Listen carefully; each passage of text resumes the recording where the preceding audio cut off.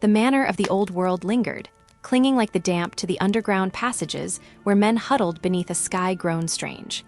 Planets were young then, the stars impossibly close, their light a familiar comfort. Thaddeus Marin remembered that once, a simple farmer from the agri-world of Daskor, a man whose universe once stretched only to the grain line and family hearth. Now, driven from amber fields into earthen channels gouged into the flesh of Valo's prime, he knew little of the greater void beyond its hostile firmament, and even less of the ravenous horror that bore down upon them, its shadow yet unseen but felt in the marrow, a vibration in the very air like a predator's scent carried on a poisoned wind. This trench, this deep scar lined with prefabricated plasteel segments smelling of dust, damp promethium, and the acrid tang of aging fear, had become his grim habitation. No home bore such a scent. No home echoed with the phantom cries of distant artillery and the soft rasp of hesitant breaths in near darkness. Thaddeus traced a calloused fingertip along the cold, slick soil, shifting beside the artificial reinforcements holding back the earth above, a sterile barrier against the planet's instinct to reclaim the desperate geometry carved into its plains.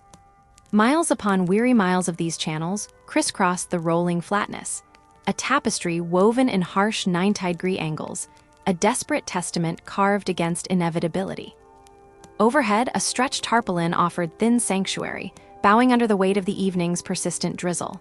Water, determined as fate, seeped through imperfect seams and pooled rivulets, landing with a cold, rhythmic plink, plink, plink onto the worn leather of his boots. The damp had sunk into him, a constant companion as intimate as the tired faces of the men sharing this confined space. The soft, guttering light from promethium lamps stretched grotesque, elongated shadows onto the trench walls, spectral dancers performing a slow waltz against crumbling soil. Their harsh, chemical glow mingled reluctantly with the warmer, more fragile light of countless devotional candles flickering before makeshift, shrines little more than salvaged wire frames clutching brittle parchment images of the emperor and tiny tokens of faith. Their combined light was pitiful against the creeping darkness, casting inadequate halos in the black. The smell they conjured, the oily promethium fumes warring with the sweet, cloying stickiness of cheap incense overlaid on the pervasive musk of unwashed bodies and trench mud, hung thick enough to taste, an atmosphere Thaddeus could only categorize as the corpse breath of waiting, a nervous exhalation held too long. "You're quiet tonight, Marin," rumbled a voice, deeper and rougher than the damp earth itself. Sergeant Kroll settled his bulk beside Thaddeus, his massive frame displacing shadows, the lamplight catching fiercely in his one good eye, leaving the socket beside it, covered by worn leather, in profound, shifting dark. His face was testament enough a landscape of healed furrows and puckered seams mapping a lifetime of drawn steel and unleashed fury, yet his weathered features could still crease into a quick grin when laughter offered a sliver of defiance against the encroaching dread. "Just thinking of home, sir," Thaddeus murmured, the words soft as scythed wheat falling. Kroll gave a small, tight nod, heavy with unspoken understanding. Minds drifted there constantly, to hearthsides and fields far removed from the starlit mud. But the passage of days, the strangeness leaching into the very sky above the parapet, had stilled tongues that once spoke easily of such fragile nostalgias. Further down the dim trench throat, near another flickering lamp cluster, a knot of guardsmen had gathered. Corporal Verne held court, his thin arms carving expansive arcs through the thick air as he conjured memories of terrorless soaring hive spires piercing cloud smog pinnacles, the crushing velvet dark of the underhive warrens where only mutants and desperation thrived. A ripple of laughter, brittle yet genuine, rose as he recounted a farcical runin with a meddlesome administratum drone on a vicious patrol. Their voices of men momentarily forgetting the mud and the waiting, held a fragile warmth in the trench's pervasive damp chill. Close by, young Addis sat cross-legged on his thin sleeping roll, a stub of a pencil clutched like a sacred relic in his hand, moving carefully, meticulously over a scrap torn from a ration pack. He traced his soul onto the grubby paper, finding verses in the soupy darkness that smothered others in despair. Thaddeus watched the boy write, a pang of something close to envy twisting within him. Addis couldn't have seen more than 19 Terran years, his face still carrying the soft contours that belonged on a scribe in a scriptorium, not a guardsman clutching a lasgun ritually cleansed and propped against the mud-streaked trench wall beside him. Its barrel gleamed dully, even in the low light. The sharp scent of sacred oils still clung to its worked metal. "They say we'll get real rations tomorrow," Kroll grunted, the words shattering the quietude between them, comfortable only because it was shared. "Meat. Actual protein off the bone, not them damned foul cubes tastes like solidified promethium slurry." A faint, wry smile touched Thaddeus's lips. "I'll likely believe that miracle only once the stuff settles warm and present in my belly, sir." The sergeant's loud bark of laughter jolted the tense air, startling a greasy trench rat from its burrow in the rubble nearby, its beady eyes flashing before it vanished down a crack. "Aye, a wise man. Hope's fine armor for the spirit, Marin, but cold, hard skepticism. That's what clads the belly." As Kroll heaved himself up, his bulk disappearing in the gloom as he moved to inspect the sentry posts further along the firing line, Thaddeus felt the silence close thickly back around him. His hand sought the worn texture of the leather-bound book nestled within his breast pocket, alongside the pencil worn down by countless silent words, its lead point lovingly preserved. It slid free, small, and intimate. He opened it to a page where the damp had blurred the ink edges, its corner folded over and over in a worried gesture, creased by countless shifts in a pocket. He pressed the pencil's nub to the page, forcing the cursive neat and legible far more carefully than his basic schooling ever demanded. "My dearest Alana and sweet Cora," he began, the words a desperate anchor in the dark. "The sky here learns to wear a different face each dawn. Oh, the constellations dance a dance foreign to us back home. That's plain enough to see even through the rain and stacked sandbags. But beyond the stars, there's something living inside this very daylight." He paused, letting the familiar copper glow that now stained the sky seep into his memory. A quality haunting the very air that shimmers. Do you remember, Alana, that dust-seasoned pilgrimage to your mother's sprawling farmhold last planetary cycle? The sunsets were all wealth and fiery copper, bathing the world in many colors. Well, here that copper tastes to the air, that hazy glimmer, it's something wearing cloth cut from that cloth, but draped over the entire day, dawn to dusk. His pencil hovered, trembling ever so slightly, over the words he wouldn't write. The tang like blood only sharpened daily. The hardened troopers whispered of drifting spores overrunning shell craters North Ridge, like some malignant pollen breeding unseen, and bioships like grotesque constellations, engine-like pulses visible across the umbra, blotting out the familiar comfort of named constellations. The commissars stalked past pit braziers, faces gray masks etched with exhaustion and preemptive grief rivulets in rock-faced tension, expressions fixed like carvings on roadside mausoleum slab. He pushed onward, forcing brightness he couldn't feel onto the page. The men keep spirits remarkably steady, valiant souls bearing this burden. Sergeant Kroll, he carries himself much like old Tarvin, oversaw the mill back in the South Canton, remember. How Tarvin used to slip Cora those startling slices of candied ripper fruit whenever he sensed I'd turn a cheek, eyes crinkling at her laughter. There's a lad here barely entering his young manhood, name of Addis, finds poetry etched in this mud and waning light. I recounted for him how our Cora crafts her little tunes endlessly, like songbirds nesting in our hearth corner. His eyes brightened then. He's sworn he will compose a short poem just for her by the season's last quarter moon. Something truly special for her scrapbook, words of grace even here. Might not hold notes well enough for singing perhaps, but something beautiful to read. His hand froze again. Darkness thickened beyond the inkwell. Down location, voices kept scraped low vibration beneath the perfect cadence of the steady rain. He forced the pencil onward. Alana, my heart, you mustn't expend worry upon worry tearing at your spirit. We are sheltered tight in these defenses. Supplies arrive regularly. Morale remains surprisingly good despite the strangeness world presents. The Emperor's vigilant shield remains forever before us. That wooden talisman you carved for me while Cora lay swaddled newly arrived? It rests secured within my blouse pocket closest above my beating heart daily. When worried moments fill me hardest, right now in this trench deep darkness, I grip it softly, mute words tight in shut palm. Your warm hands almost materialize against my chest again, if shut eyes press shut harder still. Tell our bright-winged Cora her father thinks constantly of her invented songs, her tunes weaving threads bright against the longest night watches. Tell her, promise her papa will ferry back tales spun from worlds distant beyond imagining. Heartfelt remembrance. Heart could actually cease beating, carrying this joy back to you both. All my love is written onto this page, held aside for you utterly until journey's end. Your faithful husband always while time is lent. Thaddeus. He closed the book with a tenderness that could shatter bone, encasing a confession echoing in emptiness. The faint hope of pulsing Vox signals connecting through atmospheric static back to the supply transports orbiting far overhead faltered nightly. Broken whispers swallowed by static timed precisely to frighten shadows. Yet still. Etching the words onto paper summoned their scent sweetgrass, braided rope bouquet Alana placed always near cook hearth, Cora's ginger sap flower soaked hands play-smudged after baking attempts.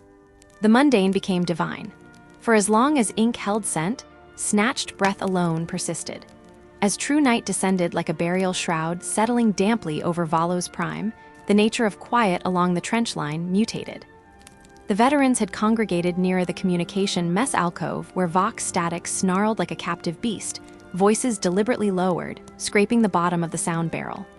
Fank, a guardsman older than the prefabricated plasteel fortifications, gripping his rifle like a crutch, held others transfixed by the undercurrent of terror in his rasp. Entire habitation cities, swallowed whole, consumed in days, less than days sometimes. Worsen gone processed. Bones stripped harder than waste scrapers strips carrion scrawn, left piled near architectural ruins. Strange shapes blossoming from foundations. Fungal forests writ unnaturally fast consuming the hollowed shell while worse moved through. That commissar from the tithing inspection regiment back on Tarsus Prime carved M onto our brains proper. Except they don't provide bodies for burial. Ain't a policy for genocide, that is waste management. Consume everything. Everything. Down to the bedrock depth stone foundations. They eats the planet itself down to slag core. The chill that snaked down Thaddeus's spine owed nothing to the damp crawling through the threadwork of his greatcoat fibers. Rumors circulated like unwelcome spores all right. Fragmented accounts passed nervously down the line, as fragile as ration flimsy slips disintegrating in rain glaze. Entire worlds devoured into glittering galactic scars mapped onto imperial charts. Yawning hive ships dwarfing imperial cruisers blotting out stellar light fields with sheer biomass mass. Bioforms evolving elaborate streamlining defensive ablative organic layers liveseconds after seeing suppressing fire morphology repeated. But hearing Fank's certainty, the absolute conviction in his grating tone, lent dreadful weight to the padded flak armor pressing down constant as earth weight itself. Myanmar weights felt suddenly crushingly suffocating. He caught himself turning then. One tender point he hoarded like hard candy stolen from gods bent solely on starvation. Their word persists the golden yellow pauldrons near orbit now. Dropping ships lace atmospheric reentry vectors poised northwest coordinates. Imperial Fists chapter, holding the lion's gate against worse than nightmares spit upon demons' rage. Blessedly, coming, he'd witnessed armored angels twice behind distance silencing glass fields. Each encounter branded soul deep. They were bulwarks. The living equivalent adamantium citadel walls forged anew against which enemies shattered like brittle glass-stunned insects. A sliver of light pricked back through the gathering oppression, consuming his ribcage. Imperial Fists. He retreated backwards, felt illusionary safety beckoning back into his assigned slot, alongside the entrenchment rifles nestled carefully within firing notch grooves against reinforcement plinth. Ritual. Routine. Purposeful actions, woven into nearly prayer, shielded him personally. With meticulous devotion drawn from years' soil, care, preparation, and devotion, ingrained as breathing for the imperial cult, he slid the power pack free from his lasgun grip. Checked the feed relay mechanism for dust flecks. Examined the focusing crystal bearer suspended within the weapon chamber optics deep in the shadows. Wiped the crimson ritual cleansing oils along its damp enfolding gleaming barrel as any celebrant tending relic altar. Dread clawed at the edges of his windpipe, but push it back sheer concentration. The motions were sanctuary. He yearned for the grain fields ghosting across fingernail, still trapped temporally beneath sacred callous layers. Others navigated similar paths beneath the crawling dread. Guardsman Lel nestled 2 ragged sleeping bundle lengths down the access groove, meticulously animated a flashing needle-tipped corpse thread through torn fatigue trouser pockets, edge, stitch so neat tiny precise running sutures against entropy forces, tearing cloth unto dissolution faster. Near water log barrel stationed strategically under funnel drain point, Corporal Darren distributed tiny effervescent purple tablets into waiting canteens punched towards him. Fizzed angrily upon hitting the brackish collected rainwater fortified taste, came victory snatched back disease, vomiting instant illness plague rearing unseen, opposing fizz. Closest communication access service, niche burrowed under plasteel support arches. Technical adept priest, varies marshaled swaying arc attentive troopers in whispered litanies demanded protection. Low murmur chant harmonizing with rain rhythm above reinforced earth. The Emperor is our enduring shield. His manifested glory, the single sword edge holding deepest shadow at bay forever immutable. The ancient words, simple cadence-bending sentences strung through memorized toddler chants onward, reinforced constantly by sanctioned texts, offered structure framework weaving capstone against internal cries dissolving into chaos. Whether fervent belief, stiffened spine, or merely conditioned neural pathways generation drilled reflexes, ritual spoken softly became necessary. Crucial. Thaddeus shaped words mutely alongside them, observing ritual protocol standing post, threaded comfort tangible warming, that void gap stretching vast as eternity within solid familiarity inhabited utterance vibration alone. Like the calloused palm brushing water skin sack canvas regularly, sustenance natural. Night thickened settling essence upon trench entrenchments for goodness knew how many stricken worlds harboring identical channels, holding back total dark, last redoubt timeless, seeming always this way soon ending never, guardsman duty rotation cycled around. Thaddeus consulted moisture blurred dial face on wrist chronometer, numeral scopes fading luminescence. Precisely 2 sequential hours allotted remaining to personal recovery slot resting. True unfractured unconsciousness retreated nightly towards horizon unreachable memory quality ceiling attempt futile almost. He curled awkwardly down onto stiff canvas, sleeping roll gratefully. He dragged regulation issue gray woven blanket across shoulders stiffening battle posture, murderously cold soaking upward relentless eternal. Regimental insignia patch stitched precisely beneath epaulette folds, Daskin 103rd Infantry. Officially designated Emperor's Harvest after Agri-World Cradle defending Callus handed son's bravery. More than decoration stitchwork circuit, intricate embroidery knotted beside pious texts. Woven literally threads manufacture stage loaded sacred invocations protection. Defense structurally match prefab plasteel they stood upon. Thaddeus traced familiar engraved lettering with his forefinger pad, winding prayer simultaneously spiritual anchor tactile talisman. One final ritual armor closing down eyelids against reality manifested. Outside the subterranean lair, above layered tarpaulin multi-layer fibrous weave, and sambic stacked parapet buttresses, and tripod high chain-hewn bolter nests, positioned maximum fields fire overlap. Above, trace glittering stars traversing an alien nightly canopy wheeled silently. Threading celestial tapestry geometries unfathomably ancient, slow movement eternal, amidst hanging vacuum. Amongst cold pinprick points flickering stoic downwards, upon foolish mortal circumstance, waging survival struggles mud stage, amongst them. Watching with cold ageless patience, beyond comprehension biological boundaried thought. The Hive fleet slow forward echelons unfurled initial exploratory filament feelers. Silently, reaching tendrils bioluminescence glinting fleetingly unseen, creeping intentional convergent. Targeting the vulnerable orb where mere biomatter organisms gathered cowering beneath scant soil surface, gripping obsolete rituals and shimmering snatches recollected hearthsong's sustenance. Valos prime organized perimeter defense installations prepared anomaly encounter imminent predicted deviation, announced deadline imminent. Inside yielding only temporary refuge, offered sweet helpless illusion pursuit flee backwards. Another place. Familiar auric sunlight warmth fields wandered engulfing feathered whole, being comfort simultaneously genuine fantastical. Cora's delighted laughter ringing distance, perfectly pitched crystal water falling. Alana's bruised knuckle-kissed palm resting against planetary stubble softening, chin grounded real warmth, palpably felt perfect impossible actual. Sweet illusion failed always implacably at precise point intrusion, in his unfolding imagining sleep stage sensation dream. Thaddeus never witnessed overhead void canopy, stars systematically wink existence fail, abruptly unit by single small unit, like candle flames swiftly pinched out. Consumed overturned, immense, falling shadow lens predator biological looming, utterly Ursa magnitude swallowing travel diameter celestial events. Thaddeus Merrin once claimed hypocritically peaceful Dasa grain cycle simplicity forever ended abruptly. Compelled to shoulder against descending total void annihilation, threatening humanity's smoldering embers extinction finality, held beneath booted foot Lifeworld's engine's chaos, spewed forth reality collapse in conflict eternal, unending wake swallowed, superimposed upon phantom canvas existence, previously accepted permanent. The sun still managed to bake the dry, red soil of Drasa IV into familiar cracks, and the low hum of the irrigation pump Thaddeus wrestled with was a mundane symphony. Then the sound came, not loud initially but deep, a bass resonance that thrummed up through his boots, vibrating his bones and the very earth he stood upon.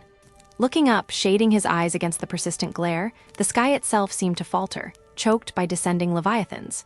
Ships, not transports he knew, but colossal obsidian wedges breaching the atmosphere, their descent ponderous and terrifyingly certain. Ancient ocean behemoths brought terrifyingly to life in his fields, distant skies. Sunlight flared blindingly off the immense golden aquila emblems emblazoned on their flanks, symbols that transformed from distant insignias into declarations of power, as they settled onto the plains beyond the settlement with unsettling silence that followed the fading thrum. They had arrived. Administratum officials emerged first, impossibly crisp in their immaculate uniforms, a tide of paper bearers clutching data slates and wax-sealed scrolls more precious than life, eyes scanning with dispassionate hunger. Behind them marched the dark shadow of the Munitorum, men and women with faces chiseled from stone, their dark uniforms absorbing the light, their gazes sweeping over homes, fields, and faces, calculating worth and utility in chilling silence. The governor's amplified voice, crackling with vox static from the steps of the settlement's modest administratum building, cut through the sudden, heavy stillness. By the divine will of the God Emperor of mankind, and by the authority vested in me as Governor Primus of Drasa IV, I hereby announce an increase in the imperial tithe. A collective, uneasy shift ran through the gathered crowd. Fluctuations were known, whispered about, endured, but the governor's next words froze the blood in Thaddeus's veins. Enemies of mankind gather their forces, and the Imperium calls upon its loyal subjects to provide not only the fruits of your labor, but the strength of your bodies in service. A murmur, low and fearful, rippled like a serpent through the assembly. Ilana pressed closer against Thaddeus's side, his arms unconsciously tightening around her shoulders as the press of nervous neighbors closed in. The following citizens will present themselves tomorrow at dawn for processing and induction into the Imperial Guard. The governor's voice, stripped of any inflection, belonged to a machine. A functionary stepped forward, unfurling a list as thick as despair. Names rang out, each a hammer blow. Marcus Penville, Eastern Holdings and neighbor Thaddeus had shared seed with only days before. Silan Vorat Millwright, whose laughter filled the tavern on rest days. Young Frieden Cowles, barely initiated into adulthood, 16 summers counted. Then, cutting the stifling air, Thaddeus Merrin, Western Holdings, Agriculture Grade 3. Time seized, the world compressed to a single, suffocating point. Ilana's fingers dug into his arm like talons, desperate and unyielding. Nearby, someone choked out a slurred prayer to the Emperor. Thaddeus tried to voice denial, to shout impossibility, but his throat was sealed shut by the iron weight of futility. Other names followed, a senseless, droning waterfall washing over him, blurring into meaningless static against the roaring silence of his own obliterated future.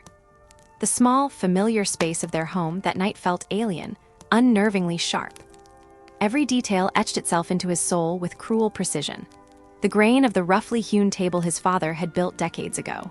The flickering reflection of the eternally burning vigil candle in the brass icons of the Emperor's modest shrine. Cora's vibrant, clumsy drawings pinned proudly to the wall.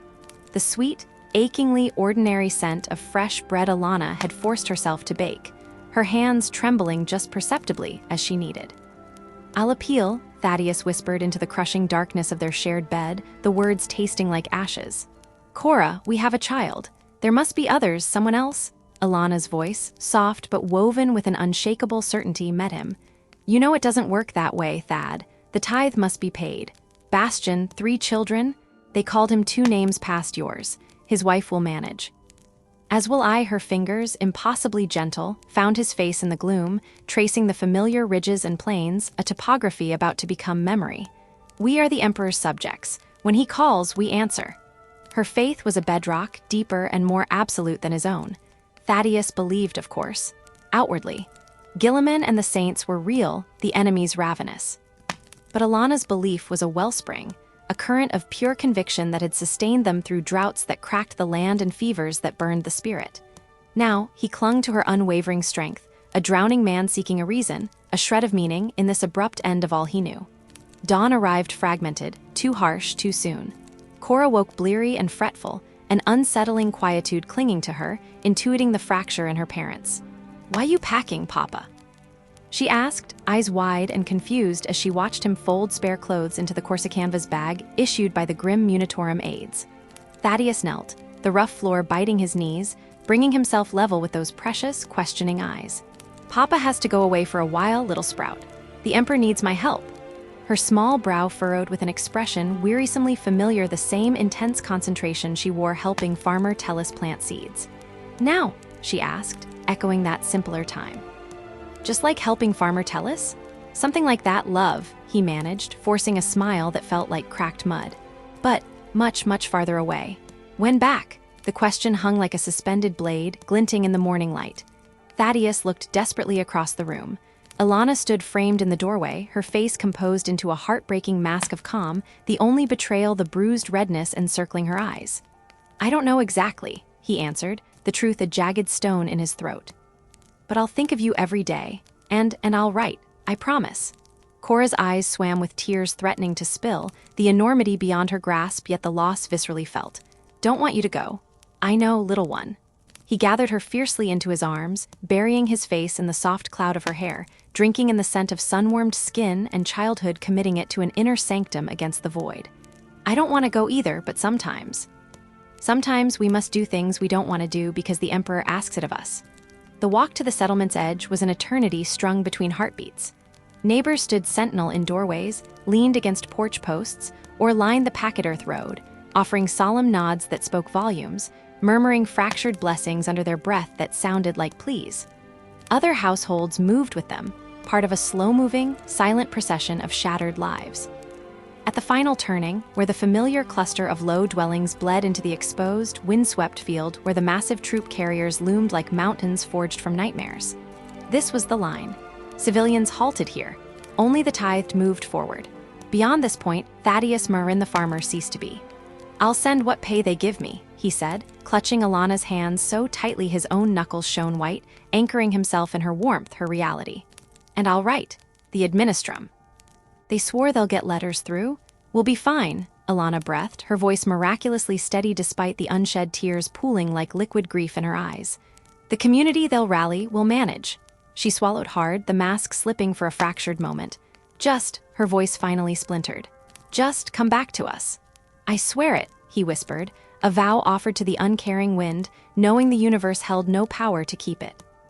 Alana dug into her pocket, pressing something small and smooth and impossibly warm into his palm. A wooden pendant, carved with intricate care into the likeness of a full wheat stalk, dangling on a simple leather cord. "The carpenter made it last night," she said, her voice thick. "For home, to carry us." Thaddeus closed his trembling fist around the carving, the polished wood warming against his calloused skin, an artifact from a heaven now lost. Words choked themselves into dust. He simply pulled her to him again, clinging, burning the feel of her body against his, the scent of her hair, the fragile rhythm of her breath against his neck, the subtle tremor running through her frame, into his very marrow. Cora tugged insistently at his sleeve. He knelt a final time, folding this tiny miracle, her fierce little face a blend of his own eyes and her mother's determined, set deep into his embrace. "Gonna make up new songs for when you back," she declared, her small voice trembling yet resounding with an impossible, terrifying certainty. "I'll sing all for you." He squeezed her tighter, attempting speech past the suffocating constriction. "Want to hear everyone," he rasped, the promise a fragile thread. The Munitorum officer's grating bellow, amplified by crude vox horns, tore through the air, severing the fragile tapestry of 1,000 similar farewells unfolding along the field's rim. Final call. "Inductees fall in. By settlement block, move it." Thaddeus stood. His legs, miraculously, held beneath him, as if disconnected from the numbness engulfing his heart. He kissed Alana one last time, tasting the shared salt of tears on her lips, indistinguishable, lost. "The Emperor protects," she whispered, the traditional phrase imbued with the fervency of a prayer hurled against the void. "The Emperor protects," he echoed, his voice gravel scraping against stone. He turned away abruptly, marching towards the yawning bay doors of the nearest ship before resolve could crumble completely, the scent of her fading with each step, replaced by the hot dust of the field. Processing was brutal, functional, devoid of humanity.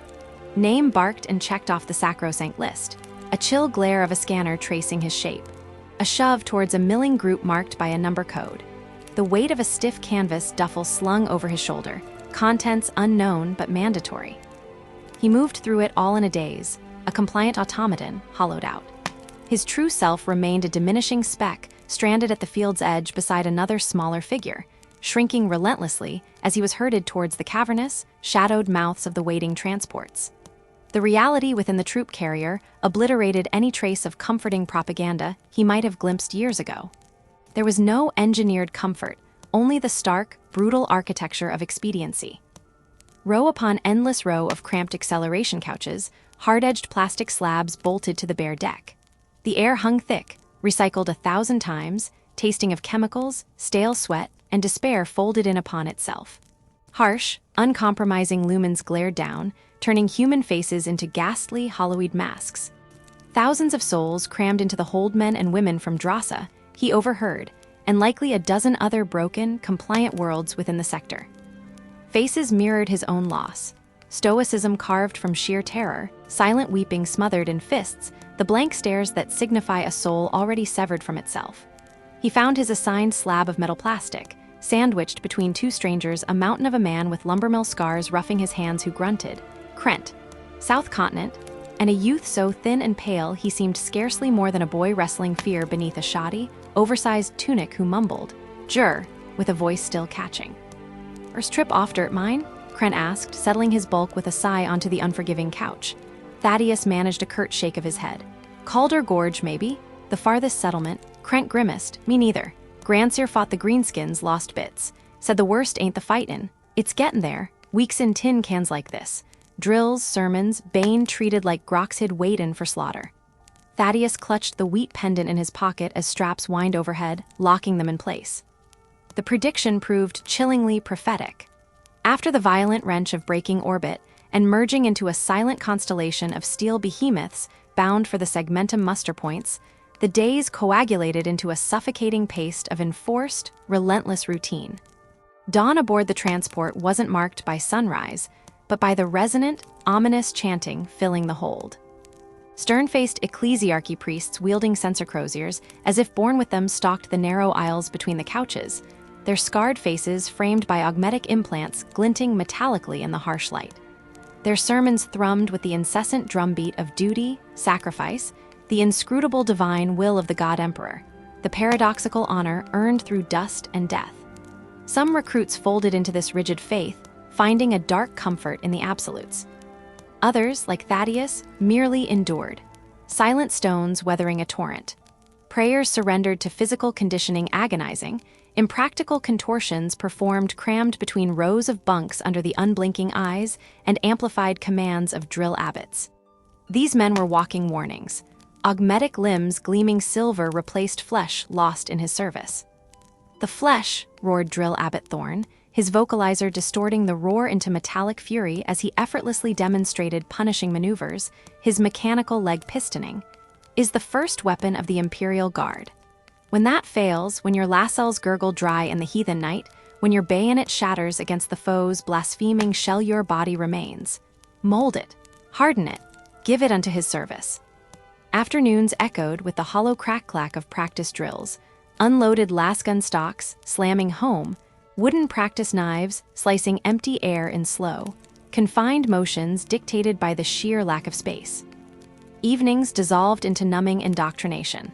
Flickering, static-laced pick screens washing wan faces in shifting light as monotone voxcasters drilled imperial history, glorious conquests, Xenos recognition charts, intricate diagrams of nightmares, and battlefield protocols, rules for orderly dying into them. Through the grind, Thaddeus fumbled instinctively for the wooden pendant concealed beneath his stiff tunic. His thumb found the familiar smooth curve, tracing it again and again like a rosary of forgotten seasons, The worm would a talisman against the cold drone, describing the catastrophic casualty rates on Valos Prime's silica plains. A rhythmic anchor, while his mind struggled to retain the disassembly sequence for a Mark V pattern lasgun, or the correct, trembling responses demanded during a phantom commissar's inspection.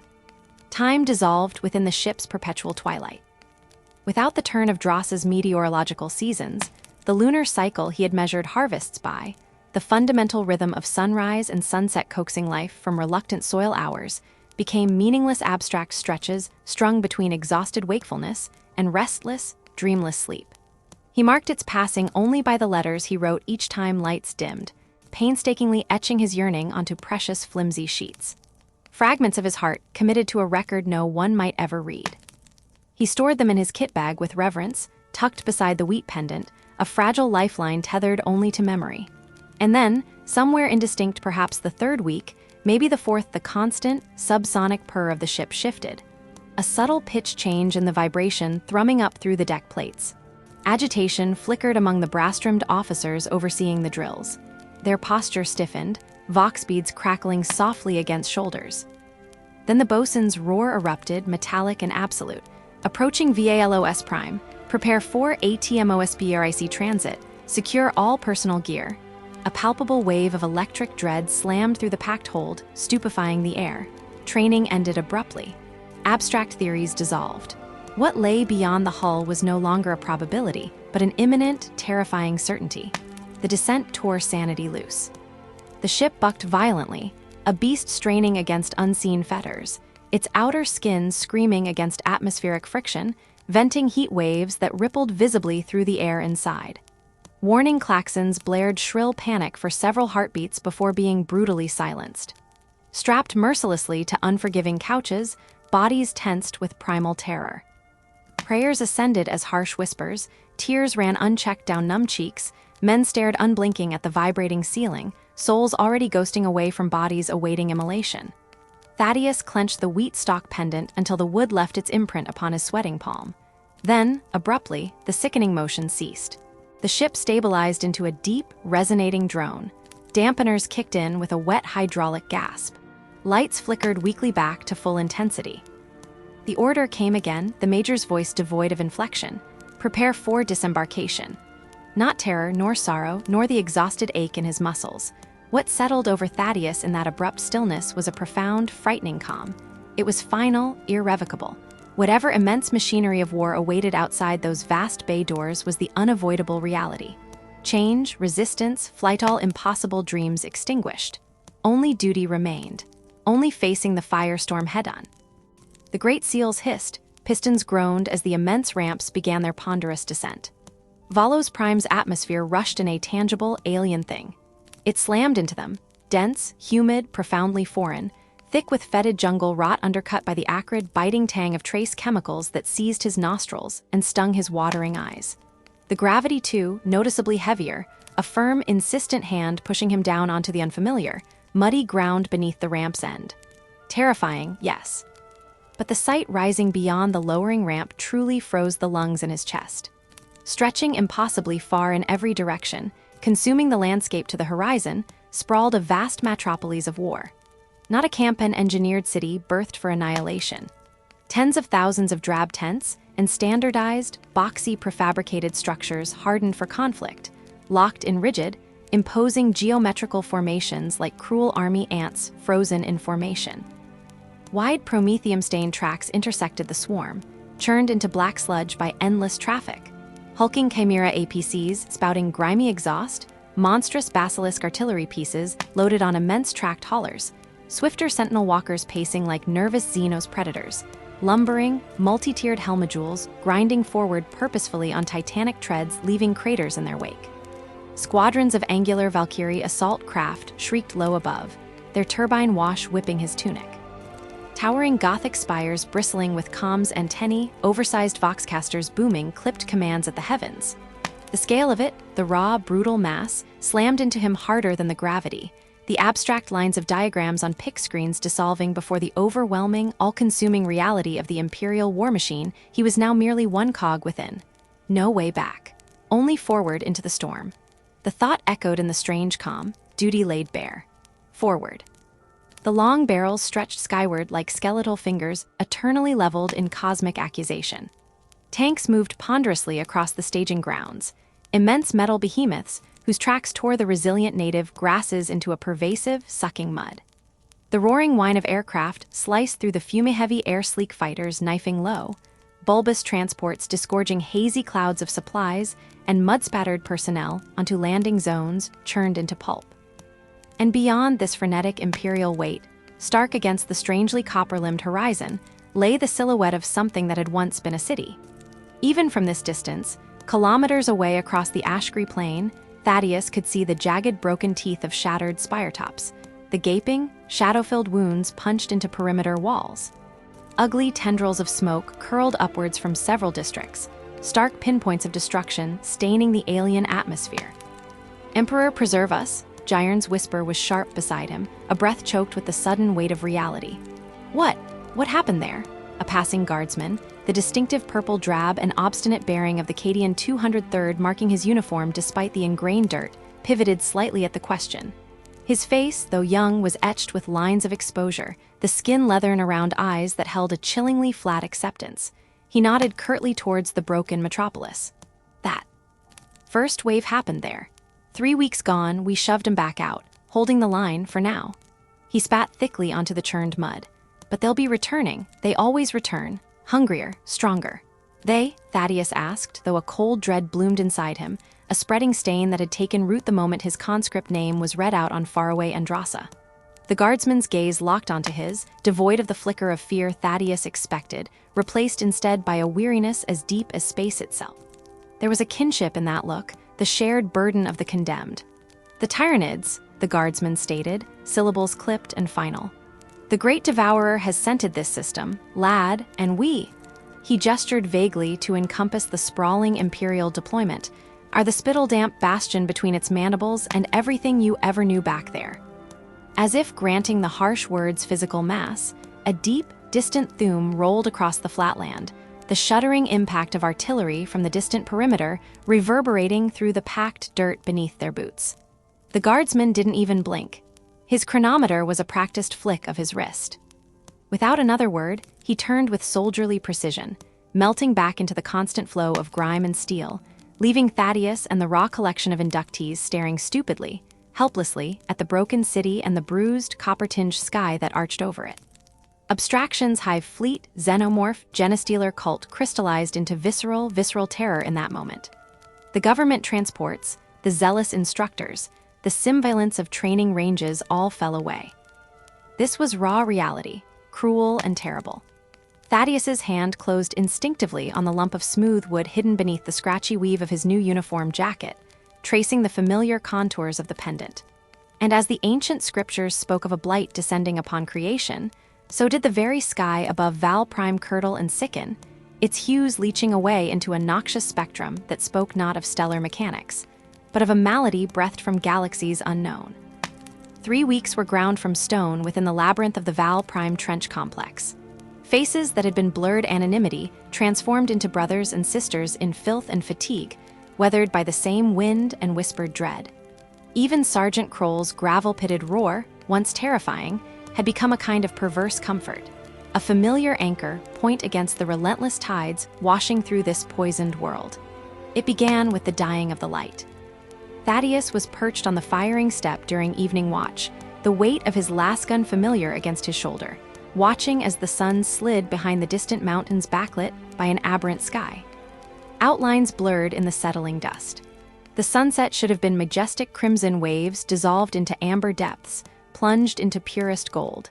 But the light itself was wrong, a palpable miasma that prickled his bare skin with unreasoning suspicion. "Like blood stirred into water," murmured Addis beside him, the young scribe from no world Thaddeus remembered. His eyes were wide, locked on the bleeding horizon. "The pigments, they don't merge, they fracture." Thaddeus gave a shallow nod, unable to shape the profound disquiet, the sense of elemental violation. It possessed the shape of sunset, yet its hues screamed, jarring bright, coldly metallic, reminding him of projection slides describing concepts of light rather than light itself, crafted by the hand of an intelligence that understood beauty only as dissonance. Night offered no respite, but a heavier dread starless. The thickening cloud cover of the past days had congealed into a single, choking pall that smothered the heavens, and this shroud pulsed, faintly, rhythmically. "It's upon us," Fennec rasped during the midnight ration lug, his crinkled face solemn in the meager looming globe flickering within the trench wall. "Seen this Shadowski on Tyra's prime. The spores have kissed the high airs." Explanations weren't sought. They had endured the command bunker briefings, watched the blurred pic captures during training indoctrination. Invasion for the Tyranid preceded the creature. Their biovessels seeded the celestial seas above a world with microscopic life ordained solely to reshape, to devour, to prepare the banquet. Dawn delivered a new kind of blight. As Thaddeus climbed the slick duckboards to his position, his booted feet kicked up a fine, powdering layer that coated everything. Imperfectly white, coldly inert ash drifted languidly from the base of the clogged sky, smothering helmets, lying luxuriant on the canvas mantlets stiffening lasgun barrels, frosting the rounded tops of ammunition boxes laid ready along the trench traverse. "Don't let it kiss your bare hide," warned Corporal Verne, demonstrating the method. A cloth slick with sacred unguent carefully wiping the corrosive dust from his weapon's brasswork and focusing lenses. Magasinquisite says it's xenosporic material. Not outright flesh-eater, perhaps, but play not the fool. Tempt not the unmaker. By the poisoned noon, the drift thickened into a slow, incessant blizzard, veiling the cratered wastes beyond the parapet in shifting curtains of white deadfall, visibility shrinking to the distance of a shouted challenge. Breathing the open air without the heavy, ozone-scented constriction of the rebreather mask was agony. An acrid, chemical sting bit the back of the throat, the taste lingering like tarnished copper and forgotten bone decay. Eyes watered relentlessly behind dusty lenses. And through this caustic pall, sentinels peered outwards, shapes turned anonymous in large-lensed masks whose breath-frosted visors painted fleeting ghosts on the poisoned air. When Sergeant Kroll returned from his briefing with the line commanders, his grim demeanor needed no embellishment, permanently folded into the scar tissue around his single seeing eye. Shadows lurked deeper as he faced his squad. Imperial Vox traffic across the system, high-signal Navy transponders, garrison comms, patrol frequencies all crackled increasingly with layered static, thick with bizarre chittering and mangled by oceanic groans that even orbiting Mechanicus vessels could not effectively decipher or purge. Worse came next. Naval relay bursts screamed warnings confirmed by grim tactical augurs. Immense, monstrous energy signatures speared from the system's void edge. Signatures matching patently one pattern, Hive Fleet arrival strobe. Cold dread crystallized further inside Thaddeus. His team felt it too. His voice needed effort. "Sir, how long?" Kroll's cyclopean gaze fixed upon him, unblinking. "3 revolutions." A pause measured shovels of soil falling heavy into a grave. "Perhaps 4. Pray for 4. That same weary afternoon ushered back the acide-encrusted sentinel patrols from the ridges west of the main defense lines. Thaddeus was passing Munit power packs from a towed sledge near the command dugout entrance when the recon teams stumbled through. Cold horror crept upward in his core as he registered the recoil, the furtive, hunted posture in warriors trained for fearlessness. These were veterans, stamped hard in conflict, yet they exhibited the traumatized, slack-mouthed disintegration of children wrenched rudely awake from unexplainable nightmares. Sentinel Primus Hale collapsed heavily onto an ammo crate, hands visibly trembling as a medici orderly pressed a steaming cup of recaf towards her benumbed grasp. "Report," the regimental commander demanded, though his tone held an unnatural edge of uncharacteristic softness amidst the chaos. Hale inhaled through her mask filters, the sound sharp and mechanical. "The western forest," her voice cracked. She struggled, swallowed thickly. "The forest moves, Commander." An immediate, choking silence snapped shut inside the cramped dugout. Muffled ventilation cycled somewhere nearby. Grimes settled. "Elucidate," snapped the commander. Hale gestured vaguely, a fluttery, uncontrolled movement clawing at the air before her. "We scout drop Sergeant Gordell's squad 3 clicks beyond Cascadian Ridge, from Cap Point Echo 5 the trees." She shuddered again, convulsively. "They are changed, transmuted, like malformed old black fungi. Structures coil, they writhe." She sucked more filtered air. The woods pulse, throb like something fat crawling beneath skin, veins moving, they are visibly spreading. Her shuddering breath felt like a physical blow. Wildlife encountered a native herbivore herd near Junction 87 grid when cover failed. Horror thickened her words. Altered, O Emperor transfigured. Particular anguish mingled with terror now. We lost Sentinels Merrick and Dawn. These beasts, 6 twisting limbs, some hooked like scythes. Excrescent chitinous plating erupting from hides, screamed with voices that sounded near human. Thaddeus felt then the cold, deep, elemental slime of cosmic dread heavy in his bowels. This was not conflict as he understood it, opposing battle lines upon contested ground. This was death beyond combat. This was a world itself methodically vivisected, digested near liquefied, while its inhabitants watched from their earthen burrows. Nothing could ever be whole anymore upon Valos Prime.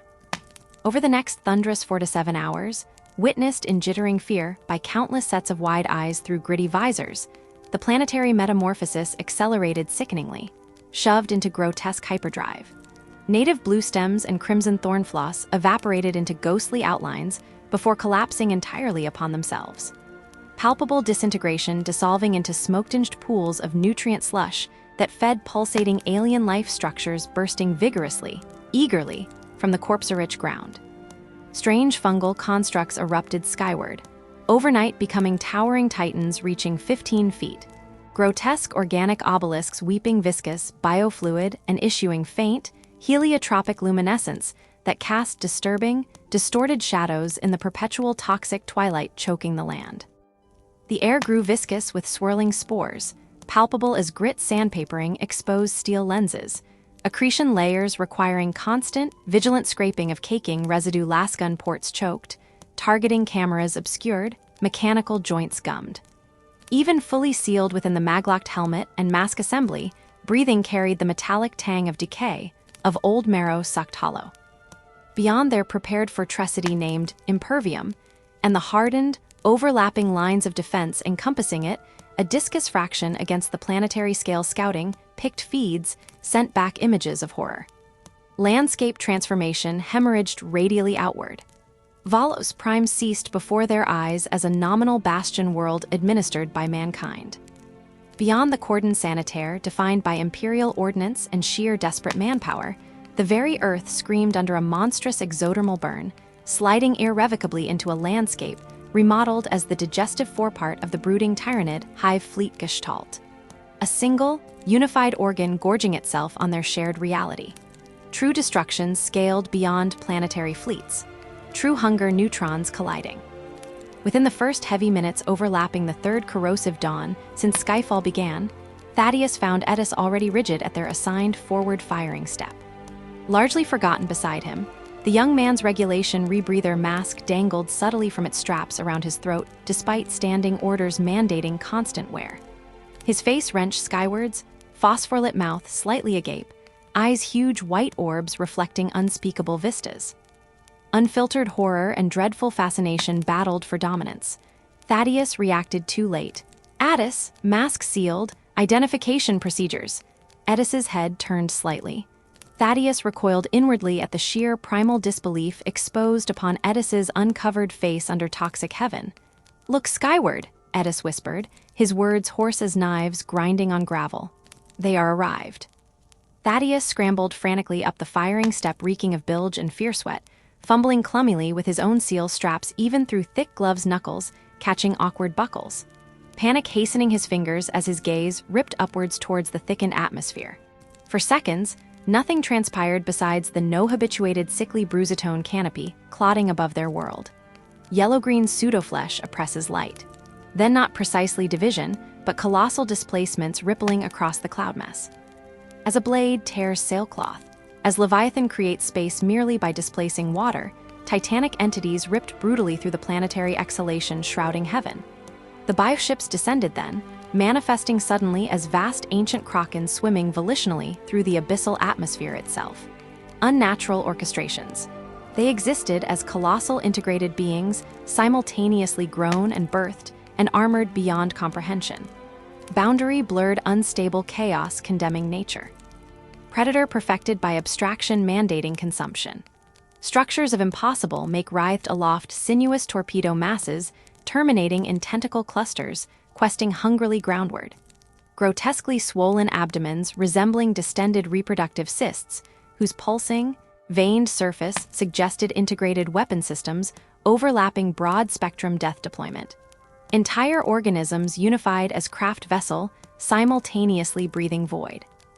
Many wore vast, hardened exoskeletons merging palest bone coloration with bruised violet trauma lesions and blooms of deep arterial scarlet, seeming wet despite vacuum exposure distance. All moved, hungry, purpose absolute as planetary gravity. Mechanisms of predation descended sensing prey consciousness trapped upon planetary surface. Cornered, taken irrevocably. Etched deep understanding forcing, sound from Thaddeus's mask-distorted lips half-prayer blasphemer curse, simultaneously, by sacred Terra. His own mask fastenings clicked unnoticed secure frozen fingers, wrapped numb around cold lasgun stock realization, manifested physically unbearable scale, undeniable sequence, severe doom. These ascending horrors exceeded escort vessels, logistics bodies, space-capable organisms precursor, attack force Hail Mary. They represented the primary stroke of the fleet vanguard. The act, flesh, self, mass upon mass. The driving hunger consuming instinct made flesh ocean beast ascending tide of elimination. Precisely completing horrific whole meaning. Thaddeus watched unblinking, brain awash suicidal horror imprinting. As one titan among monsters, near vertically orientated split. Express, jaggedly abdominal rupture continental split, manifesting intricate barnacle-like designs interior striation force. Uncounted smaller shapes cannoned gravity, weighted from the yawning downfissure. Infinite screaming angular strikers deploying stained membrane wings. Many clambering arthropods manifesting obscene weapon hive symmetry, projected unbounded geometric design, simultaneously arthropod cluster redundancy potential, entire planetary air theater masses drifts, dropped simultaneously flooding asteroids, bombarding canopy fall sky soil unrester rain, unending living attacking material, descending plummeting attempting entrance. Nearby biodistortion erupted monstrous sensory capability. Another ship ejected tightly compressed cloud condensation, palpable rumbled expanding invasion fog, equally army density weapon system, instantaneous denial surface visual contact, ephemeral choking, overwhelm burial atmospheric, biologically weaponized perm-fix spore totality, haze graded picked sensors. Warning klaxons shrieked corrosive immediate call claimant sound, lost familiarity instantly malevolent emergency, ubiquitous no longer recall tactical exercise cadences, grinding sinister counterpoint battle screams, pounding blood constant auditory, background absence, threat reality, instantaneous broad stroke, guided destruction, altogether irrevocably overhead front present, rising night terror certainty immediate focus, unified aggression, above planet exposed flanks unceasing ongoing. Process inexorable grinding termination planet, enduring surge effort comprehension attenuation, potential, survivor anguish guised innocence, unknowable continuing. Undefended vulnerability sheer scale massacre, bared naked clearly strategic analysis, outcome statistically disparity denial, no longer viable. Panicked chaos disciplined years, drill multiplied frantic action, along trenches thousand trembling hands, rechecked loading mechanisms with unrestrained compulsive urgency, simultaneously seeking necessary variables, controls fists twisted trigger, plate instinct constant process, remains survival compacted milliseconds perception, overwhelming, sublimely dreadful spectacle immobilizing shock. Shouted orders, shredded static air tether prevention, longest possible anticipation, psychological extension contingency. After contingency, shredded instantaneous necessity movement mechanical, timed battle readiness activating, locked autonomous actions, brain conditioning constant drills, enforced complete subservience imperial pattern ritual. Uniforms stain dust groaning soldiers, kick sparks kicking breaches support sandboxes, kick supports unlock ammunition crude hands, stripping packing smacking sharp jack look plug. Disconnect fresh slap laser pressure, switch slide sequential instep slam bolt closure kinetic sequence, clear chamber click armor penetrating sound sequence drill point. Guards scrabbled upwards, sliding metallic screeches, angular ascents, formed positions, layered concentrations, main wall defenses, sight relay, converging vectors, allocate thick overlapping lanes, machine, infantry central secure point turbulence, void transition, heartbeat reverberation anticipation. Artillery crews emplacements massive basilisk circle swarmed Mechanicus priests, hammering reactive ignited shells, metallic tool, adjustments, flickered sacred, vaporous lubricant destruction, barrel elevation language, incomprehensible adapted release superior harmonics, superheated slaves, type implosion, divine finality rotating mechanism storage, cage rings configuration possible target designation, steel pulley complication, fixed securely jam ambush preparations final benediction.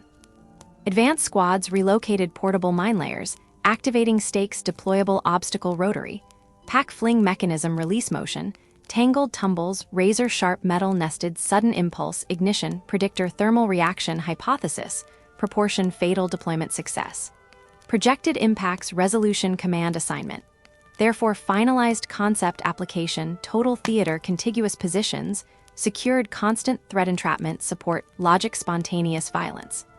Infantry level heavy weapon teams, sweating visors counted cartridge belt, links rotated multi-barreled hydra patterns, charged heavy bolter rotating actuator, bearing mining weapon scans, selective predation, sophisticated clearance personas miniature, chattering ammunition anticipation, uncertainty, strengthened muttering prayer wrist support. Infantry-level heavy weapons teams, cycled hydraulic coolant check adjustment, small servos whining incremental shifts, lascannon barrels greasy technicians, oaths muttered conducted test presence energy filament, glance, quick electric furiously hot spine radiation, feed clear bridge uninterrupted discharge necessary, high demand coordinated positions, require overlapping coverage refrain discharge, at minor contacts, conserve critical application, effective range setting resolution troubleshooting.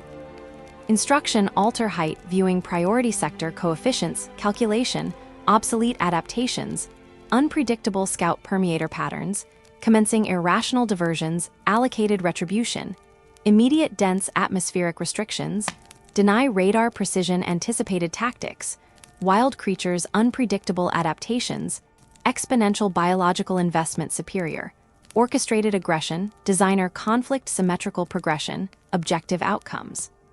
Advised consequently maintain standard procedures consecutive phase deployment, assured mass overlap cone vulnerability suppression, volume basics, taught relentless, never waver instruction, ingrained instinct biological overcome possible adversity, demonstrate solid determination methodology. Proven regimen follow soldier, doctrine unbroken resolve important maintain situational dissemination, processing argumentation, critical phase informed delegated task force integrity, preserved towards. Second objectives mutual trophy rescue logistics, maintain standard objective retreat disengages, mobile shield create barriers sacrificial distraction, pull enemy immediate bind, target wider operational focus continuity backup system, functionality necessity, redundant significantly threshold division ordnance preparation completed. Medic units handed graven containers, stamped universal, hazard insignia medici personnel teams, begun distributed injectors, categorized squad leaders, iron containers, clinking metallic cacophony, beside wind moan opening like vulgar carnival, the preloaded twilight mind bombs.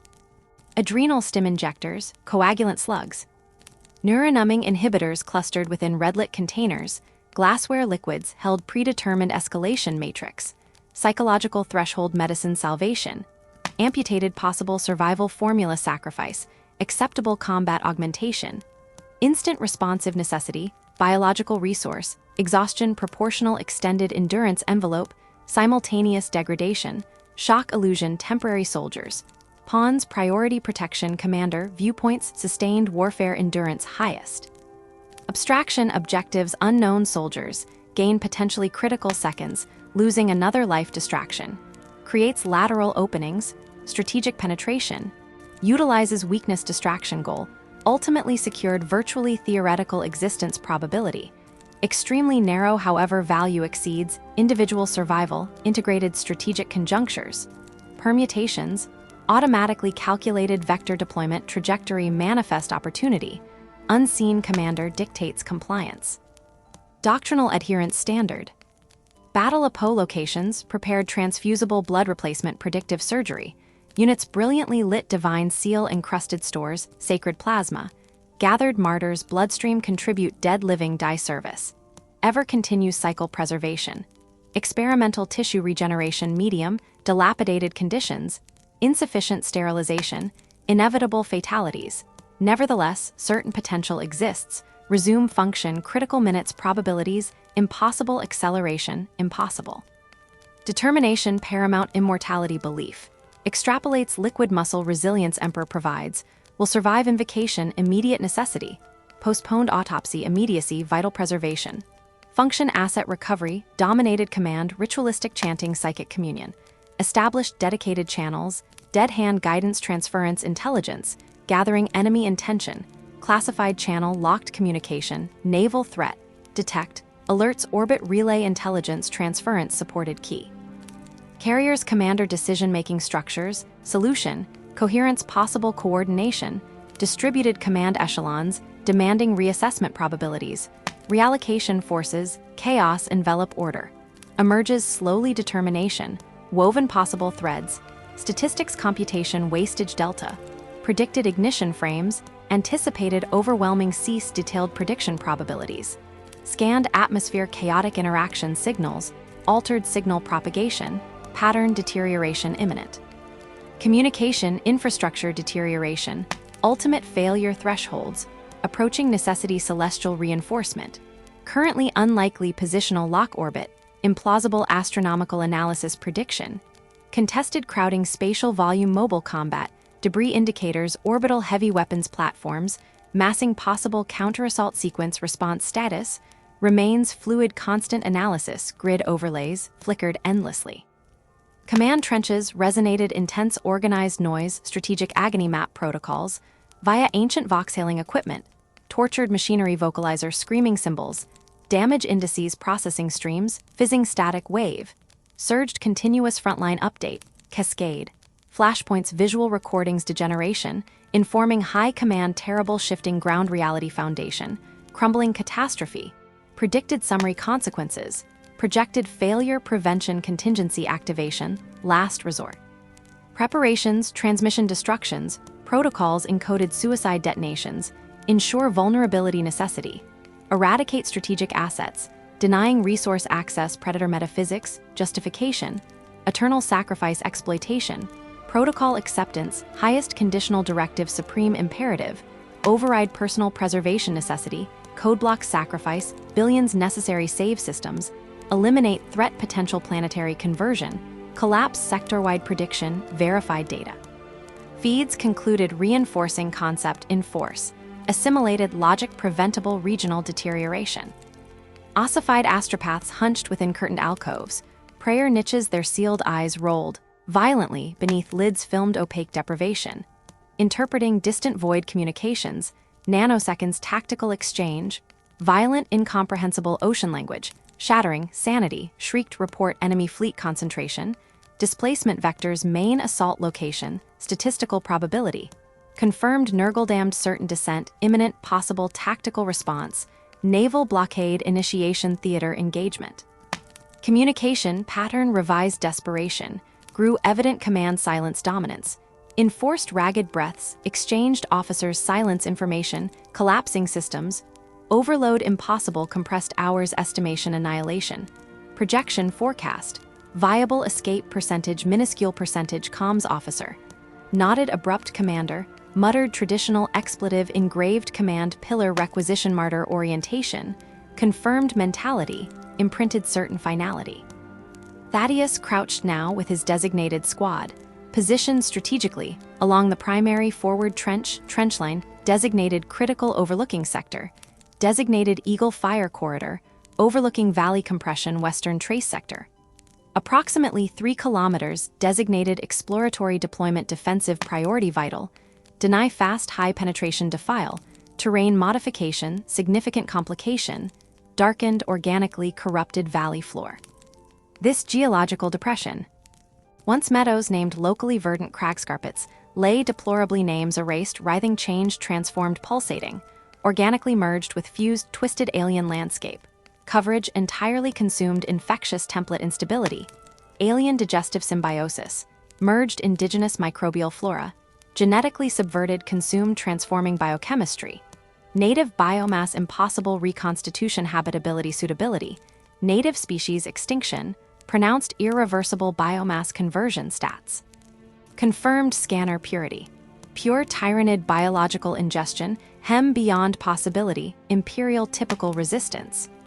His assigned lasgun rested familiarly comfortably industrial heavy mass foreign, concurrently complementary integrated appendage weapon system, ancient perfected design, pattern preserved hundreds cycles, conflict tactic doctrine, ancient weaponry preservation, combat capable sentimental attachment irrelevant, empowerment physical force extension personal character, merged technological necessity. Secured firing position established sedentary posture trigger guard, functioning power pack capacitance nominal luminosity, destructively functional firing, barrel clear obstruction visual check, performed final confirm servitor repair docket binding bayonet attachment, secured testament, kill potential aesthetic demonstration intimidation, psychological conditioning, prospective fierce melee engagement, proposed attacker's potential incursion penetrate, wire recommended counter close quarter melee.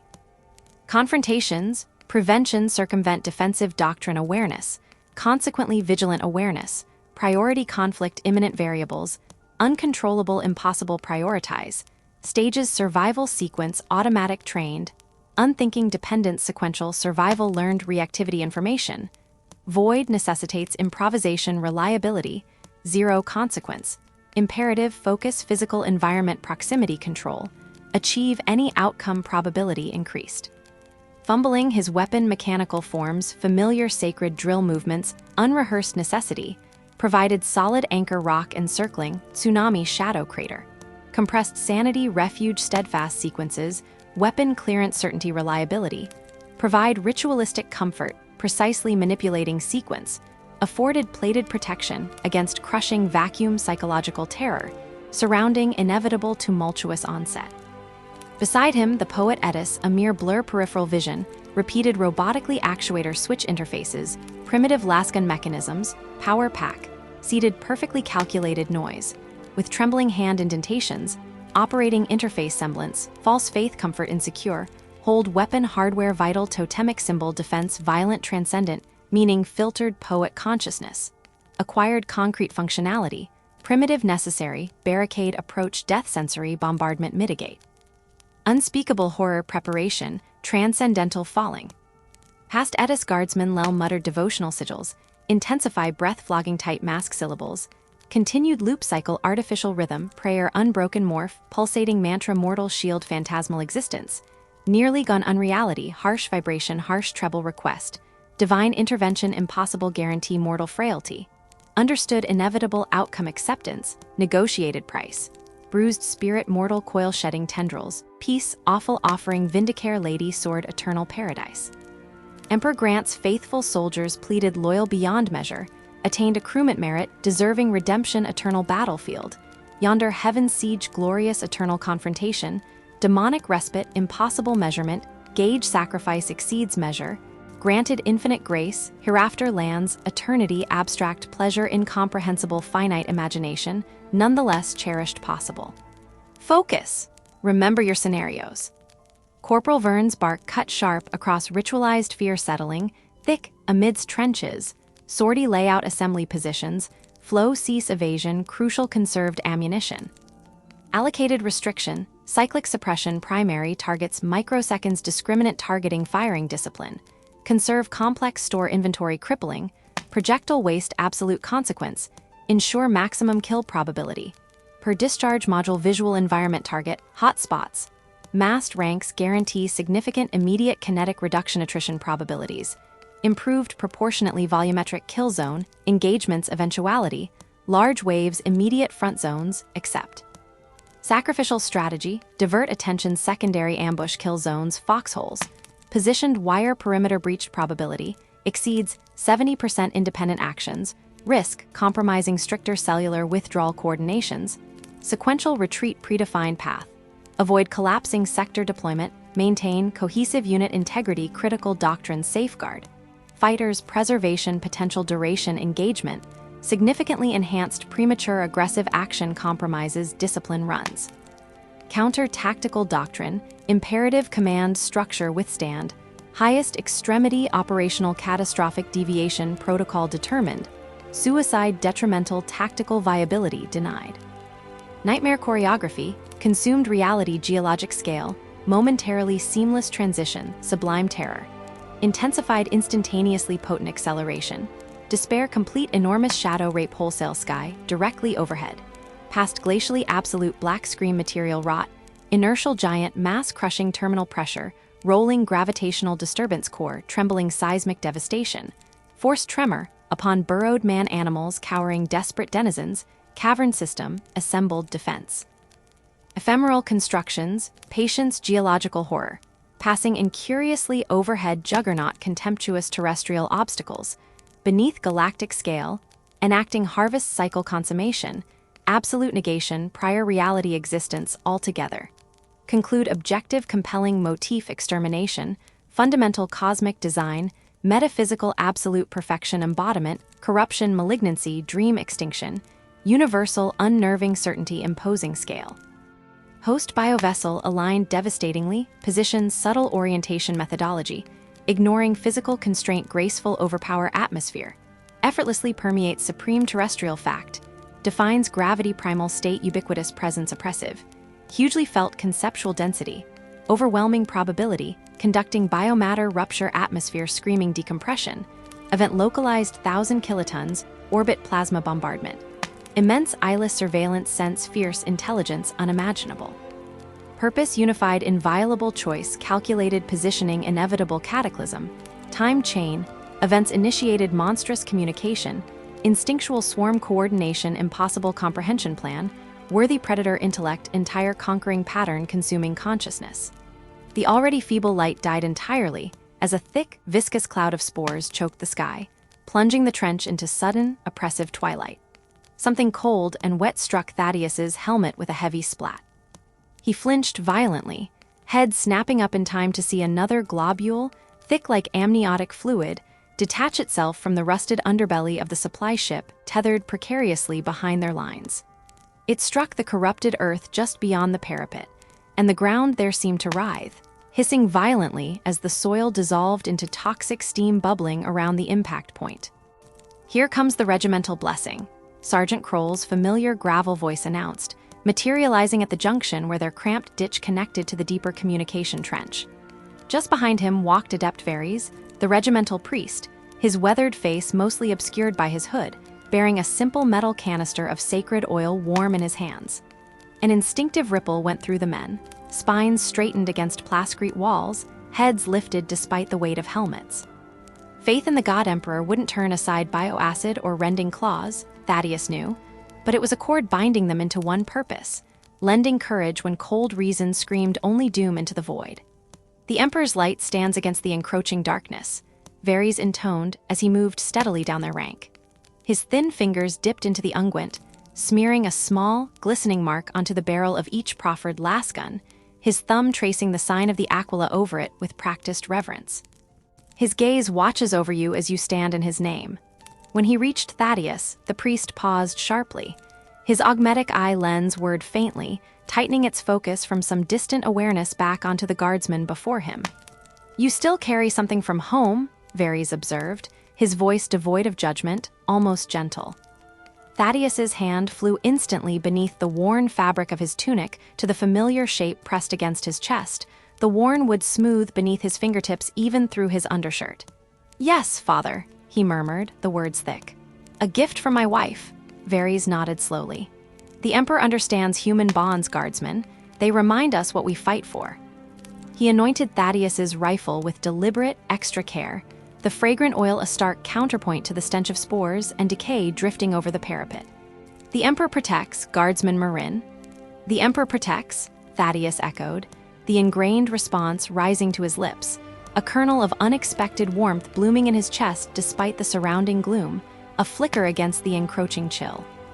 Varys was already moving to bless Addeus's weapon when a new sound pierced the familiar symphony of distant artillery arcs and the banshee wail of the perimeter sirens. It wasn't loud at first, easily lost beneath the mechanical howls, yet it sliced sharper, colder a high-pitched keening screech resonating through the very marrow of Thaddeus's bones. It came from everywhere at once, vibrating the stagnant air, setting teeth on edge, grating against nerves already frayed raw. He had never heard it before, not in all the drills or propaganda hollows, yet something primal and ancient deep within his hindbrain recognized it instantly. The hunting cry of an apex predator celebrating a fresh kill or the certainty of one to come. "Here they come," Sergeant Kroll stated, his voice unnaturally calm, a rock against the rising tide of dread, almost unnecessary confirmation of the terror settling over the line. First wave will be the smaller bioforms, gaunts and gargoyles, mostly testing our defenses. Thaddeus didn't need Kroll's words to know. Peering cautiously over the reinforced lip of the trench, his gut clenched. Movement.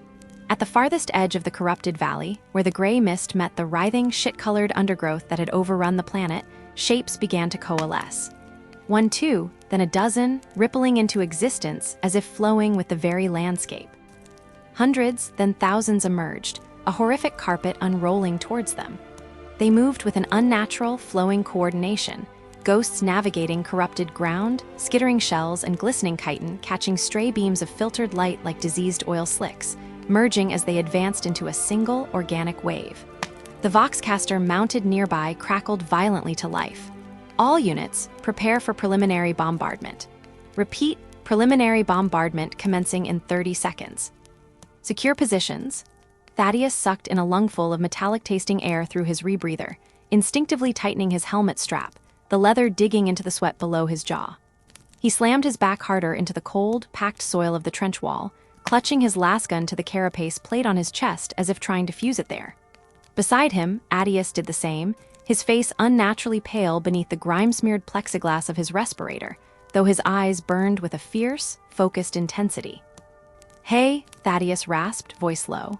He reached across the few centimeters separating them, his gloved fingers tightening a strap high on Addius's helmet that had worked loose. "Stay close to me." Addius met his gaze, a silent, intense gratitude flashing in his eyes as he gave a sharp nod.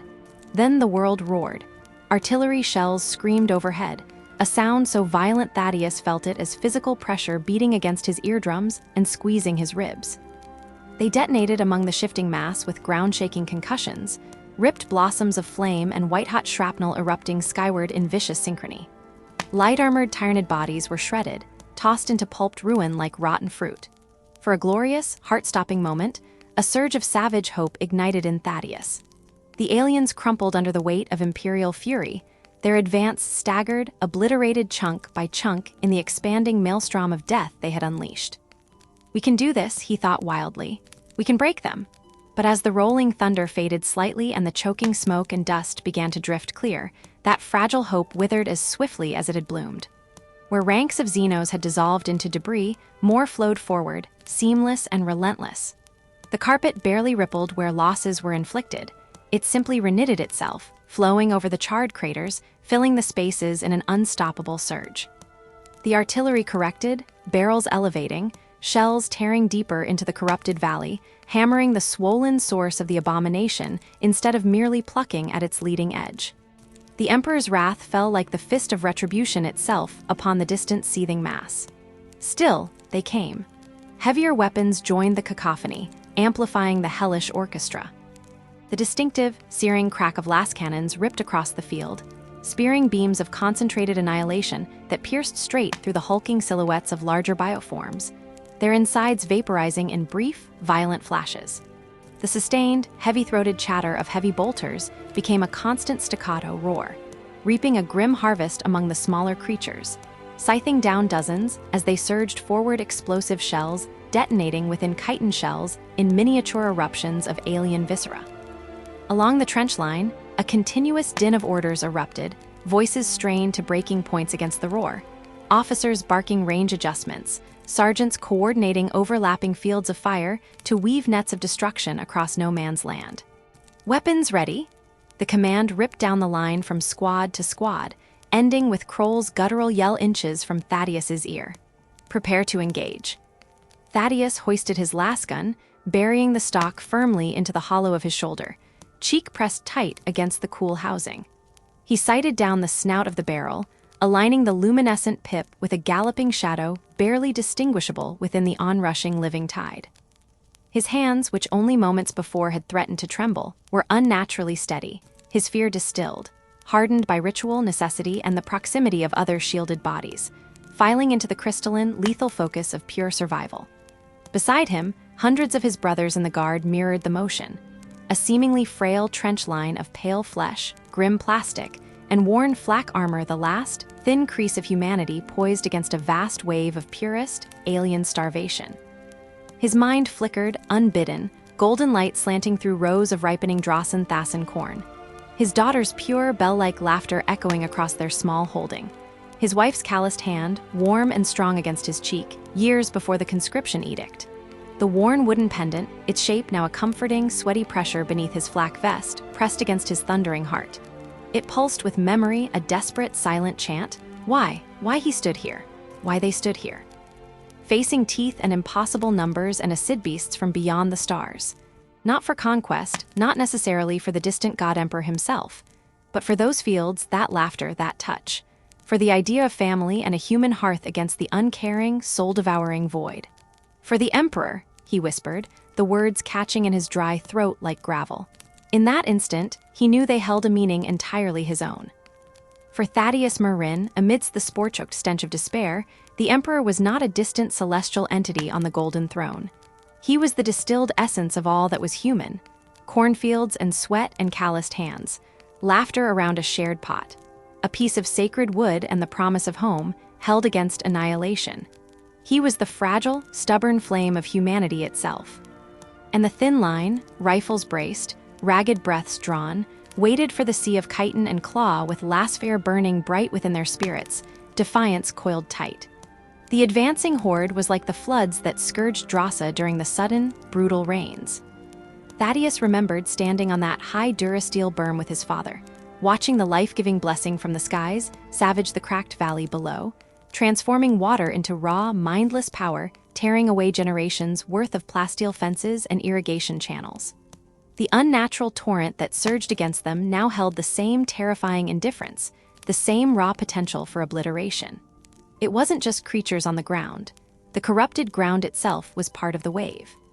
The horizon had been devoured by an undulating sea of alien flesh that stretched beyond even the extreme range of his gaze. Colors rippled and shifted confusingly across the mass camouflage patterns, adapting dizzyingly fast to the ash-gray ground and skeletal scrub, making it impossible to pick out individual targets beyond the next 100 yards.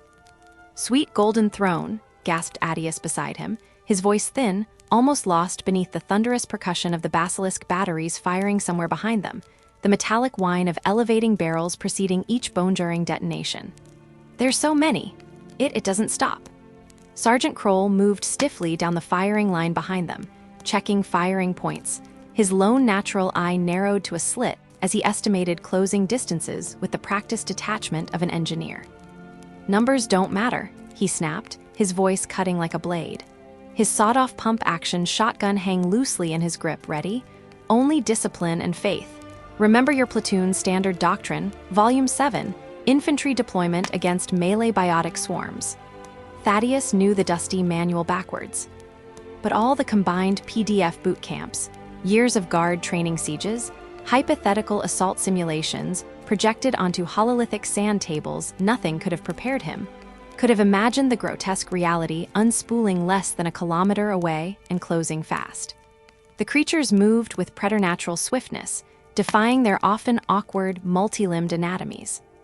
They closed the awful ground in bursts of terrifying speed, bounding on taloned legs like monstrous insects, scuttling on too many clawed limbs, galloping low to the ground on 4 distorted limbs, others loping upright on powerful hind legs.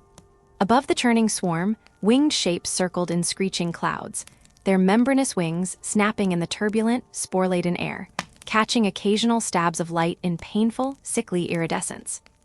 The landscape itself seemed to writhe beneath the swarming masses the soil heaved like infected flesh, corrupted almost beyond recognition by Tyranid infestation. Disturbing ripples passed through the corrupted terrain with unnerving regularity, as if the solid rockcrete below were just a flimsy cover stretched taut over colossal, subterranean muscles flexing to spit forth yet more nightmares. "I think I see their first true wave now," Corporal Vern roared from his slightly elevated observation crater a few meters down. Hormagaunts leading the rush, Trigons tunneling behind them. Got some bigger variants too, hard to ID, maybe Ravenous analogs. Emperor's blood, they're big. The first disciplined volleys of Law's fire sliced out from distant forward listening posts and heavy weapon redoubts. Precise ruby lances aimed low, stabbing deep into the leading edge of the impossible wave. Lead Hormagaunts burst apart mid-stride, cooked alive, burning ichor spraying duskily in the filthy air. Ozone sharpness bit through even the recirculated air entering Thaddeus's rebreather grill metallic and acrid. "Steady!" Sergeant Kroll bellowed, his comm cracking slightly as the immense wave closed the distance with terrifying speed. The closer ranks became horrifically distinct. Slathering jaws, twitching claws, bulbous weapon sacks pulsing obscenely on backs. Larger shapes became visible pushing relentlessly through the swarming ranks of smaller counterparts. "Wait for it. Wait for the command. Make every damned shot count, Holy Terra." Thaddeus settled his viewfinder, shoulder absorbing the familiar hum of weapon capacitors at peak charge. He found a target, one of the loping four-limbed beasts, seemingly orchestrating a cluster of the bounding Hormagaunts near the front. Finger resting featherlight on the trigger. In, out. Controlled breaths, each exhale a small, focused point of removal from the horror. Hold. The command ripped down the trench like a lightning strike. As relayed by the NCOs, "Commence firing, rapid VOLLEYS." The trench line detonated. Not with explosive fury, but with the concentrated fusion-powered firepower of hundreds of laser rifles discharging in near unison. A storm of crimson annihilations scoured the air. Rays burned like minute stars, scorching holes through alien flesh with terrifying efficiency, briefly vaporizing limbs and torsos amid screeching showers of boiling alien fluid. Thaddeus squeezed the trigger. A rapid 3-round burst, the recoil a familiar vibration through his arm and shoulder. One beam struck the heavy chitin plating of the Ravener analog, flaring harmlessly. The second scored a deep, smoking furrow along its flank. The third punched clean through a beady, glaring eye. The creature stumbled, a high-pitched alien scream tearing from its gullet, then collapsed in a tumble of splayed limbs. A brief, fierce surge of grim satisfaction flashed through Thaddeus got you bastard. Instantly drowned by the freezing water of necessity as he tracked the last gun's sight onto the next churning mass, triggers already cycling. This was no sterile firing range exercise. Targets weren't individual threats to be carefully selected and assessed. This was volume. Aiming into the surging mass itself was a guarantee of catastrophic hits. If you missed your selected monster, you almost certainly cooked the one behind it. The leading tidal edge was the smaller Hormagaunts' horrific creatures bred pure distilled savagery, raking claws on limbs clawing the ground beneath them as they moved at breathtaking speed. They hit the preset defenses. Concealed anti-personnel mines planted in the tortured ground between the Imperial positions and the main Hive approach flared white-hot. Primitive gravity sensors triggered pressure relays, igniting carpets of incendiary gel and high-explosive fragmentation charges. The front ranks of the Horde vanished into a rippling chain of miniature suns and concussive blasts that tore chitin like parchment and sent arcs of ichor steaming into the air. A momentary wall of fire and shrapnel visibly halted the relentless flow. Then the sky darkened further. The gargoyles dived. Screaming feathered and membrane nightmares plummeted from the spore haze. Unlike their earthbound kin, the minefields were meaningless barriers easily overflown. "Skyward! Skyward, you damned FOOLS!" Corporal Vern howled, jerking his own weapon upwards, tracking a diving blur. Thaddeus wrenched his gaze and his rifle upwards. The gargoyles moved with deceptive, erratic speed, maneuvering in unpredictable jinks. His first 2 shots snapped harmlessly through empty space between beating wings. His third burst caught one squarely in its leathery chest medescent. The lasphare burned through instantly. Its wings became tattered, melting rags. A visceral, disturbingly mammalian shriek tore from its dissolving throat as it plunged earthward, impacting the trench parapet in a splatter of liquefied biomatter. All along the last defensive line, the staccato bark of the heavy bolters rose to a crescendo as they opened up on the airborne host. Unlike the focused heat of last weapons, the heavy slugs hammered home with kinetic fury before detonating deep inside flesh, shattering gargoyles into clouds of gore and shattered bone splinters midair. Gore rained down. For several critical, agonizing minutes, the defensive firepower seemed like an unbreakable dam. The symphony of destruction, the rip of lasguns, the crump and whoomp of minefields detonating, the basso profundo roar of artillery rooting deep into the mass, and the butchering hail of heavy bolter fire shredding the skies created a mutually supporting killing zone where thousands of Tyranid bodies piled up into obscene heaps. A desperate, fragile reed of hope trembled within Thaddeus. Maybe the field manuals weren't lies. Maybe, just maybe. Discipline and high ground and mass reactive ordnance actually can hold this tide back. Then, the deep formations parted like the churning maw of some hideous creature, and the true shape of their doom emerged. Like armored leviathans rising through wave crests came the Tyranid warriors. They towered over the Nomi-Shield swarms of gaunts and gargoyles they effortlessly shouldered aside or simply crushed beneath armored footclaws. Thick plates of bonded chitin, the color of dried blood and festering wounds, gleamed even in the filtered gloom. Some sported spiked cranial ridges churning the thick air, others bore grotesque, oversized bone-sword limbs that swept aside smoke and debris as they advanced. Some carried living cannon structures fused grotesquely to their forelimbs, bulbous sacs pulsing malevolently. Bioweapons! Bioweapons incoming!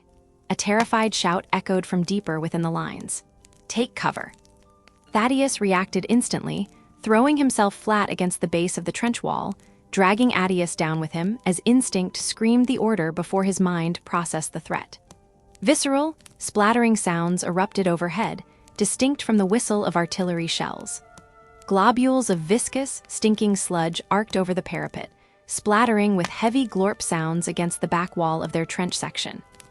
Where the thick gel struck the treated plastile sheet material, it hissed violently, bubbling instantly into a toxic froth that visibly gnawed a hole through the reinforced plastic and began eating into the packed soil beneath. The stench of vaporized reinforcement material and God knows what acidic bile flooded the confined space, making eyes water even through respirators. Warriors! Sergeant Kroll identified, his voice now threaded with a strain that hadn't been there moments ago, though his body remained rigid, shotgun cradled ready. His augmented eye flashed as it scanned the field. Aim for the chest cavities, the soft joints just behind the upper limbs, or hit the weapon's symbiotes themselves. Anything exposed. Thaddeus shoved himself back up to the firing ledge, choking on the acid residue dust in the air. He sighted on the nearest warrior. This close, less than 100 yards and closing fast, the sheer, malevolent presence was terrifying. Its armor was pitted, scarred hot metal red from glancing hits. And its eyes? Thaddeus had expected mindless orbs, the vacant stares of beasts directed only by primal hunger. These eyes were different. Terribly so. They held intelligence. Cold, efficient, predator observation. They swept the trench line with hostile assessment, fixing recognition points amidst the smoke and muzzle flashes projected through the haze before them. His own lasgun felt suddenly pathetic, a child's toy against the thing bearing down on him like some primordial judgment engine. He fired, 2 quick bursts stitching bright scarlet lines against the massive armored torso plates. The beams left blackened scorch marks and trails of boiling ichor where they traced their paths, but failed utterly to penetrate the dense bioarmor protecting the critical organs. The warrior barely registered the impacts, its multi-jointed torso twisting as that unsettlingly intelligent gaze locked onto the source of the puny assault. Black pupils framed by jaundiced sclera focused straight at Thaddeus. Utter helplessness clamped his spine with icy talons. It took the combined, concentrated fire of 3 guardsmen, targeting the same monstrous entity, one probing the joint behind its upper right limb casing.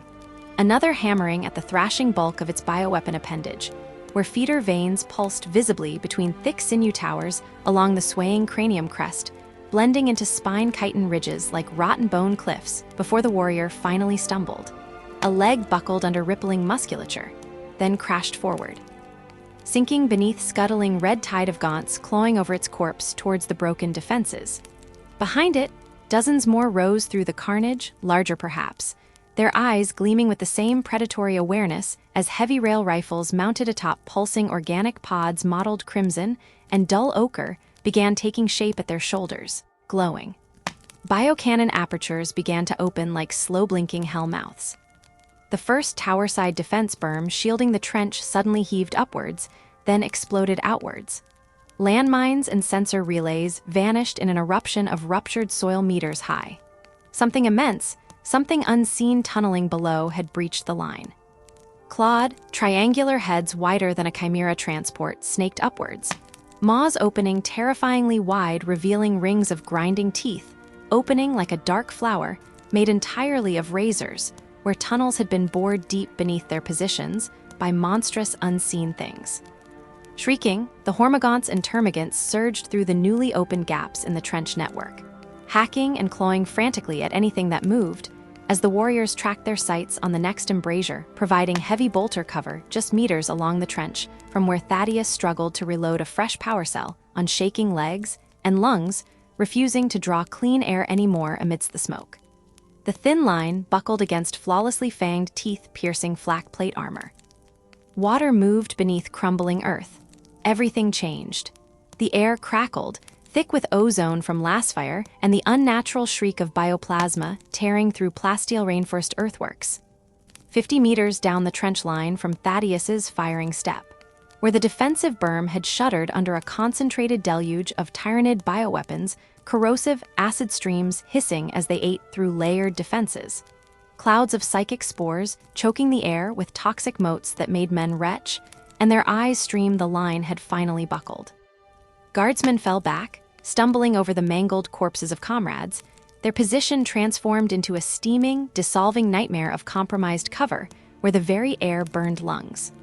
Through the ragged gap surged the smaller forms, hormagaunts and termagants, a horrifying tide of chittering claws and snapping jaws, flooding the Imperial defenses like carrion insects into an open wound. Heavy bolters mounted on traversing plates roared defiance, stitching arcs of mass-reactive death that pulverized limbs and torsos by the dozen, carving swathes through the initial wave. But the horde was endless, a roiling mass that simply flowed over its own dead, filling the wedge-shaped breach with relentless alien fury. "Marines with me!" Sergeant Kroll's bellow cut through the din, his chainsword pointing unerringly down a communication trench slick with mud and spilled viscera. "Section 8 needs bracing. Move."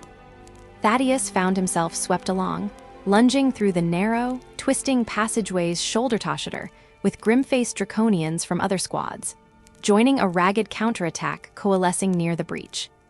The staccato thunder of lasgun volleys gave way to a different symphony closer to the breach itself, the piercing, bestial screech of Tyranids in full killing frenzy, the wet, tearing thump of blades meeting flesh, the bone-jarring whine of chain blades biting into chitin, underpinned by the raw, ragged screams of men caught in the gristly embrace of close combat.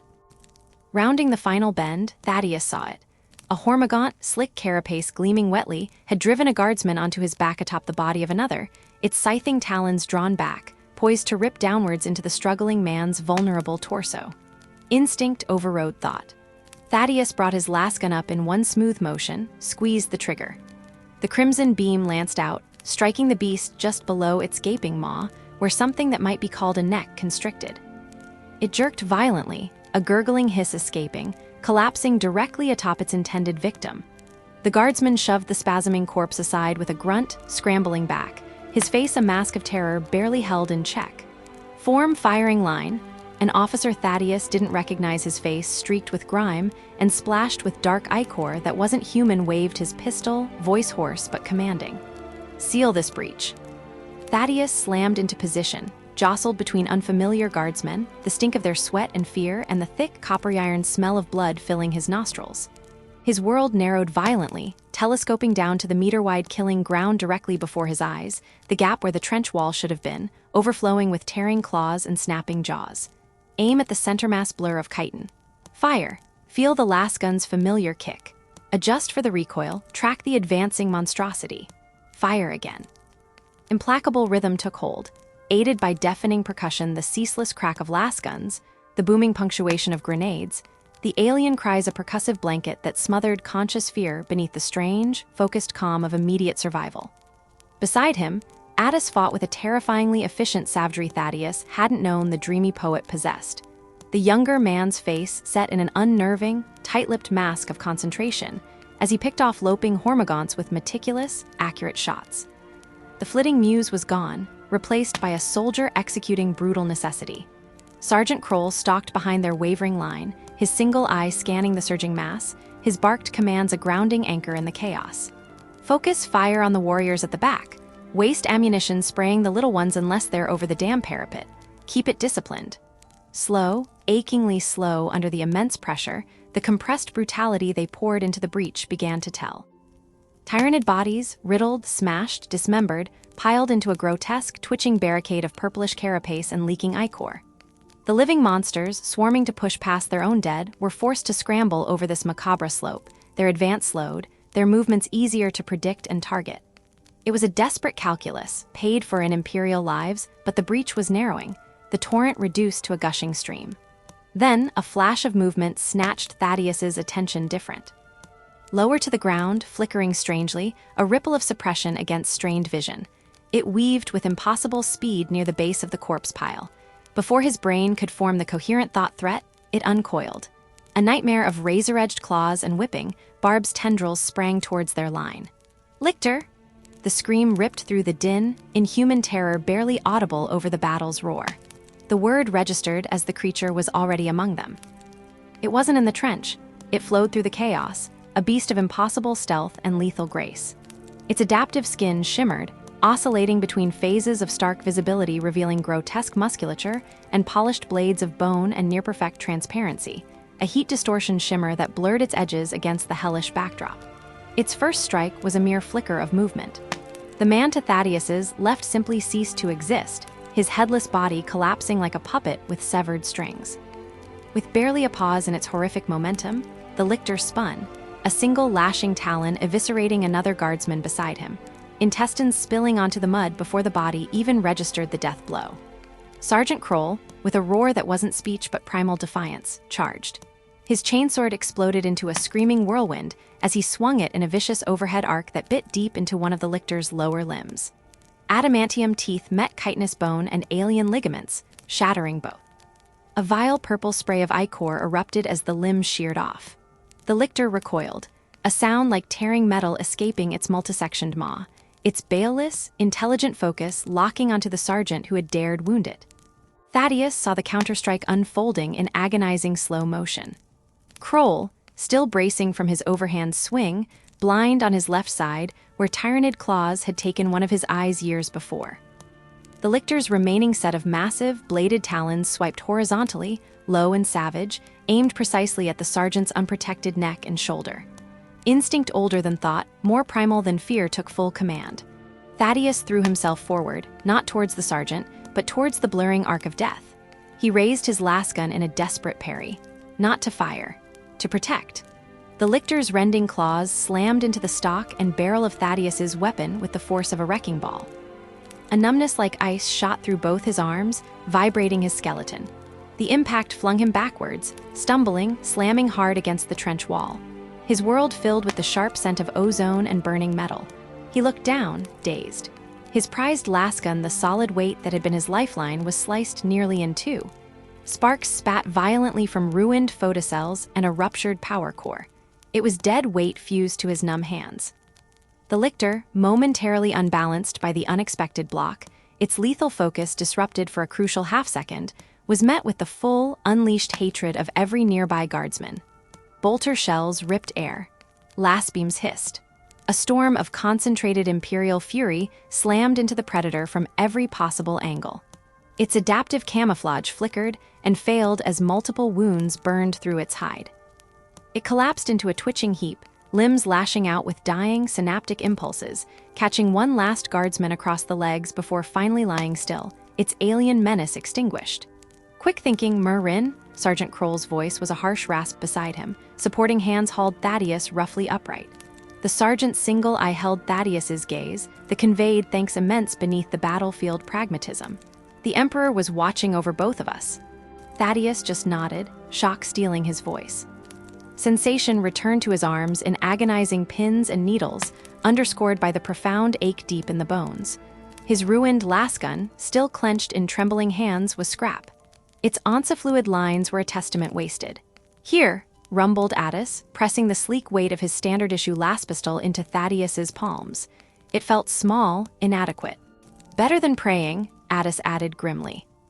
The immediate breach was contained. the exhausted defenders leaning on their weapons or collapsing in trembling piles amidst the carnage.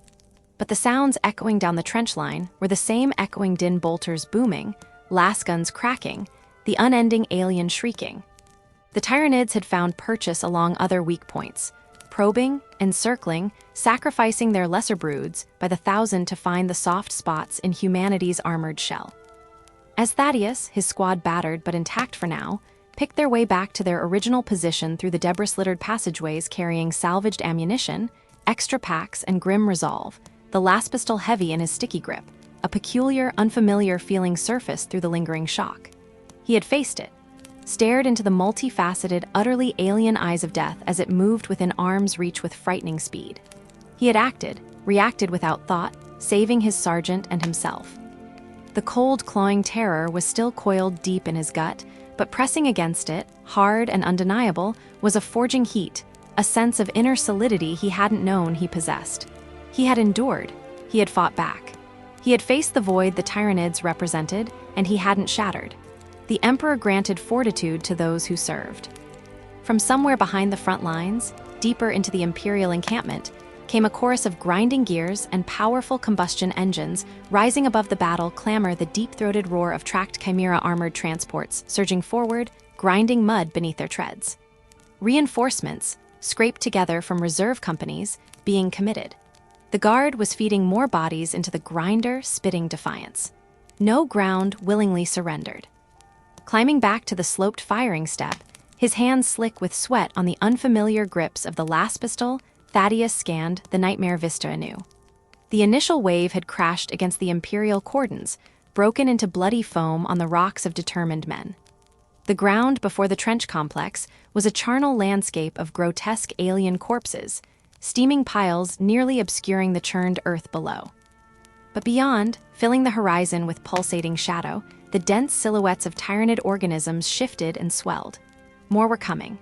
An infinite catalog of chitinous limbs, venomous bioweapons, masses bent only on consumption, flowing relentless and inevitable toward the thin ribbon of humanity's defiance. Cleanup crews darted forward to burn piled corpses before they became fresh cover, belching burning promethium. He watched one such flame burst, lighting the grim faces momentarily. Yet impossible as it seemed, they had held. Against the widening breaches sparked by acid, against the horrifying close combat with creatures dreamed in hell, against the sheer, mind-melting vastness waving endless claws at them, they had held this small, filthy patch of ground against the ocean of fangs. "We can do this," Addis breathed beside him, quietly vehement, peering through skull-shaped optics duct taped to his helmet, his voice cutting through the ambient roar as if spoken in the silence of void. "We can hold them." Sergeant Kroll, moving past, checking his surviving troopers, caught the words. He paused beside them, his gaze sweeping the still smoldering breach they just fought to secure, then lifting to the swarming darkness beyond. A grim, tight-lipped approximation of a smile touched the corners of his scarred mouth. "That's the spirit, lads. Hold hard. Remember the lesson." He paused, the half-whisper carrying surprising weight. The Emperor didn't make mankind easy to digest. As if invoked by his pronouncement, a sound utterly distinct tore the sky itself. Not the shriek of bioplasma, nor the roar of artillery, nor the thrum of chimeras. It was the ballistic crack of atmosphere shredded under immense velocity, the sonic boom of drop pods screaming into the planet's corrupted troposphere on trajectories of fire and adamantium will. Every head snapped skyward. Thaddeus felt the vibration through the soles of his boots. Fiery contrails slashed the oppressive, spore-hazed canopy, brilliant white-gold flames against the sickly bruised purple.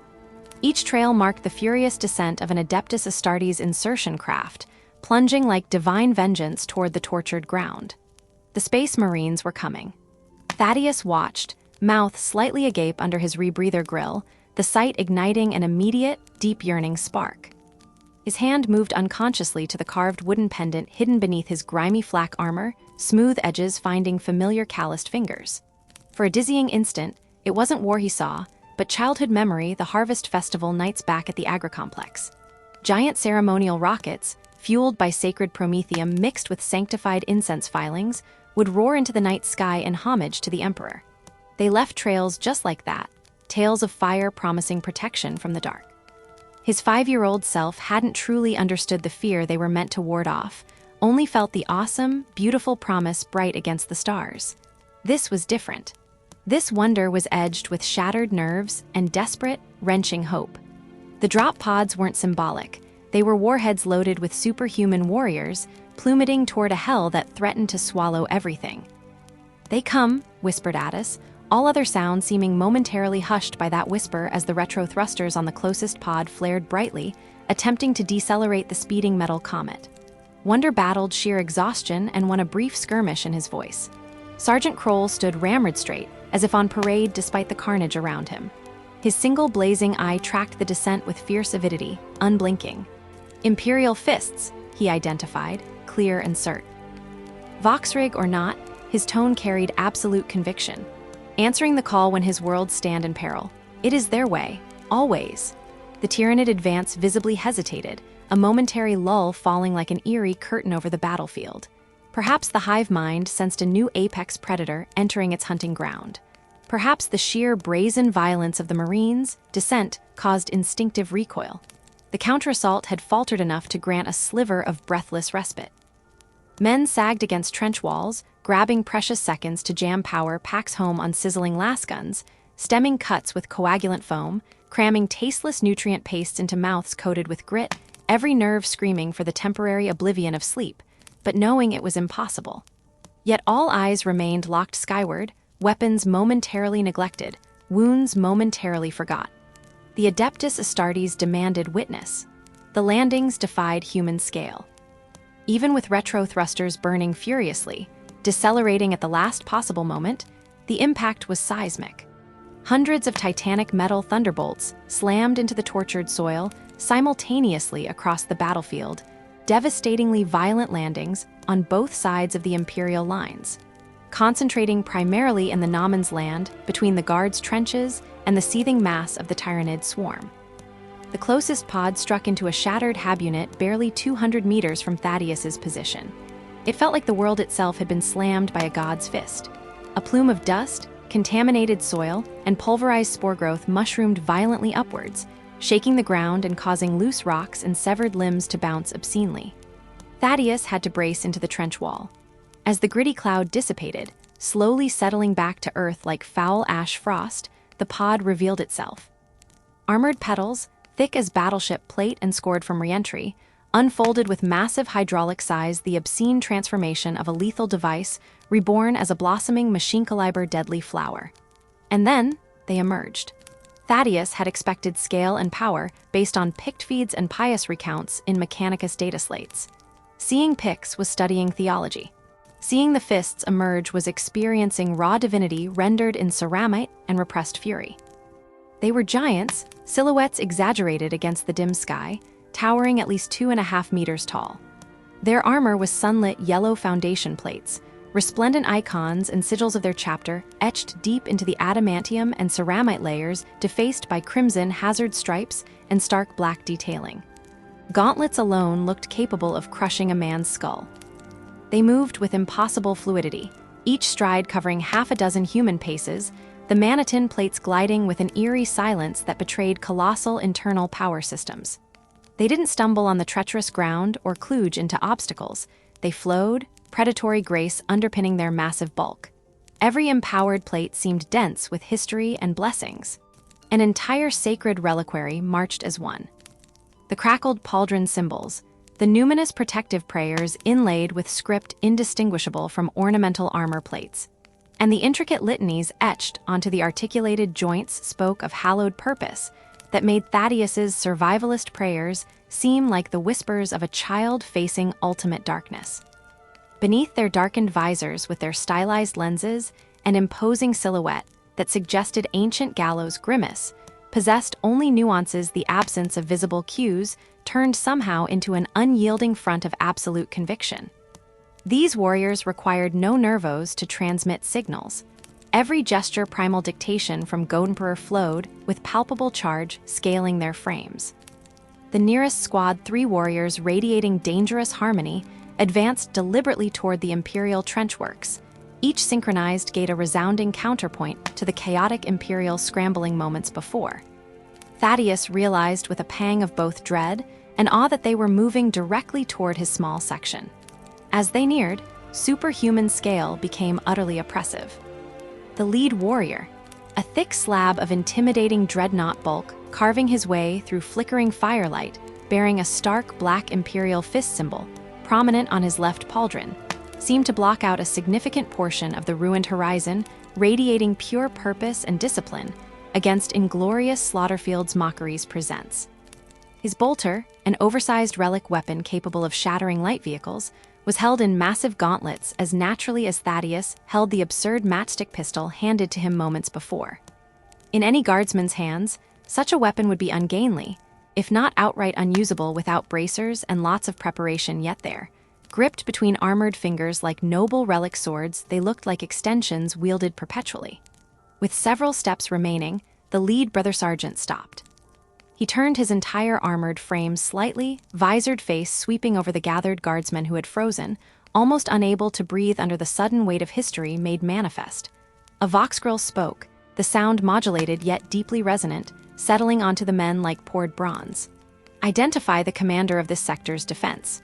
It wasn't a demand, yet carried an undeniable gravity that forced obedience. It felt crisp and direct despite the deep resonance. Sergeant Kroll marched crisply forward, snapping a perfect parade ground salute that felt starkly out of place, surrounded by trench mud and half-lit corpses. His skin shone under grime and ichor droplets. Sergeant Thomas Kroll, Imperial Guard 66th Draconian Foot Regiment, sighted aboard the Emperor's Wrath, my lord, at your command. The giant warrior's helmet tilted slightly down, acknowledging not merely the rank and name, but the defiance stacked upon desolation enduring before his arrival. The deep vox resonated again. Brother Sergeant Volter, 3rd Squad, 5th Company, Imperial Fists. Imperceptible pause, strangely sensitive despite the resonant growl mechanically enhanced. Your warriors display valor this arc. They rendered honorable defense against necessity. Necessary endurance prioritized deployment. The phrasing was clipped, stripped of any courtly flourish. It stood stark atop a heavy simplicity charged with celestial praise, rare for mortals, yet brutally truthfully stated.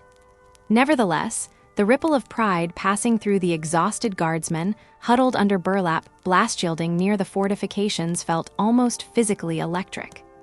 Heads snapped back straighter. Men subconsciously flexed weights against shoulders, carrying unheard weight fatigue loops, leaked away, as they straightened ranks wanting approval letter. A raid told them their agony mean gold something beyond gouge body of duty surveyor documenting history, called validation surprise dignity. Even Thaddeus, precariously holding his last pistol facing threat onslaught yet again, felt a phantom bar across shoulders lifting fractionally, hearing returning logic battlefield greetings, understood contract ritual formality. Instantly, such lineage Warhammers transnational, might lowering thunderous coded long-standing stability, resolute apply. The fists gave praise sparingly, but plausibly.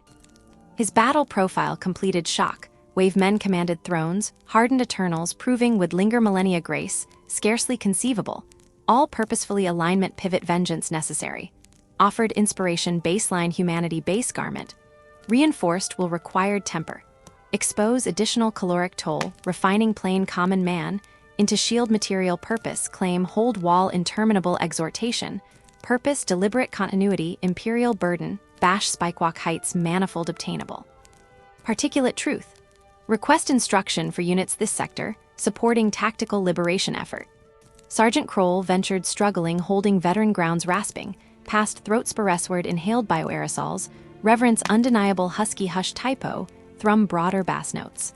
Brother Sergeant Volter gestured barely lifting armored fist 30 degrees west towards movements, where mechanized units poured fire mass suppressing chaotic skirmish zone, getting louder fleeting clutching advance. Direction implied logs arrival freshly devoured locus. Man chosen hold firm trenchline. Volter commanded tactical coordinator watching fresh tactics redicets, seamlessly layer embedded feedback, giving flank renewals spawn threats, de jure crossing run met advantages buddies containment. Extend concentrated suppression, high-yield heavy weapon systems, targeting Bio-Titan deployment, staging west flank embryos detected projections spawn notification clique, detailed instantly. Volter paused helmet briefly shifted sweeping fractured menagerage, survivors' ablative boundary warriors into large tactical assessment. Eyes missing beneath implacable lenses, drilled essence definitions, unspoken histories, evaluated volatile parts change shift alterations, cannot backtrack understandings, tick futility despite uncounted millennia stake grind. Armored gesture, shifted decisively chair bonding panoramic solidarity authentication, universal engagement, clarified oracle, parameter final. Direct randomized purge synapse sever process. His helmet elevated fraction, towering mantis posture, surveying shattered courtyard briefly arms scrape lighting architects through corrosive fog seamline, restoring mortal units slightly displaced monumental frame periphery. His pronouncement resonated across the ruins of trenches and bodies. Be certain, brothers and sisters of Terra's immortal guardian. This very soul, the Emperor Immortal bore witness unflinching courage place tidings unutterable loss. Ally proximity vox closing formation judgment. Him upon golden throne recognizes spirit vital. Without further weight amplified battlecry Helmstorm, began marching away carrying energy initiated magnum gravitas, ritual enthralling, minute applicable surrounding zones recombinations, finishing cleansed rhythm vibrating ceramic trace, tune unforgettable burden lifted self, justifying placing mantle shadow, sheltered palms, frozen battlescapes etched, commonly impassioned 12-a-mile walking deliverance incorruptible. Guard sharpshooter 3 stations overthrew hard pulse salute chitin resolute. Brother Volter slightly turning lower helm shoulder revealing craters, deep recess, scarred plasmetal, reverence contrast documentary obedience, idealized exemplar execution, decades 600 years, lost summarized narrative closet electronic altar fonts shrine. Volter saw it unconsciously performed accompaniment, closing march towering destined outposts, adjacent trenches, hasty regroup concentrated locations, followed watchfully firing movements, advance originated without calculation simulation, perceptual gravity tread prior geology sensing, remote positioning activate target grid, efficiently purchased shield battalion, running tally paid smart combining. Battle and relic on his pauldrons. Addis breath nearby, as the squad moved beyond sight rounding debris pile multiple masterwork bolter, volley impacted distant heavy form. Collapsing lifting miasma tainted mist shimmer, nearly silent fighting steps Vox heard, departing focus commander, concluding unpanicked efficiency lethal, profound deployment, occupies clearing before spawning pit muffled suppression, spatulating reduced overwatch threat vector perimeter. Thaddeus nodded slowly mental cogs, clicking veterans dual actuaries, honor disgorge delay forecasting attrition, carry imperial fleet pride, ran deep quarter millennia minimum automata ancestor. Must have stood under like estimates dawn shrouded victory long sailing right stoicism, walking portal potential immortality beyond years growa.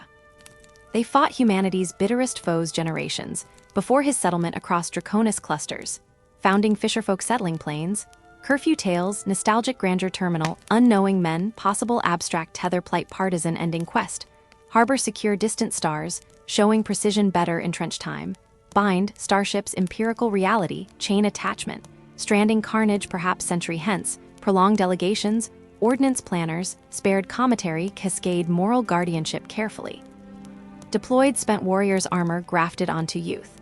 Space Marine presence, reduced infantry scale absolute certainty sacrifice, beyond skeleton monument marathon engagements, Shell's galactic civilization, draped across fractures tough grim realization, bittersweet inoculated neurons exiled adoration, alongside innate terror existential command linchpin mortality, patent figured stacked future temporal anchor protocols. More contrails viciously scratched sky scattering descent, mirrored prescribed landing vectors, acoustic detritus ritual harmonizes auditory field, rendered hyper-aware panoramic systemic sinfonietta erstwhile lull, registered diminishing auditory function, fundamental war dome concerto irrespective helm absence myelin fibrinogenesis. One drop pod distinctively vast style belched gold script layered beneath potent sacristy, runes orbital cities loading shields. Embellished hat insignia tracing loyalist crest calendar, volunteer entirety captain's entire splendor. Eclipsed norm configuration, escorting retinue commander. Emerge severity, surpassing imposing presence already manifest, surviving rebuilt localized environments. Tempest's glinting ruby honor pier guard, Second line, artifact facial apparatus crown crests crimson battle ornament alignment. Mounted Saurian plate surpasses terminals, solemn matching paternalistic command, continuous denote. Unbroken fidelity synergy single fighting company, yet displays firmly stand, distributed power layers attached informations, unassigned alternative override cult faction, mode allocation matrix patterning, deployed expanded prominence commanders, project battle aura amplification philosophies, ignite frontline unit personnel. Thaddeus understood recognized strategic outlines, gesture deliberate captain's position, descending deployment, bridge walking arc distant clanship faultline, ascending command elevation, outrageously outsizes dominating Nomo's resonance discipline vessel awareness, enacting uncomplicated assessment, spoken declaration preparation, known fresh hulking monstrosities, creeping symbologist, declared exposed physiology cavern observation, heightened threat psychically rippling awareness rear guards cluster. Imperceptible chur, flowed mandibles, larger refined weapons, config biological armor plating, seeming angled sharply alien light, generating new bolt storm refocus, instantly burn trail pins, coordinate allocation. Physically coordinates trial executable programming unfold commander, assembling reported matching supplementary data, its silent flow soldiers, stars advanced zero hesitation, relays hardwired responses application, doctrine larger biomorph armatures, mobilized retina. Tactical gestalt bloody water, shore peripheral gaps, carved divergent sealed anathema, coalescing mass indirect focus collapsing forward rapid coherence chamber. Unflinching advanced biohorror wave skeptical allotrope partners. Titan, difficulties rising various conjunction, cruising lanes shifting shadows spatial relations, multiplayer scanning conjoined demisction, perspective perceived sign treachery, deploy track surfaces crystallization, pharmaceutical hemispheric interstitial space mounting, exist. Brood clusters, front emphasized presence, profound tiers alien collaboration, focused instilling momentary retraction, witnessed wave frantic movement, formed seemingly architectural configurations, unveiled deployment, stimulus config grotesque puppets. Drugged crystalline aperture latent variations, carefully banking, numerically supported by lumbering silhouettes, emerging background non-localized entities, displacing local frame sensory penetration amplification, specialized imaging spotting. Guided purpose activating heavy bombardment contingencies required. Unfortunately, Corporal Verne recognized understood steps, required procedure reactivating volcanic ash-soaked surveyor binoculars, beyond concession, emerging morphology philo, cutter drumming, heatsink ambient noise, echoes amplified hesitation, bellowed threat assessment, cutting chatter crackling vox stillness rippling alert displacement, redefined tactical imperative before sound amplification, clears vocal range standardization, syllable interpretation initiated. Incoming. Called Corporal Verne, urgently panning optical lenses, past burning corpses, wreckage near artillery depot, coordinates west -20 centigrade peripheries wind exhaustions, scattering flutter catches motion phase foam shadows coalescence, meaning grim understanding clamping hands lump throat, tracing origin predatory clusters vibrational exhaustion. Position scanners activate deep mining scanner units. Biothreat vector emergent. Suppressed classification. He hesitated momentarily clenching focusing, revisiting optical indices, ramped contrast mobile interpretation, confirmed retina glyphs unscrambling. Siege Strikers class synapse cohort framework exiting spawning pools, coordinating assault number presently indeterminate incoming trajectory zone 4 west. Abruptly Verg swiveled hard banishing terror tactical duty, superseded immediate clarity horse exhaustion, with amplified frustration echoing down earthworks. Dugouts awareness dissolving clarity preceding danger symbolism, emerging armatures beyond known classifications, re-recording capability higher tier reinforcements, mustered supplemental creatures, carefully clustered strategic deployment, grouping larger resistance, required distort attack vector conviction breached containment, zone reveal. Existent kilometers observation, required breacher units previously unwitnessed bioforms, operating structured coherence, obviously hierarchically emerging ensemble layers, underscored massacres, pyramid perpetuity chart lines, expanding symbiovore titans, shaking ground, displacing planetary masses, typographical units projected marker assault formation.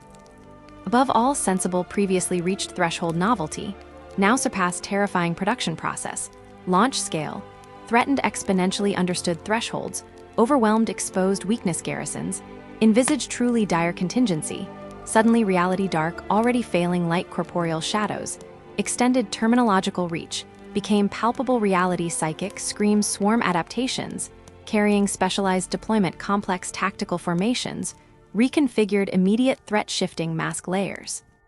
Greater menace beneath beginning preliminary assault steps, vast articulated weapon forms loom from corrupted environmental obscurity distortion.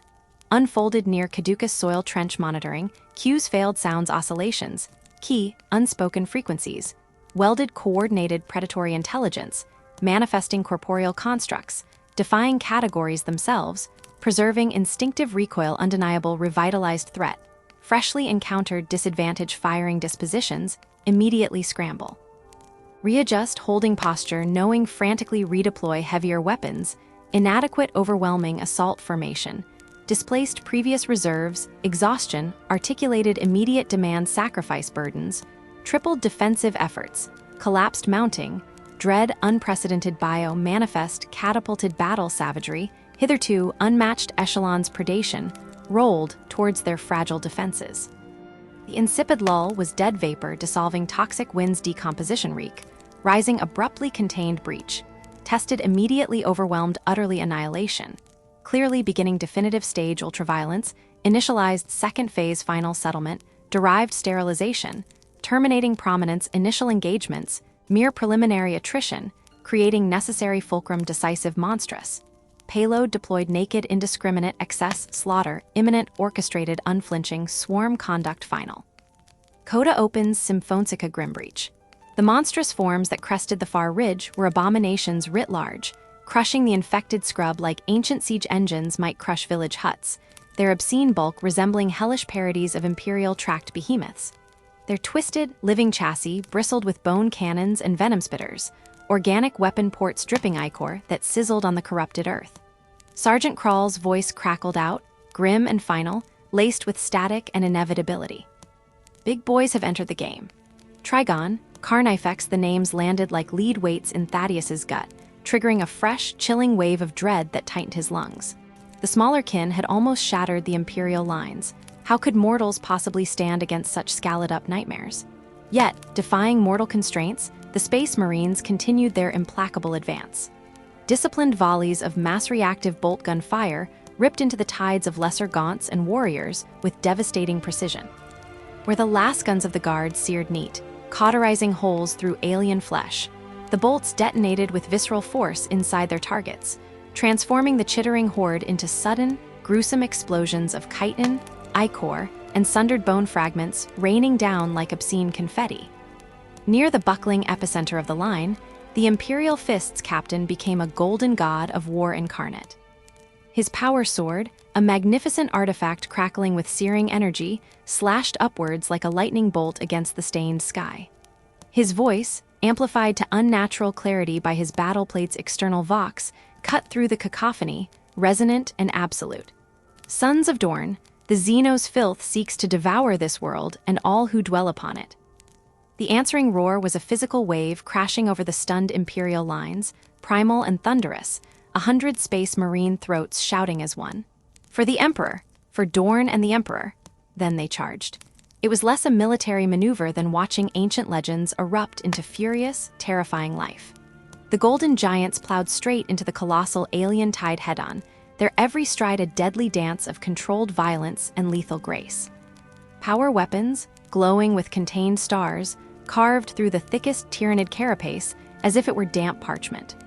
Combat shields, forged from adamantium and faith, contemptuously turned aside venom sprays capable of dissolving plasteel and talon strikes that would have shredded squads of unaugmented humans into crimson, missed in seconds. From his precarious vantage in the shallow trench, dug into stinking, ichor-soiled mud, Thaddeus observed the unfolding cataclysm with a potent cocktail of awe and primal fear. The stark contrast was devastatingly clear. The Guard fought with a ragged, brittle courage born of mortal terror, faces tight, every gesture screaming desperation. The Space Marines exhibited only a terrifying calm, their relentless movements betraying neither hesitation, fatigue, nor fleeting emotion. It was the difference between frantic survival instinct and the execution of divine wrath. Different breed entirely, aren't they? Lel breathed, his voice hoarse, knuckles white on his last gun stock. He tracked a lone Space Marine sergeant, seamlessly engaging 3 hulking Tyranid warriors simultaneously, a thunderous power fist blow pulverizing the first into pulp, a point-blank bolt pistol shot detonating the second's head in a shower of bone shards, while he effortlessly sidestepped the third's lunge. "They're made for this," agreed Corporal Vern gravely, his dark eyes never leaving the golden giants carving paths through the chittering horror. "But so are we, in our way." The observation lodged itself in Thaddeus like a bolt round, carrying profound, unexpected truth. The Astartes, those demigods, were indeed the Emperor's honed, hyper-specialized surgical instruments. The Guard, they were his hammer.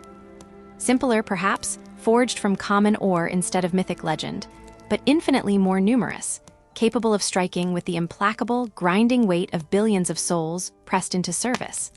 A desperate, ragged warning cry tore through the din further down the trench line. One of the colossal serpentine trigons, a mountainous knot of plated muscle and dripping bioweaponry, had exploited a gap in the swirling Astartes cordon. It surged now, shockingly fast for its cyclopean size, aiming straight for the vulnerable guard positions. "Brace for impact." Sergeant Krall's order vibrated through the ground as much as through the Vox. "Heavy weapons, target that beast, now!" The Trigon moved with monstrous, fluid speed, momentarily burrowing its head beneath the churned ground, displacing tons of soil, then erupting upwards in explosive geysers of rock and earth and writhing alien tubules. A full squad of guardsmen caught in one horrific eruption were simply torn apart, smeared across the landscape, or tossed aside like broken dolls, their cut-short screams piercing the background roar of war. A heavy lascannon team, crack shells expended, managed to draw a bead in the swirling chaos. Their powerful beams struck true, vaporizing a smoking crater deep into the creature's flank. The Trigon emitted an ear-splitting, ultrasonic shriek that vibrated teeth and rattled spines within armor, played a cry of pure rage, but its charge barely faltered, the wound seeming only to deep and poison its fury.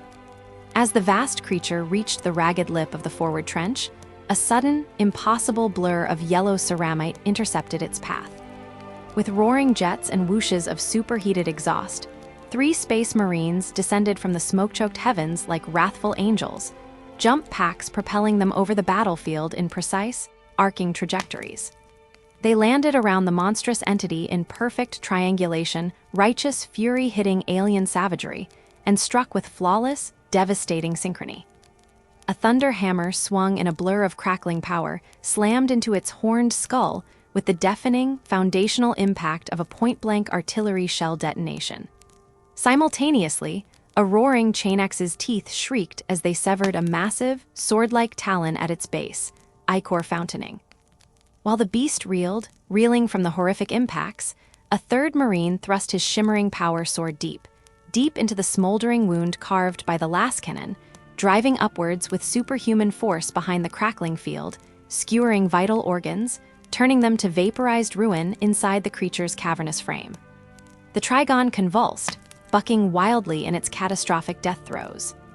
One desperate, flailing tail lash connected with crushing force against the Marine wielding the Chainex, sending the warrior crashing backward meters through the air. Yet the golden figure hit the ground, rolling with impossible poise and absorbing the impact to rise instantly to one knee, Chainex still revving, seemingly untouched.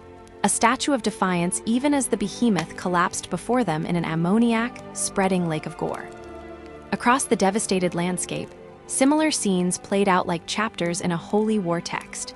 Space Marines engaged the towering talons, grotesque Tyranid dominance, and lumbering tanks of bone that were carnifexes in brutal, honed, single combat. They bypassed the boiling masses of lesser organisms, leaving them for the Guard to burn away with laws and shot. It was the ultimate, terrifying division of labor. The Astartes applying their horrifying individual power against the mightiest nodes of the Horde, the Imperial Guard employing their drilled, massed firepower a wall of disciplined death against the numberless swarming tides that sought to engulf the defenders. "They're actually doing it," Addis whispered, wonder battling the ingrained terror in his voice as he tracked a squad of Imperial fists systematically dismantling a Carnifex larger than a chimera, crack grenades finding chinks in kinetic flesh armor, power blades finding purchase. They're turning the tide. The shift was undeniable, palpably altering the very air of the battle. Where the Tyranid horde had surged forward with the grinding, inexorable force of a tsunami, it now faltered. Its largest, synapse-bearing creatures were engaged, pinned down, or slain by warriors who were their equals in horrifying might. Its controlling alien consciousness disrupted, fraying at the edges. At the storm's raging center stood the captain of the Imperial Fists. His power sword was a blazing arc of glorious light, severing limbs and decapitating monstrous heads with each masterful sweep. Around him, an honor guard of scarred veterans formed an impregnable fortress of ceramite and energy shields, their overlapping storm shields interlocked into an aegis that turned aside monstrous claw strikes and psychic barbs alike. When the captain spoke next, his voice resonated within every helm's voxbead and somehow cut through the din even without technological aid, amplified by the unshakable force of his will. Guard, advance with covering fire. Along the entire ragged line, company commanders roared the order, commissars amplified the call with cold authority. Up and over. Third Company, forward. For the throne and Terra. After long, grinding hours of desperate static defense, being ordered out of the relative, blood-soaked safety of the trenches was psychologically jarring. Yet the palpable presence of the demigods among them, the golden giants now punching deeper into the enemy ranks, ignited a raw, newfound resolve in even the most bone-weary trooper. "You heard the captain," Sergeant Crawl bellowed, his chainsword pointing sharply towards the smoke and carnage beyond the parapet. "Third squad, advance by fire teams. Leapfrog pattern, move, you lot." Thaddeus found himself scrambling up the muddy, crumbling trench wall beside Addis, the unfamiliar weight of the last pistol heavy in his sweat-slicked hand. His gut remained a frozen knot of cold fear, the ever-present dread. Yet now something sharp and fierce, something hotter and lighter, surged to eclipse it, a strange, transcendent pride. They were advancing alongside the Emperor's finest, not just dying under their shadow. How could anything stand against such fury? How could they fail? Surging over the parapet jarred his senses anew. Emerging from the confined horror of the trench offered a terrifying panorama. Before holding the line against the relentless tide, seeing only a blur of horrors slashing against a wall of last-bolts, he now saw the full sweep of the apocalyptic theater. The Impaler horde, vast and writhing still, had ruptured. Its terrifying cohesion dissolved. Smaller beasts scuttled in frantic, jerky circles, some colliding with each other, seemingly driven only by base hunger rather than coordinated malice. The alien corruption staining the landscape itself seemed to recoil. The fleshy growths visibly wilted where larger Tyranid warriors lay dead and dissolving, as if the invasive flora were parasitic extensions that died with their hosts. A silent, terrifying ecology collapsing in real time. The Hive Mind. Weakening its grip, Corporal Vern gasped, shouting forward as they moved in short, sharp bursts covering fire from the squad's heavy stubber, then a coordinated rush into the next crater. The bigger beasts act as relay points for the swarm's sentience. Snap the links high enough, kill the synapse beasts, the little ones revert. Thaddeus witnessed the chilling proof. A frenzied knot of Hormagaunts ceased their charge and turned on one another, rending their packmates with savage, mindless abandon, consumed by primal biological directives, no longer directed by the unseen wills of the higher bioforms. Unhindered by any coherent resistance beyond feral instinct, the spearhead of Space Marines had carved deep into the heart of territory previously engulfed by the Hive. Their resplendent gold armor was now spattered, smeared, and stained with alien biofluids, gore, and scorch marks. Yet they showed no sign of exhaustion, relentless engines of retribution. Their mass-reactive bolters roared their staccato hymns without pause, blades flashed in the strange, sickly light filtering through the alien smog with lethal efficiency.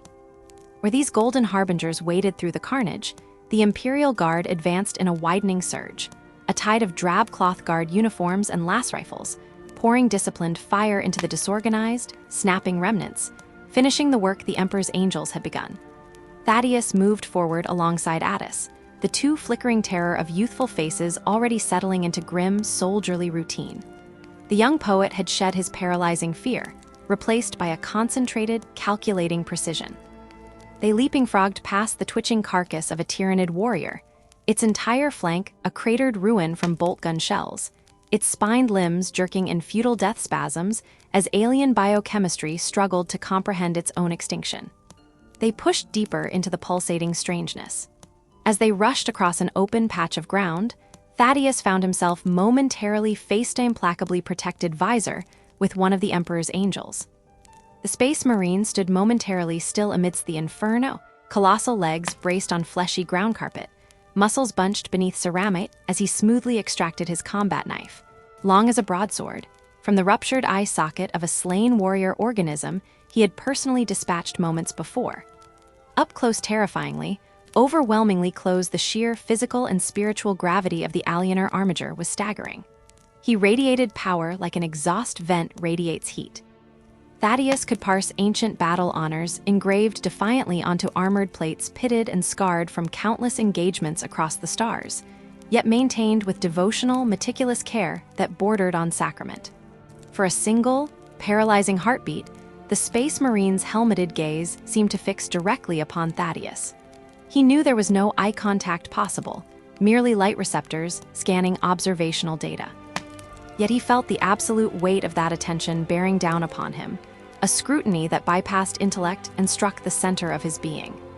Ancient, measured, a pressure that carried the weight of inhuman millennia, and yet resonated with an echo of something deeply, terrifyingly human in its absolute focus and unyielding purpose. Then the deep, resonant voice, electronically modulated yet imbued with unshakable conviction, cut through the groaning biological susurrus of the corrupted field. "Courage and honor, guardsmen." The words were spoken without condescension, an acknowledgement passed between warriors confronting a mutual threat, offered in the moment rather than bestowed by legend upon a supplicant. Then, without another moment's hesitation, the giant pivoted with surprising grace, the jets of his jump pack momentarily flaring against the ochre sky, and thundered onward, vanishing into another knot of ambulatory horror towards the grinding heart of the enemy. Those simple, profound words, bestowed not like pronouncement, but welcome by an incarnation of human perfection, forged into living weapon weighed against the Xenos eternal, ignited something potent and warm in the cavity of Thaddeus's chest, thawing the core of cold dread. He had stood unbroken in the shadowed path of the Great Devourer. He had faced physical annihilation, embodied in unknowable horrors from beyond the galaxy's edge.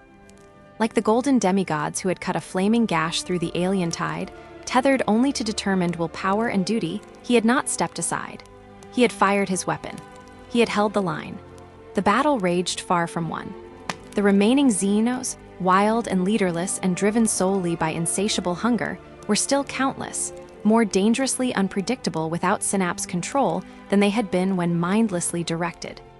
But as Thaddeus Ferris advanced across the shifting, nightmarish landscape, beside Lel, Addis, Vern, and all the grimy, war-broken souls of the Guard, trudging through the unknown yet undeniable crimson wake left by the Emperor's tribute-tapping investors, as they continued pushing relentlessly forward into landscapes newly torn from alien control, he felt something fragile and bright blooming, where only Ray's despair had been.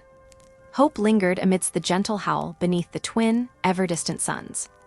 He remembered his father's voice suddenly, anchoring him like bedrock amidst the chaos-laden unfamiliar air, conjured from long ago on a crisp autumn evening watching the twin suns of Daska sink below the golden waves of the western grain fields. "A farmer must know when to shelter from the storm," the old man had said, knuckles grimy as the soil he loved, "and when to walk out into the rain to save what can be saved." Words meant to teach a boy about protecting cattle and seasons, safeguarding precious seedlings against hail unforetold. Now, laden with stark prophetic weight from harvests beyond measure, they echoed in Thaddeus's mind as he, alongside millions like him, stepped clear of the ragged trenches into territory irrevocably defiled, yet finally contested once more beneath the harsh promise of Imperial Aquila hovering indistinctly in the distant, weary sky. Immersed at that critical juncture of the sprawling conflict, the advance beyond imperially held ground proved uniquely draining. The immediate 100 meters past the final trench scar had been obliterated into barren desolation. a muddy, cratered graveyard meticulously carved by sustained artillery grinding fury, and the ripping passage of untold thousands of chitinous organisms. Traversing this wasteland was slow, methodical, hindered by slopes of turned earth, viciously sharp fragments of bone-chilled plate, and tangling ropes of exposed, calcified roots exposed by shell impacts. Yet it felt unsettlingly safe in its deadness, its landscape offering plentiful shell holes for desperate cover, devoid of ambush potential on ground rendered irredeemably hostile. But as the ground began undulating subtly upwards, beyond that skeletal zone where hope still whistled thin, penetrating deeper into what cynical Voxjetter designated the contested territories. Dread climbed Thaddeus's spine like icy condensation, rolling beneath matted uniform fibers soaked to stiff transparency. The thoughtful conquest truly claimed its environment bit by merciless bit here. No longer scattered dustings of alien spores or isolated weeping vegetation, the attack on life itself became manifest dominion with every step, as profound and grotesque as witnessing one's own identity swallowed whole. Fleshy, purplegry growths veined with the vibrant arterial sprawls began carpeting entire prairies, visibly pulsing obscenely as if great empires of infection coursed beneath thin membranous hides, underlying every struggling breath. Native grasses once sturdy and tall survived only as skeletal remnants now, decomposed stalks trapped in the suffocating embrace of thick, slime-coated tubules twisting bluegrass thin exhaustion bites. Silhouetted trees thrust skyward as grotesque organic cenotaphs against the yellow fog, bark consumed slowly leaving raw wood crumbling beneath oscillations clasped tight within porous tendrils like immortal digestive consumes due towards permanent surrender. Membranes were stretched taut between extinct branches, shifting disturbingly in air currents choked with spores and decay, ghostly bellows of impossible beasts submerged still deeper still. Thrown, Addis hissed, choked, the ordinarily expressive face tight as he peered across the slope from behind skeletal rib remnants of a farmer's shed rusted corpses, seemingly digesting slowly into viscous biological dunes. It looks like walking inside something's insides. His poet's descriptive instinct had hit horror's raw truth squarely. The visceral horror edge was mirrored seamlessly in Thaddeus's every sense impacting unnaturally dulled sinewy surfaces. Ordinarily for such environment, the low drone background noise of subterranean insects, burrowing predators hunting roots, the brushing sighs of self-regulating recalcitrant plant life constituted ambient white noise ignored always until absence spoke terror louder. Utter silence still abandoned nothingness remained. Instead, dull shifting groans wove beneath every strained footfall, punctuated by wet tearing sounds vaguely rhythmic sucking vortexes, shifting subterranean wells palpitating. Proprioception screamed it was truly like straining existently within some titanic digestive, tract, rather than weathered planetary skin of humanity's failed harvest. Keep it flowing, Corporal Vern Steeled rasped, faintly clutching scent command despite clear strain crossing his grime-caked features, the hand trembling not reassuringly upon his last pistol grip still damp with oily residue. Focus, move bound, perimeters. Practical orders bridged uncertainty.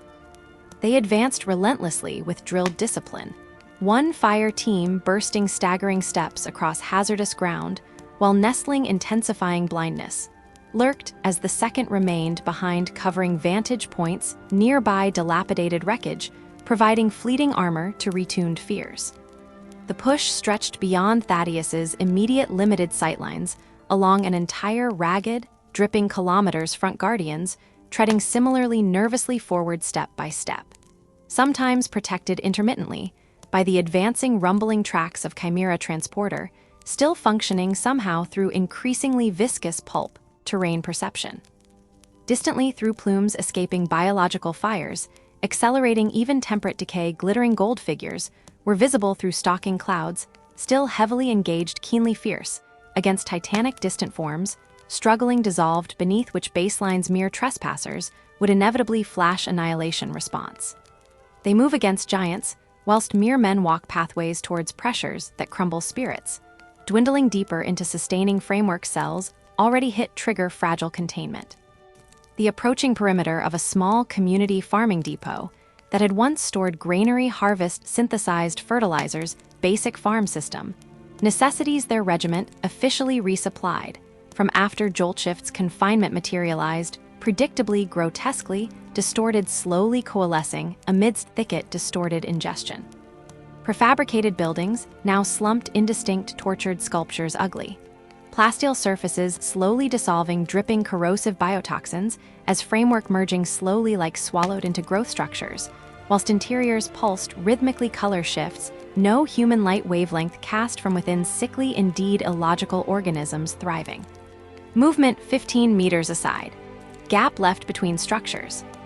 Lel suddenly hissed tensely, his lascan stalk pressed tightly beneath cradling arms, tracking precisely towards ragged membrane-strewn space, separating intensely unwelcoming makeshift barracks. Abrupt rigidity forced freezing breaths 50 yards back, concealed partially behind dissolving lumber pile remnants, former perimeter fencing thudding bones, marking new reality's scratchings. Weapons raised, instinctively scanning, unblinking, where unseen, intelligence persisted, pulsing, metastasized. Seconds slowly stretched, heartbeat hammers striking, shell damage ringing, loud within deafness deafening. Then sudden scuttling blur intent emerged, darted staccato, across minimalistic, exposed ground trajectory towards recently visible cavernous, emerging organic vents, onto which lascan fire suddenly swarmed, clattering, desperately seeking purchase within unknown scaled hide. The oppressive stillness of the corrupted space pressed in, thick with the stench of decaying biomass and damp earth gone faintly south. A lone figure moved within it, a Tyranid gaunt, its movements jerky and uncoordinated, like a marionette with its strings severed, staggering through the murk where the air felt thick enough to choke on. "Hold fire unless it charges," Sergeant Kroll's voice, low and gravelly, cut through the tense silence, barely above a whisper yet carrying the weight of command. No sense shouting our presence to the sky if it's just passing through on some broken path. The gaunt froze, its elongated head tilting up, sensory organs that mocked the concept of nostrils twitching as it sampled the poisoned air. For a breath stolen from the oppressive quiet, Thaddeus dared hope, his finger poised lightly on his lasgun's trigger guard, the weight a cold comfort, that it might lurch onward, blind and deaf to them. Then, with a startling snap, the head swiveled directly toward their hiding spot, chitinous mandibles clicking with furious intensity as alien senses locked onto human warmth, human breath. It came, not walking but bounding, covering the wretched ground in powerful, terrifying leaps, a streak of claw and fang hurtling towards them. 3 crimson last beams lanced out as one, slicing through the foul air, converging brilliantly on the creature's torso, scoring the carapace, spitting black ichor. It stumbled, a guttural, almost mechanical screech tearing from its throat, pain, fury, a primal response scraped raw. Still, it came, driven by base instinct, a living projectile aimed at their hearts. "Aim for the head," Kroll barked, his own lasgun cracking with disciplined precision, 3 sharp reports that echoed harshly. The combined, focused volley ripped into the gaunt's skull, finally dropping the creature in a twitching heap mere meters away. A tide of foul-smelling acidic blood hissing violently as it splashed onto the corrupted soil, adding a searing tang of chemical death to the already suffocating miasma that hung heavily over Valo's prime. "Well," whispered Vern, his voice tight, eyes scanning the rustling, malevolent landscape. "If anything out there in the whispering shadows didn't smell us before, they damn sure do now." The squad advanced with heightened caution, boots sinking into the unnervingly soft ground, formation tightening instinctively, shields protecting, hearts pounding against ribs as they approached the cluster of dark, ominous buildings that was the storage depot. Orders were clear.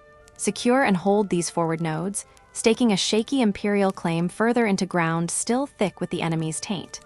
The interior of the squat structures yielded little immediate threat, a relief measured in tense exhalations. A few scattered Tyranid scavengers, gaunts much like the first, scuttled blindly in the gloom, mere remnants cut from the synaptic web, easily dispatched with a horrifying finality punctuated by the efficient crack of lasfare and minimal expenditure of precious ammunition. "Looks like the synapse creatures truly have pulled back," Lel observed, allowing a sliver of grim optimism into his tone as they cleared the final echoing chamber, the silence suddenly deafening. "These stray dogs aren't barking to any master's tune anymore. Don't get comfortable," Kroll warned immediately, his eyes sharp as flint, scanning the pulsating alien growths on the walls. "Disconnected doesn't mean toothless, private, and the big boys, the packs, they could come loping back any time the wind changes." As the main depot echoed hollowly around the bustle of establishing a foothold, Thaddeus found himself paired with young Addis, tasked with checking a ramshackle outlying storage shed half-swallowed by riotous alien vegetation. The poet, for all his initial wittied fear, had proven unnervingly capable, composed, his terror honed into a sharp, cold focus in the relentless crucible of the past weeks. They moved now with a silent understanding born of shared near-deaths, each anticipating the other's shift of weight, sweep of weapon, direction of wary gaze, a lethal ballet performed without spoken cues. The shed's interior was a cave of deep, cloying darkness, light slithering feebly through windows, choked with thick, veined growths that cast everything in a sickly, unnatural green twilight. Weapons up, safeties off, they penetrated the gloom with the practiced choreography of relentless drills, clearing corners, checking blind spots, senses straining.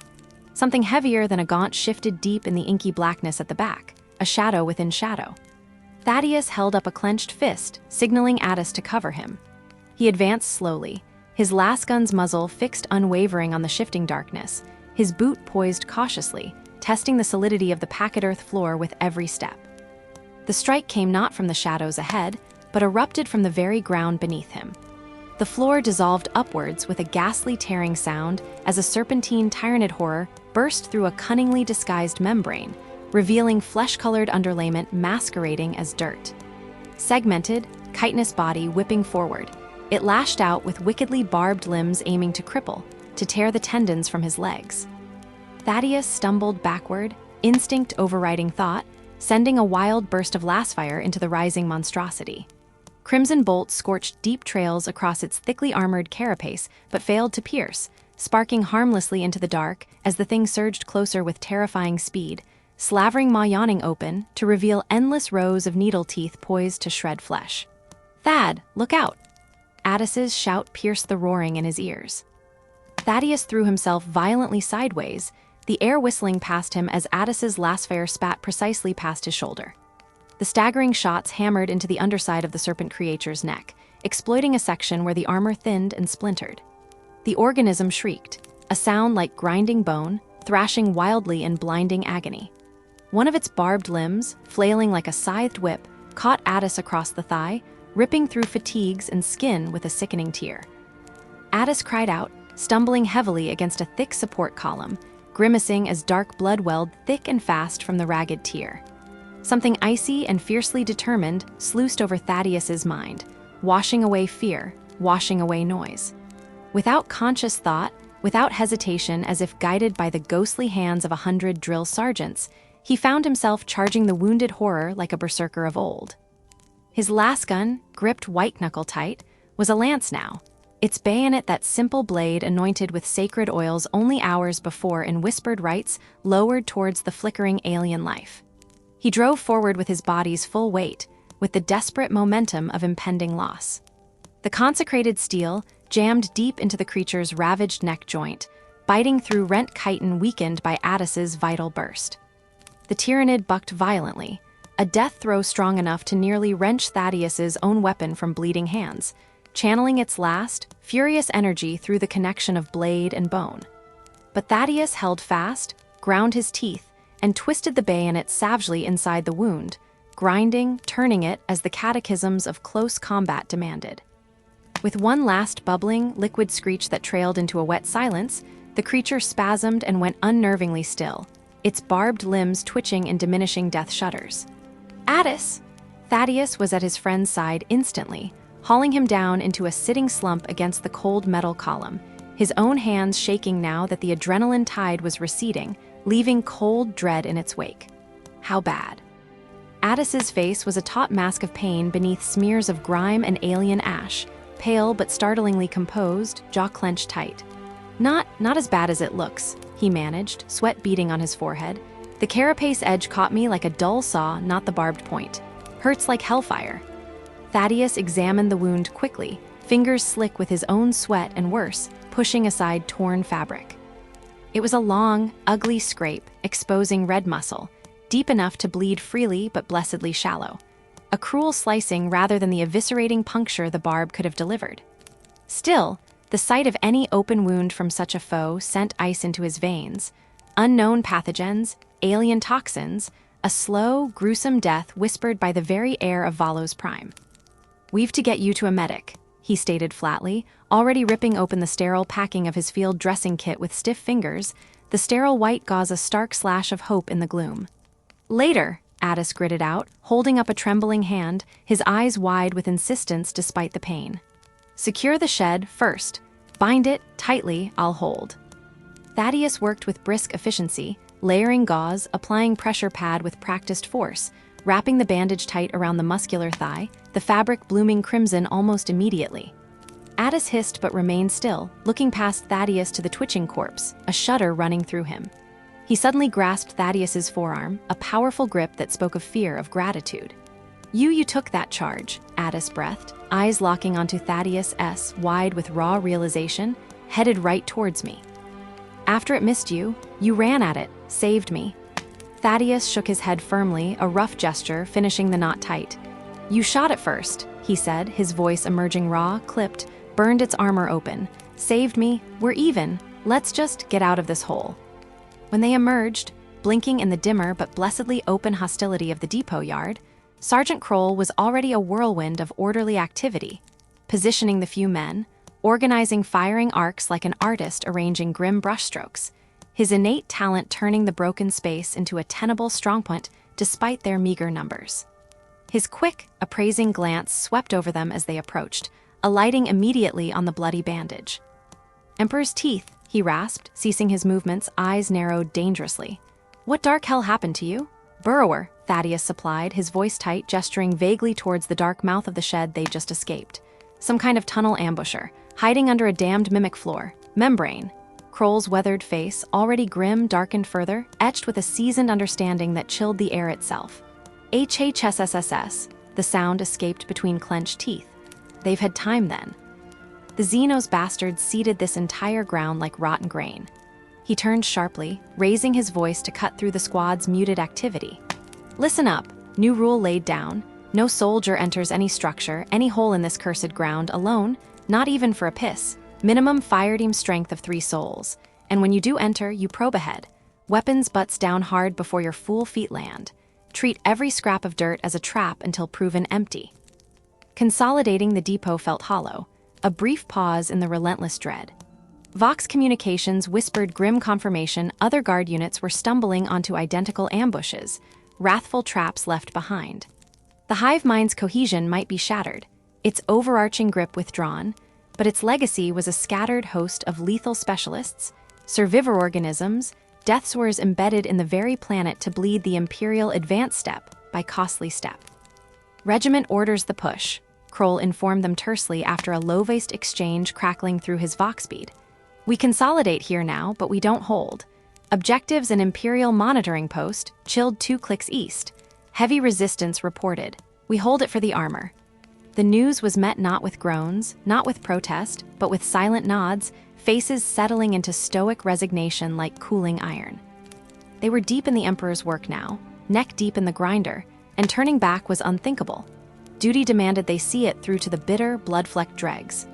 As they checked gear, redistributed power packs scavenged from the depot, Thaddeus found his gaze drifting unwillingly back towards the distant, obscured horizon where the trenches lay, their muddy troughs suddenly recast in memory as a sanctuary, almost homely against this walking nightmare.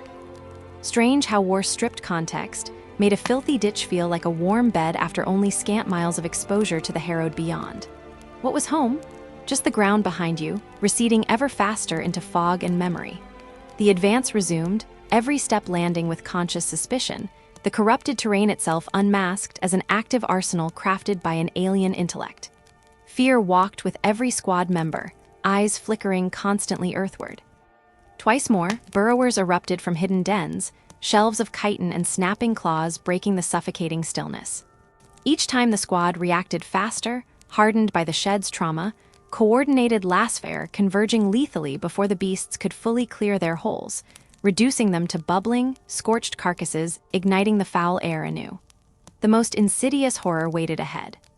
Vern, on vigilant point, was about to skirt what looked like a modest crater filled with stagnant, muddy water common enough on any shell-raked world. He hesitated, a boot poised midair over the shimmering surface. Sergeant Kroll's voice, like ice-shattering rock, froze him rigid. "Hold, Corporal, don't move, that's no water." Vern froze, straining to see. Closer inspection revealed the liquid's unnatural clarity, viscous surface.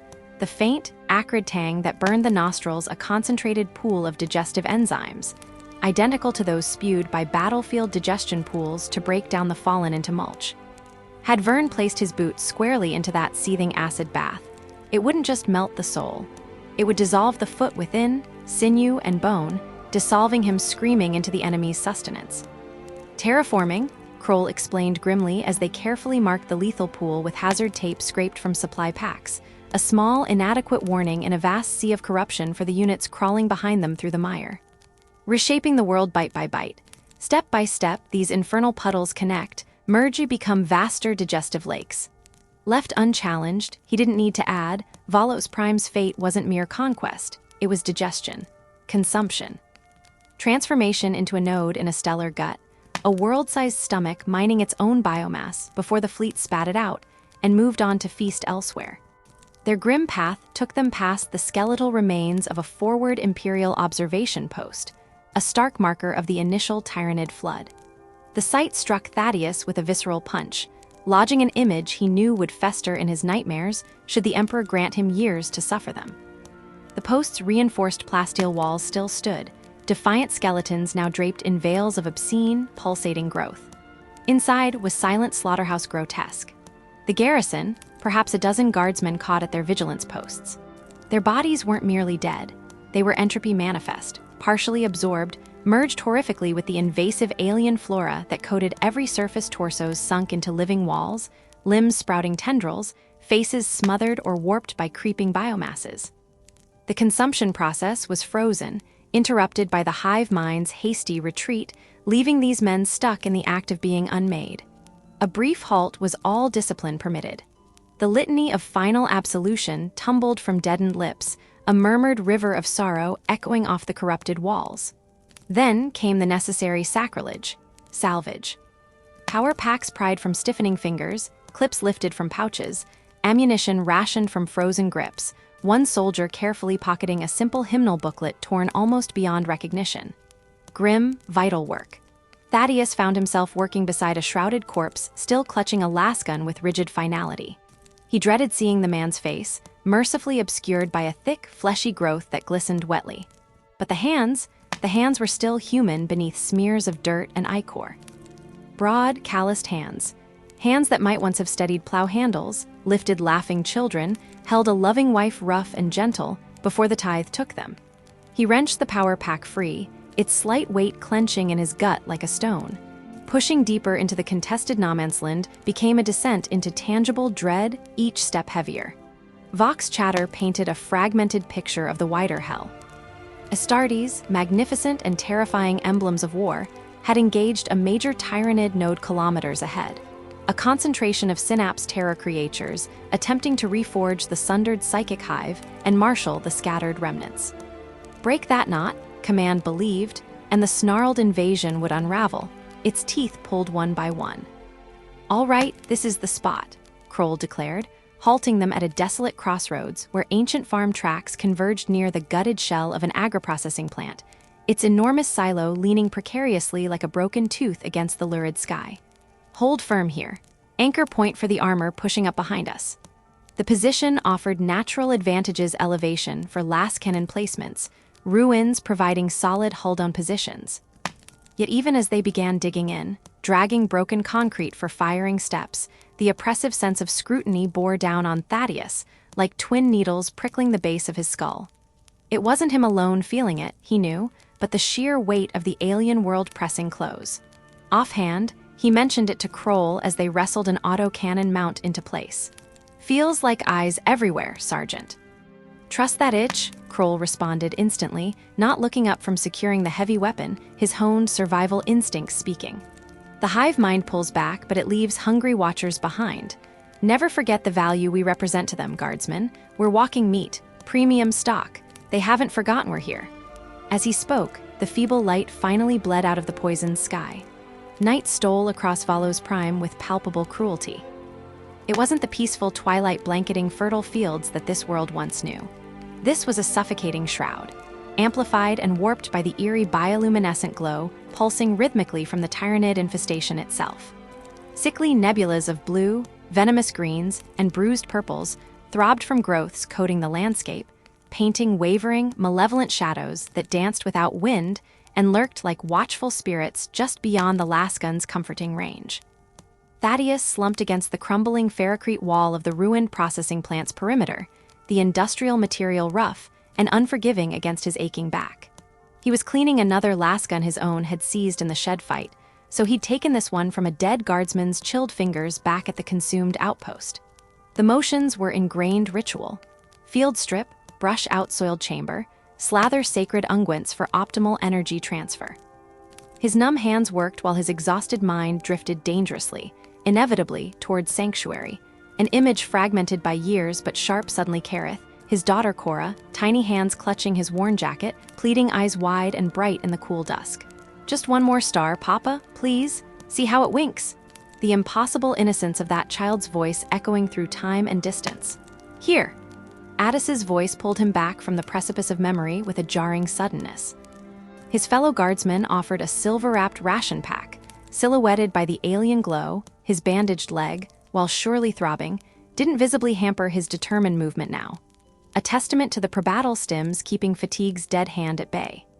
His face, like Thaddeus's own, was a mask of ingrained grime layered beneath the constant fallout of strange, powdery ash that drifted ceaselessly down like corruption snowfall.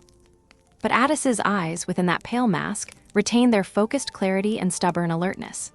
"Thanks," Thaddeus said, his voice feeling thick, unused, accepting the dense nutrient bar. Breaking the seal released faint machine smells, grease and sterile packaging. It tasted utterly neutral, a slab of compacted calories and synthesized supplements designed solely to sustain a war machine's body. Yet hunger clawed at his guts, transformed the dense paste into palatable, if joyless, fuel. Around their small haven of crumbling wall and flickering portable lamp, the rest of the squad moved in the oppressive gloom.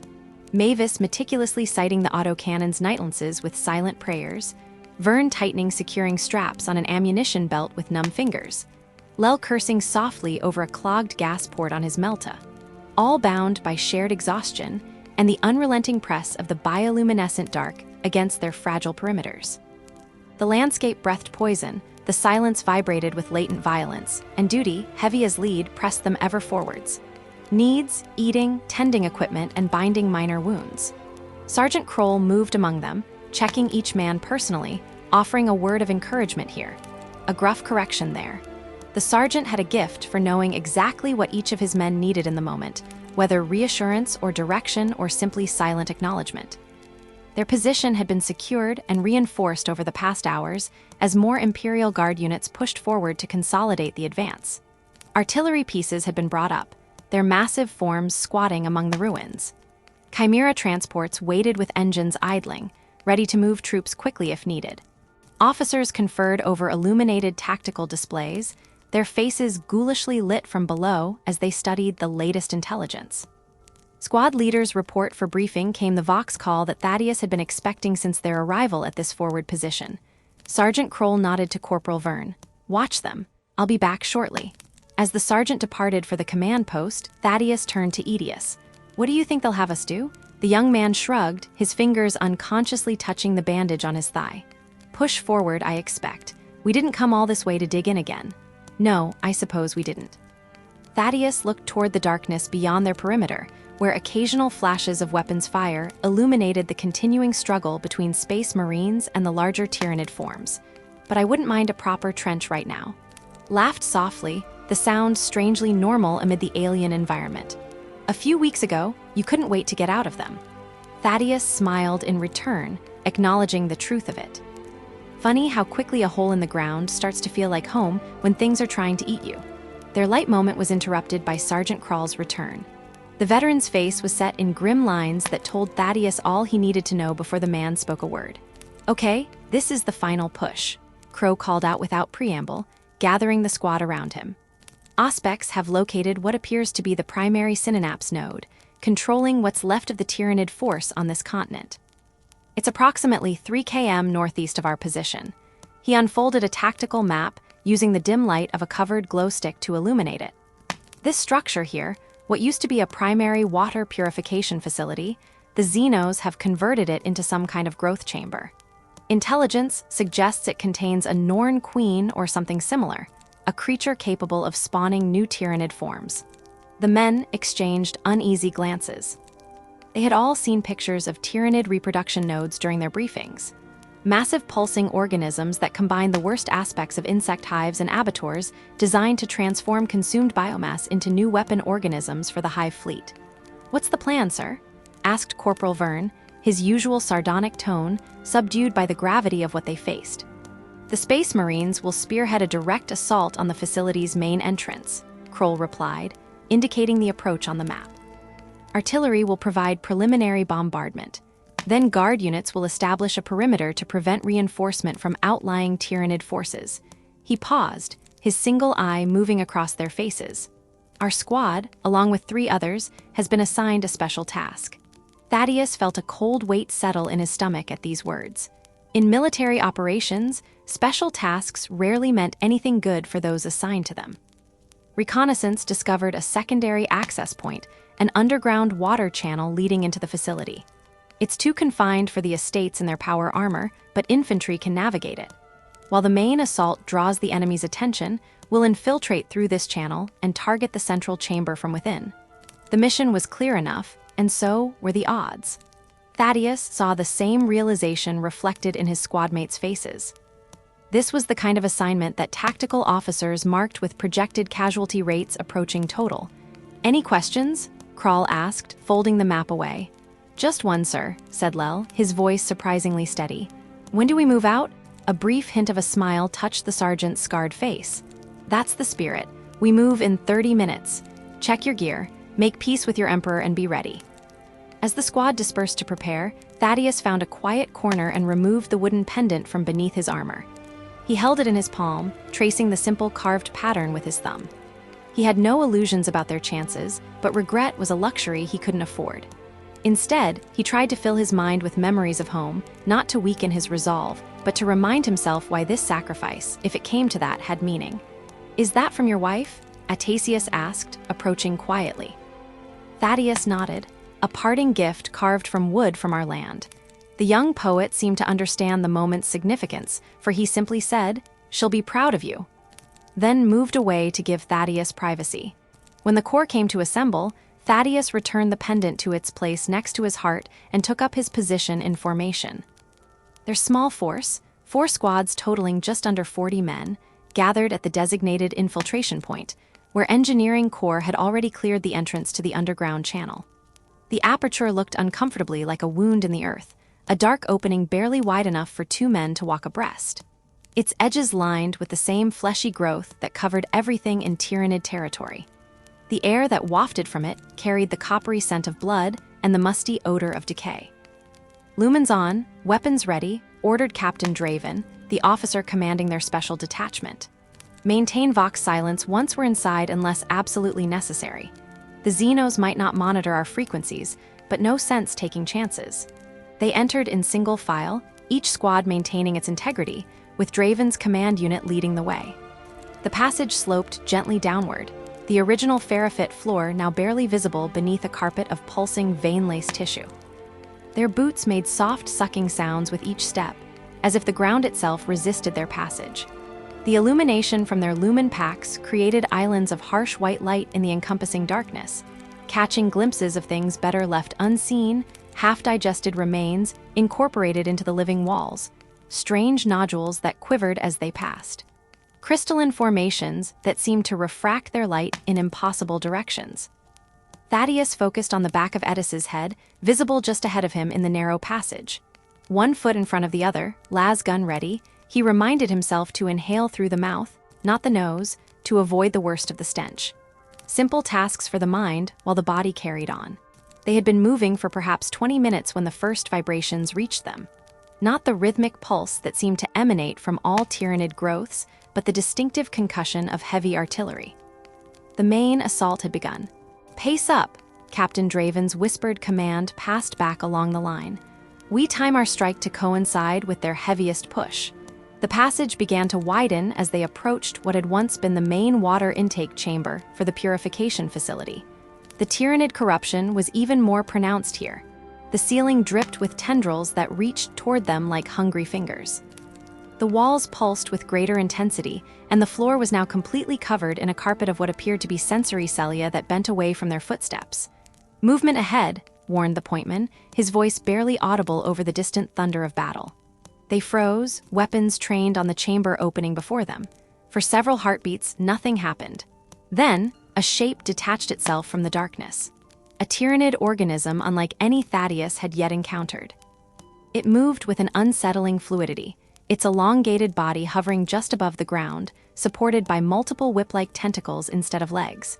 Where a head should be, it possessed only sensory clusters arranged in a disturbing approximation of a human face. It paused, these sensory organs quivering as they detected the intruders. Before it could react further, las fire erupted from the front of the column. Precision shots that struck the creature's central mass. It emitted no sound as it died, simply collapsing into a heap of twitching limbs. Synapse tendril identified Captain Draven. They act as sensory extensions of the main hive organism. Move quickly. It may have already alerted others. They pushed forward into the intake chamber, a vast space that had been transformed into something resembling both womb and slaughterhouse. The walls pulsed with more pronounced rhythm.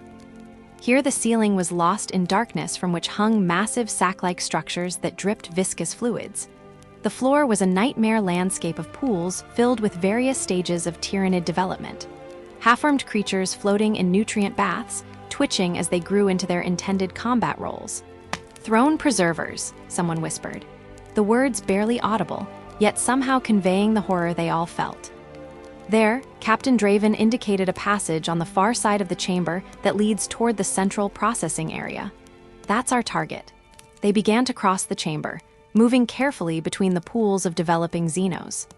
Thaddeus tried not to look too closely at the contents, focusing instead on secure footing and maintaining formation. The sounds of battle were louder now, reverberating through the structure, the deep boom of heavy weapons, the distinctive crack of bolters, and beneath it all, the alien screeching of Tyranids in combat. They were halfway across when the alarm came. Not a sound, but a change in the rhythm of the pulse surrounding them. The half-formed creatures in the pools began to thrash more vigorously, as if agitated by some unseen stimulus. The sacks hanging from the ceiling contracted, releasing more fluid that splashed into the pools. "They know we're here," Sergeant Kroll said, his voice tight. "Double time it now." They broke into a running advance, abandoning stealth for speed. As they neared the far passage, movement erupted from several of the larger pools, more fully developed Tyranid forms emerging from the nutrient baths, their carapaces still glistening with birth fluids. Gunfire cut through the first wave of emergent creatures, but more followed. The guard squads formed a fighting retreat, maintaining disciplined volleys as they backed toward their objective. First and second squads, "Hold them here," ordered Captain Draven. Third and fourth with me. We pushed to the primary target.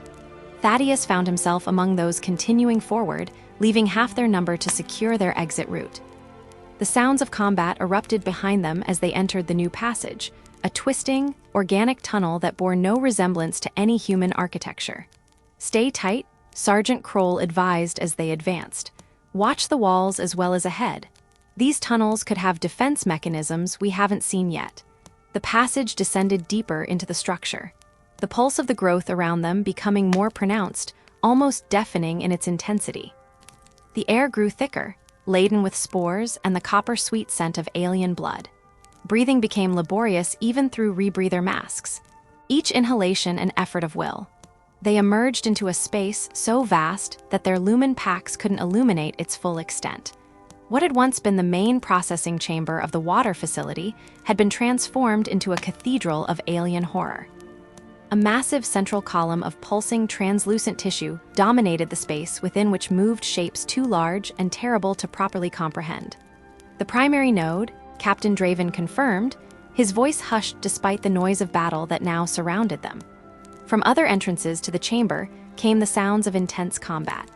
The main assault force must have penetrated this far as well, engaging the Tyranid defenders from multiple directions.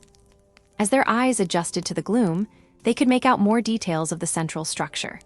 It resembled nothing, so the oppressive stink hit Thaddeus anew.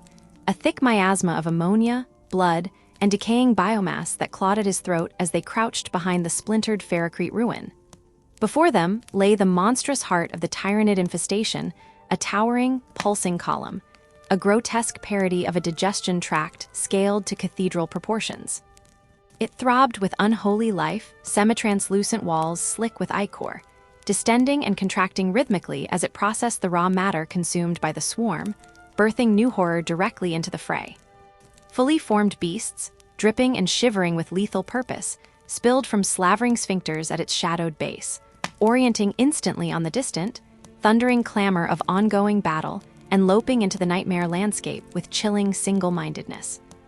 Guarding this obscene factory of war stood nightmares incarnate. Towering carnifexes, their chitinous carapaces cratered and scarred by previous butcheries, moving with ponderous, irresistible menace. Sinuous hive tyrants whose multifaceted eyes gleamed with glacial, predatory intelligence, orchestrating the swarm's defense. And seething masses of smaller, specialized warrior forms, a deadly carpet of chittering claws and snapping talons guarding the pulsing spire. Captain Draven's voice was low, urgent, cutting through the background roar. The Mechanicus Adepts pinpointed that. He gestured sharply at the colossal biological pillar, as the primary synapse relay for this entire sector hive. This cancer's brain stem. Plant the charges at its foundations, crack its spine, and the rest scatter like disjointed insects. Mindless. Getting his demolition pack settled more firmly, the heavy weight both a burden and a grim comfort, Thaddeus followed Draven's gaze. Sergeant Krull grunted beside him, his weathered face tight as he scanned the dense cordon of alien guardians encircling the structure. "Reachin' it, sir," he observed grimly. "That'll be the butcher's bill paid in full."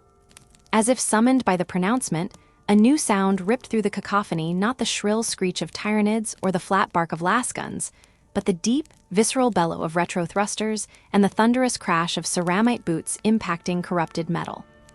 Through a rent in the chamber wall above, a bolt of blue and gold power slammed down. Space Marine assault marines. Gleaming amidst the pervasive filth, their jump packs flaring and smoking, they carved into the Tyranid defenders like vengeful demigods. Chainswords snarled, devouring chitin, power weapons crackled with lethal energy, leaving charred ruin in their wake. An exploitable fissure materialized in the alien defensive line, chaotic and violent. "There's our moment." Draven snapped, tension coiling in his voice despite its steady pitch, his hand checking the demolition pack's activation rune. "When the angels engage the heavies, we run for the column. Plant charges at the designated structural weaknesses, 0 delay, then full retreat to the ingress point. Faster than shadow, understood."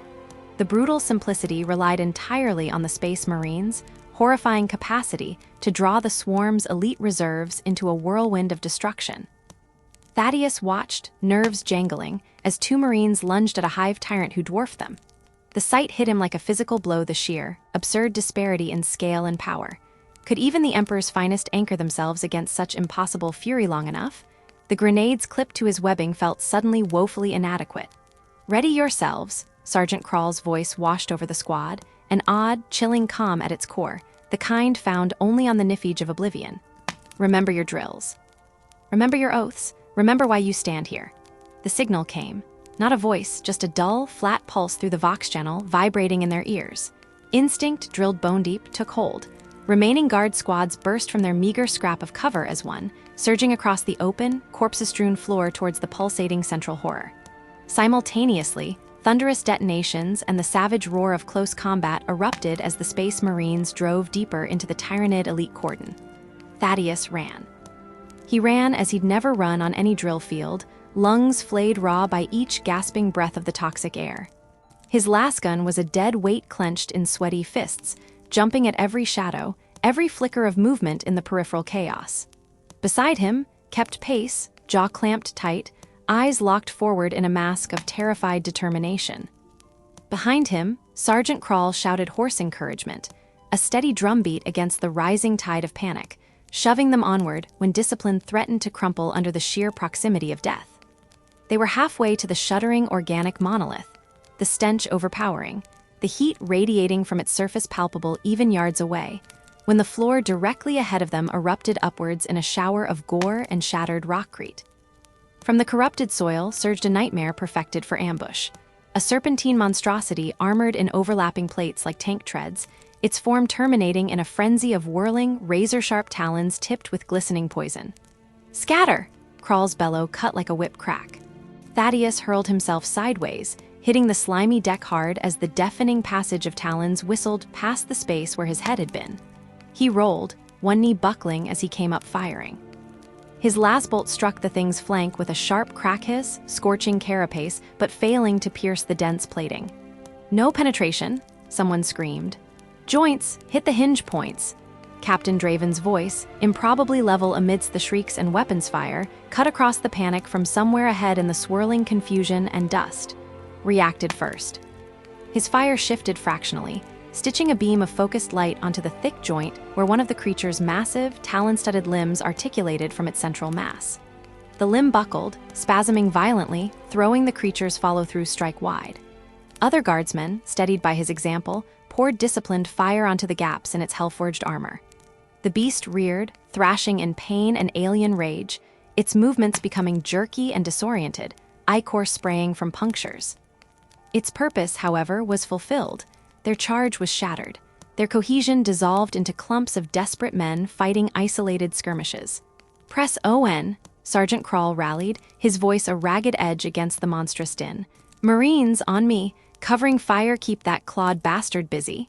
Fixing bayonets, Crawl started a ragged push around the wounded horror.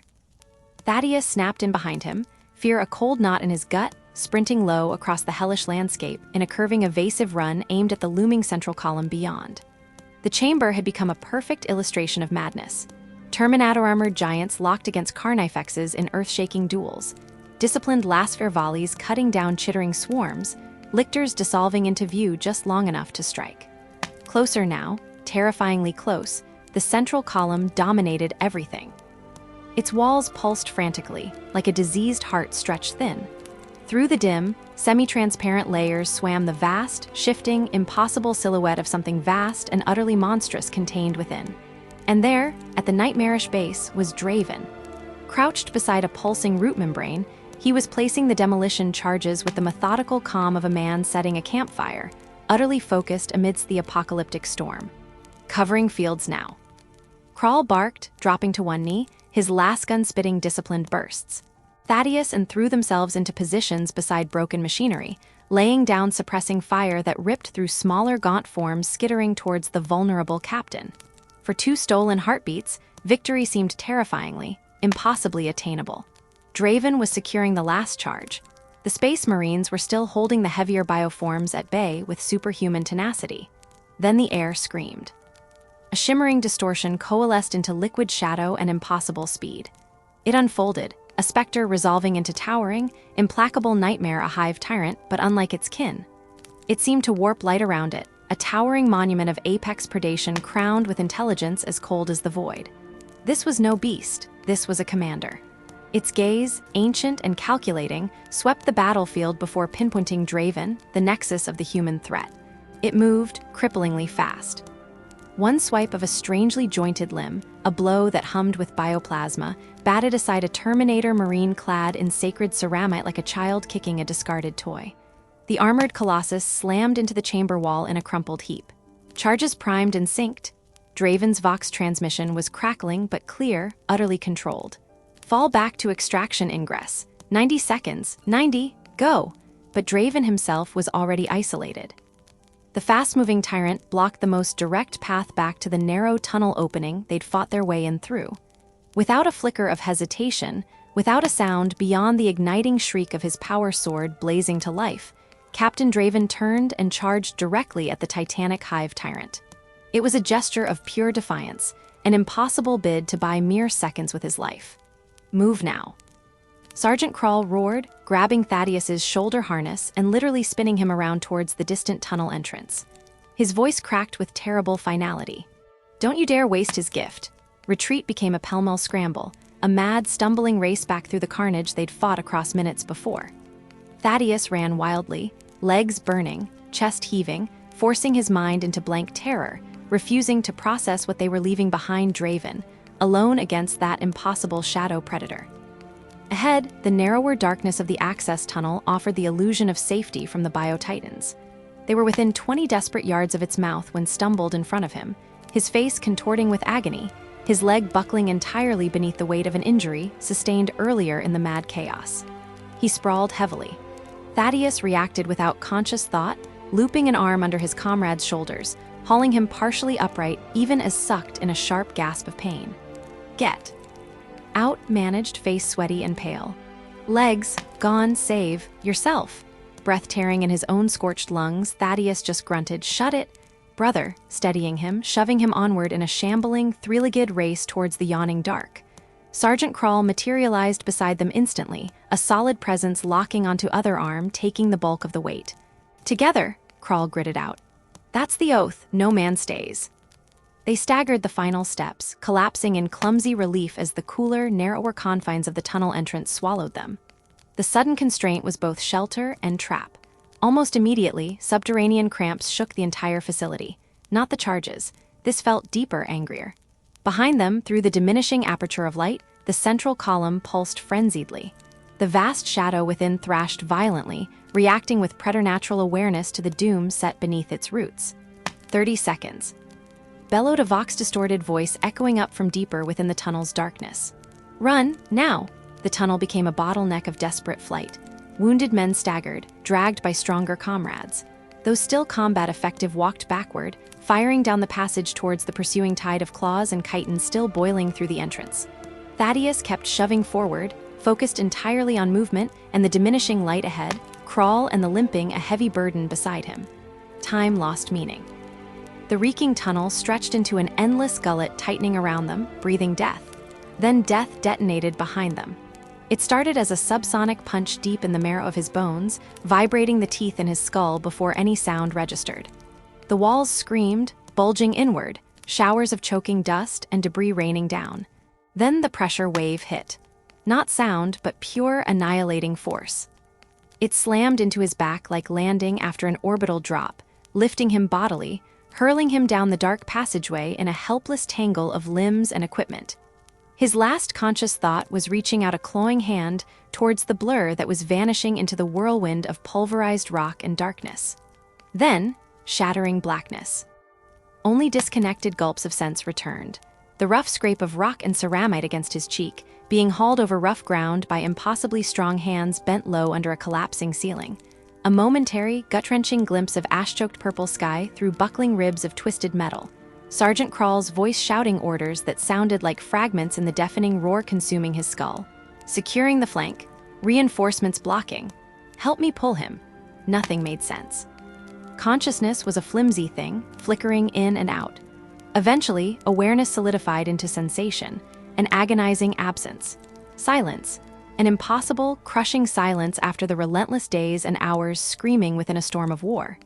The sheer weight of the silence pressed on his eardrums, a physical force hollowing out his chest. He realized he was sitting slumped on a jagged block of broken ferrocrete, staring at his hands. They trembled minutely against the cooling rock, betraying the exhaustion saturating every fiber of his being.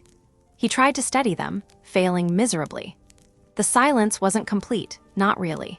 Beneath it lay a continuous, thin ringing the souvenir drumming every soldier carried after too many detonations. And beyond that, the muffled sounds of collapse. Medics moving with grim efficiency amongst the groaning shapes on stretchers, a choked cough nearby, the low murmur of shell-shocked soldiers reporting, the distant, grinding rumble of tracked recovery vehicles hauling salvage or bodies. But the overwhelming, maddening cacophony of battle, the constant shrieking, weapons fire, screams, and the deep bass howl of bioconstructs had vanished, leaving only this eerie, echoing stillness. "Drink. It helps." The voice was familiar, hoarse with dust. Thaddeus looked up, stood close, offering a dented canteen. The young man was almost unrecognizable under a grotesque mask of dried blood, heavy gray dust, and the peculiar, sticky ash residue that had fallen continuously like polluted snow. Only his eyes remained unchanged, thoughtful, holding a profound gentleness that seemed entirely incongruous with the broken landscape and the horrors imprinted there. "Thanks," Thaddeus rasped. His own voice sounded distant, alien, like hearing himself through a malfunctioning vox. He took the canteen. The lukewarm water burned, scraped raw flesh inside his throat, yet it tasted impossibly sweet, cleaner, and more vital than any vintage wine he remembered tasting back on the peaceful, forgotten agri-world of Drassa. Sank down heavily beside him on the broken masonry. "We did it," he stated softly, almost wonderingly, staring out over the wasteland they had dared to enter. "They're confirming it. The central node, shattered. The big one inside, vaporized. Remaining Xenos, they're just running on out-of-sequence impulses now, mindless animals." Thaddeus nodded mechanically. He couldn't summon the energy, the connection, for words. Yes, they'd done it.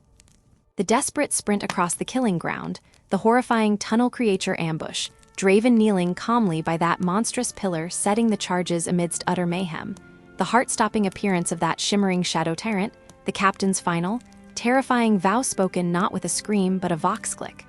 The fractured kaleidoscope of memory felt stolen, belonging to a different person he'd merely observed from within a shell. Anyone heard anything? The others. The question rose unbidden, clawing past the numb detachment, forcing its way through the ringing silence. His voice sounded low, hesitant. Gaze shifted downwards, staring hard at his own scarred and grime-caked hands resting on his knees. The expression spoke volumes before the words, heavy with unspoken names. "Lel Fennec think they made it out. Crawled back for the mop-up sweeps," he began, voice flat. "Corporal Vern, the medics have him. They, scything claw. Took the left arm clean off below the elbow.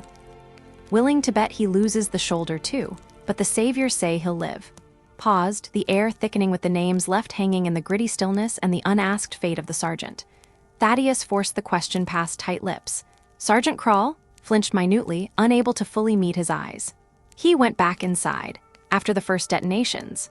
Still saw movement further in, men down, shouting. He trailed off, leaving the sentence hanging in the suffocating quiet of the aftermath. They both knew. Searching the rubble was for bodies, for confirmation, not rescue. The memory surged then, uninvited and sharp. Krall shoving them bodily towards the exit tunnel, his face a mask of terrible resolve stripped of its calming veneer, that single barked order to Geo, before he twisted back towards the collapsing inferno, plunging into the smoke and chaos to try pulling out others. The silence stretched. Thaddeus felt nothing. Or rather, not nothing. Not grief or the expected volcanic rage. Instead, it was a profound hollowing, as if every emotional organ inside him had been scraped raw and emptied out, leaving only a rough casing holding in bone-deep, soul-crushing exhaustion. He almost welcomed the numbness. It was a barrier against the crashing wave he knew waited just beyond the fatigue. One more name remained. He asked it quietly, already knowing the answer would be an echo. The captain. Thaddeus kept his eyes fixed on the distant, smoldering ruins of the facility complex, the place where the bio-column had stood. Last seen, engaging the Hive tyrant. His voice held simple reverence. Covered our retreat down that tunnel corridor, gave us the seconds to get feet inside. There, pushing for posthumous honors. Astral tetrax, at least. Honors. The word felt cheap, tinny. As if a ribbon or a piece of engraved parchment could remotely balance the horrifying calculus of ripped flesh, spilled blood, and vanished souls the captain had willingly stepped into.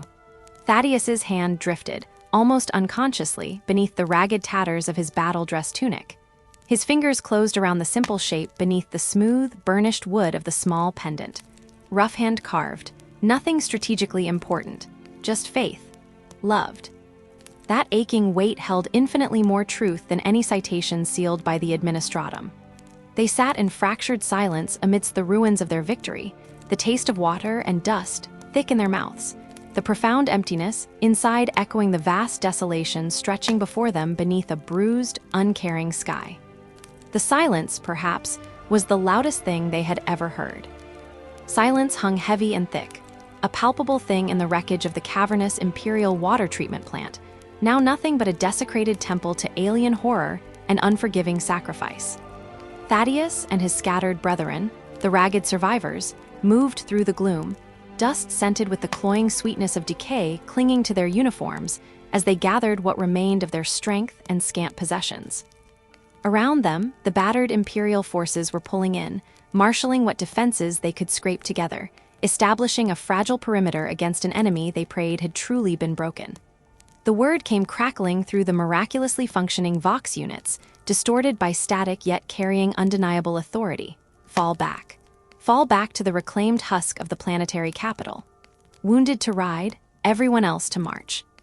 Thaddeus shouldered his lasgun, sore muscles screaming protest, joining a shuffling column of men whose expressions mirrored his own hollow exhaustion, a collection of the broken and the stunned.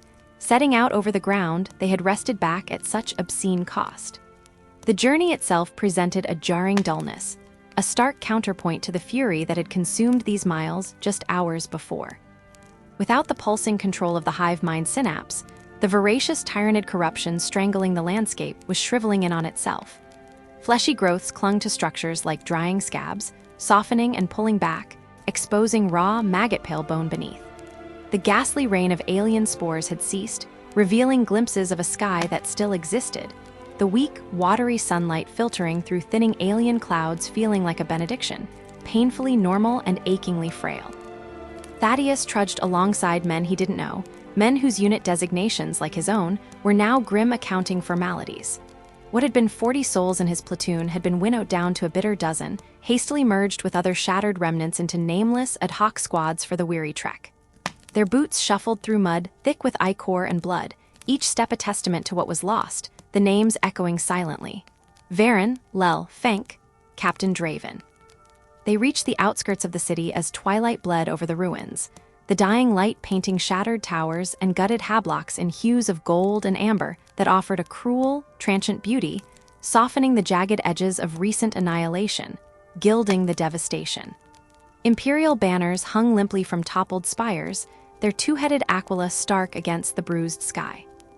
Guardsmen hunched at makeshift checkpoints established at fractured intersections, their weary vigilance lending a desperately needed semblance of order to the chaos, strobing auspex lights cutting swathes through the deepening gloom. Their designated shelter loomed, a once-pristine municipal administrative building now scarred like a veteran's face. The Imperial aquila above the entrance was still visible, though defaced by last burns and deeply etched with creeping traces of acid corrosion that wept dark tears. Inside the grand atrium, echoes rebounded off cavernous walls, stripped of their pre-invasion grandeur. The marble floors, once polished for the steps of planetary officials, were now crammed with neat, ordered rows of bedrolls, transforming the space into a vast, echoing barracks under vaulted ceilings scarred by smoke and shrapnel. Thaddeus's assigned space was near a tall, arched window overlooking what might have once been a carefully curated public garden. Now it was just a pit of churned earth, clods of alien fauna decaying into slime, yet standing defiantly at its center was a makeshift shrine to the god emperor. The flickering light of clustered votive candles bathing meticulously inscribed prayer slips, glued to a simple wooden frame in penitent softness. Dropping his battered kit bag with a thud that resonated far too loudly in the vast room, unslinging the lasgun he'd carried from the depths of hell, Thaddeus finally surrendered. Exhaustion, a physical weight like molten armor plating, descended upon him, crushing him toward the thin mattress. But deeper, far deeper beneath the dull ache of overstressed muscle and frayed nerves was a soul-deep weariness, a psychic void where even the simple task of undoing his bootlaces felt like a Herculean undertaking, a pointless endeavor against the encroaching dark. "You need to eat." The voice was Addis S. The younger guardsman appeared beside him, offering 2 prosaic ration packs. Set up a chow point in what was the refectory.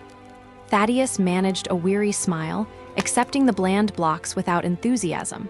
The necessity of sustenance was undeniable, yet his stomach recoiled. They sat side by side on their thin pads, chewing mechanically in the dimming light filtering through the high, grime-streaked windows. Gradually, other survivors drifted near, gravitating towards each other not by squad or company, but by the invisible, indelible bond forged in the unnameable horror they had collectively endured and shared. Conversation was sparse, pragmatic. Who knew the source of clean water located in the sublevels, where stretcher-bearers took the worst off in case someone needed to report a weeping sore, when the pinched-faced commissariat officers might arrive to dissect their nightmares under the guise of debriefing. The battle itself, the screams, the alien shrieks, the overwhelming stench of bioplasma and rent flesh, went unmentioned. Those recollections lay too close, too raw, volcanic heat just beneath a fragile crust of immediate survival. Instead, they swapped mundane discoveries about their temporary haven, that the eastern staircase climbed to a roof offering a view over the whole scarred cityscape, that an intact cache of scratchy parchment had been unearthed from a forgotten janitor's closet, that the mosaic in the secondary hall, miraculously less damaged, depicted the founding ancestors touching down on this doomed world centuries ago. These irrelevant fragments, the scrape of boots on stone stairs, the texture of old paper, the faded colors in a scene of colonial hope, were lifelines. They formed a trembling bridge back towards a world where humanity defined the terms, tentative touchstones to reassert a fragile normalcy after swimming in oceans of alien horror. Thaddeus remained largely silent, letting the low, fragmented chatter wash over him, finding a semblance of peace in its banality, in the sheer absence of killzones and synapse screeches. Night deepened, pressing down on the vast chamber like a suffocating blanket. Around him, men slept fitfully or lay still, pretending, their shallow breaths forming a somber choir against the backdrop of outside noise. The grinding rumble of supply chimera transports, the sharp bark of challenge and countersign at distant checkpoints, the thud and crumbling echo of controlled demolition charges bringing down dangerously unstable ruins. Sleep eluded Thaddeus, exhaustion fighting a losing battle against the unspooling reel of images behind his eyelids. He rose cautiously, a single shadow detaching itself from the greater gloom, carefully stepping around the sleeping form of Addis, whose young visage, slack with sleep, finally showed a hint of the boy he truly was. Guided by the earlier tip, Thaddeus navigated the sleeping rows and ascended the echoing stone steps of the eastern stairwell. The rooftop was as described, a stark, flat expanse ringed by an ornate stone balustrade, many sections now blasted away. Moonlight, pale and cold as milk, spilled over the jagged horizon of the reclaimed capital, painting ruin in stark monochrome, defining the stark geometries of total war and lending an eerie, spectral beauty to destruction. Pinpricks of warm yellow light marked scattered imperial camps, isolated islands of mortal defiance in a vast sea of consuming night. Thaddeus felt the prickle of another's presence before he saw them. A lone figure stood rigid at the far parapet, silhouetted starkly against the star-scattered blackness, gazing out towards the unseen enemy on the southern landmass. For a heartbeat, Thaddeus considered retreat, unwilling to fracture another soldier's hard-won solitude. But something arrested him: the familiar breadth of the shoulders, the distinct set of the man's head atop a thick neck, how he stood rooted despite the obvious imbalance hinted in his posture. Sergeant Kroll. Thaddeus's voice was barely a whisper, snatched away by the faint night breeze. He almost disbelieved his own hope. The figure turned slowly, movement stiff.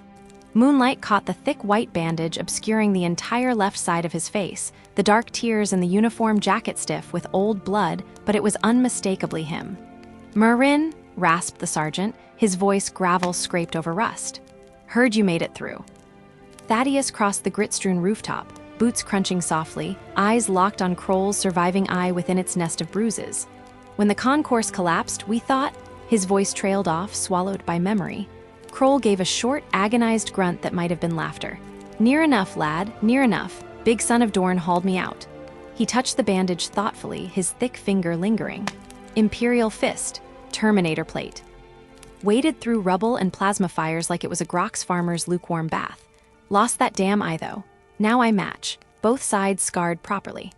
The sheer physical reality of Kroll standing there battered, diminished, yet undeniably stubborn unwound a knot of rigid tension Thaddeus hadn't known was cinched so tight around his lungs. It wasn't redemption.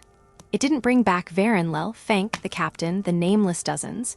It couldn't heal the rent places in his spirit. But it was a thing. A small, victorious thing against the howling void of loss, a flicker of light punched through the overwhelming dark. "The others?" Kroll asked, though the grim set of his uncovered eye conveyed he already knew the accounting. "With the medikey. Lost, Fank down in the silos?" Thaddeus faltered, the litany freezing on his tongue, choked by the sheer scale of it. Kroll simply nodded, once sharp and soldierly. Acceptance carved into his very bones. They died well, as soldiers of the Emperor must. Men of the line doing their duty to the last. Silence settled again, shared, gazing out over the colossal shadow city. Eventually, Kroll spoke, quieter now, the gravel smoothed in his tone. "Command's biting the bit for the next push already. Continent ain't cold, preliminary drops already haunting the Southlands. Southern landmass, major infestation ground." The implication was iron-hard, unavoidable. Cost paid here, the names just spoken, the exhaustion in their marrow it bought merely time and a stepping stone. Victory was tactical, bloody, and unfinished. Valo's prime soul was still contested. When, Thaddeus asked, the word heavy. 3 days, reorganize, reload, then we lift. Kroll shifted, turning his bandaged face sidelong towards Thaddeus. Unless you took a warrant worse than this. He gestured vaguely towards his own masked wound. Thaddeus straightened his own tired shoulders. Just tired, Sarge. I'll be ready. Another silence stretched, longer this time, less jagged than the last, laden with the shared acceptance of terrible necessities. After what felt like an age, Kroll's posture snapped back into its familiar rods of iron discipline. Get some rack, Merrin, he ordered, weary authority underpinning the words. Dawn muster at 0800. Full honors tomorrow for them that stayed. Mandatory attendance. With a tight, wordless nod, Sergeant Kroll turned heavily and vanished into the black maw of the stairwell. Thaddeus stood alone again under the uncaring stars and the moon's cold regard.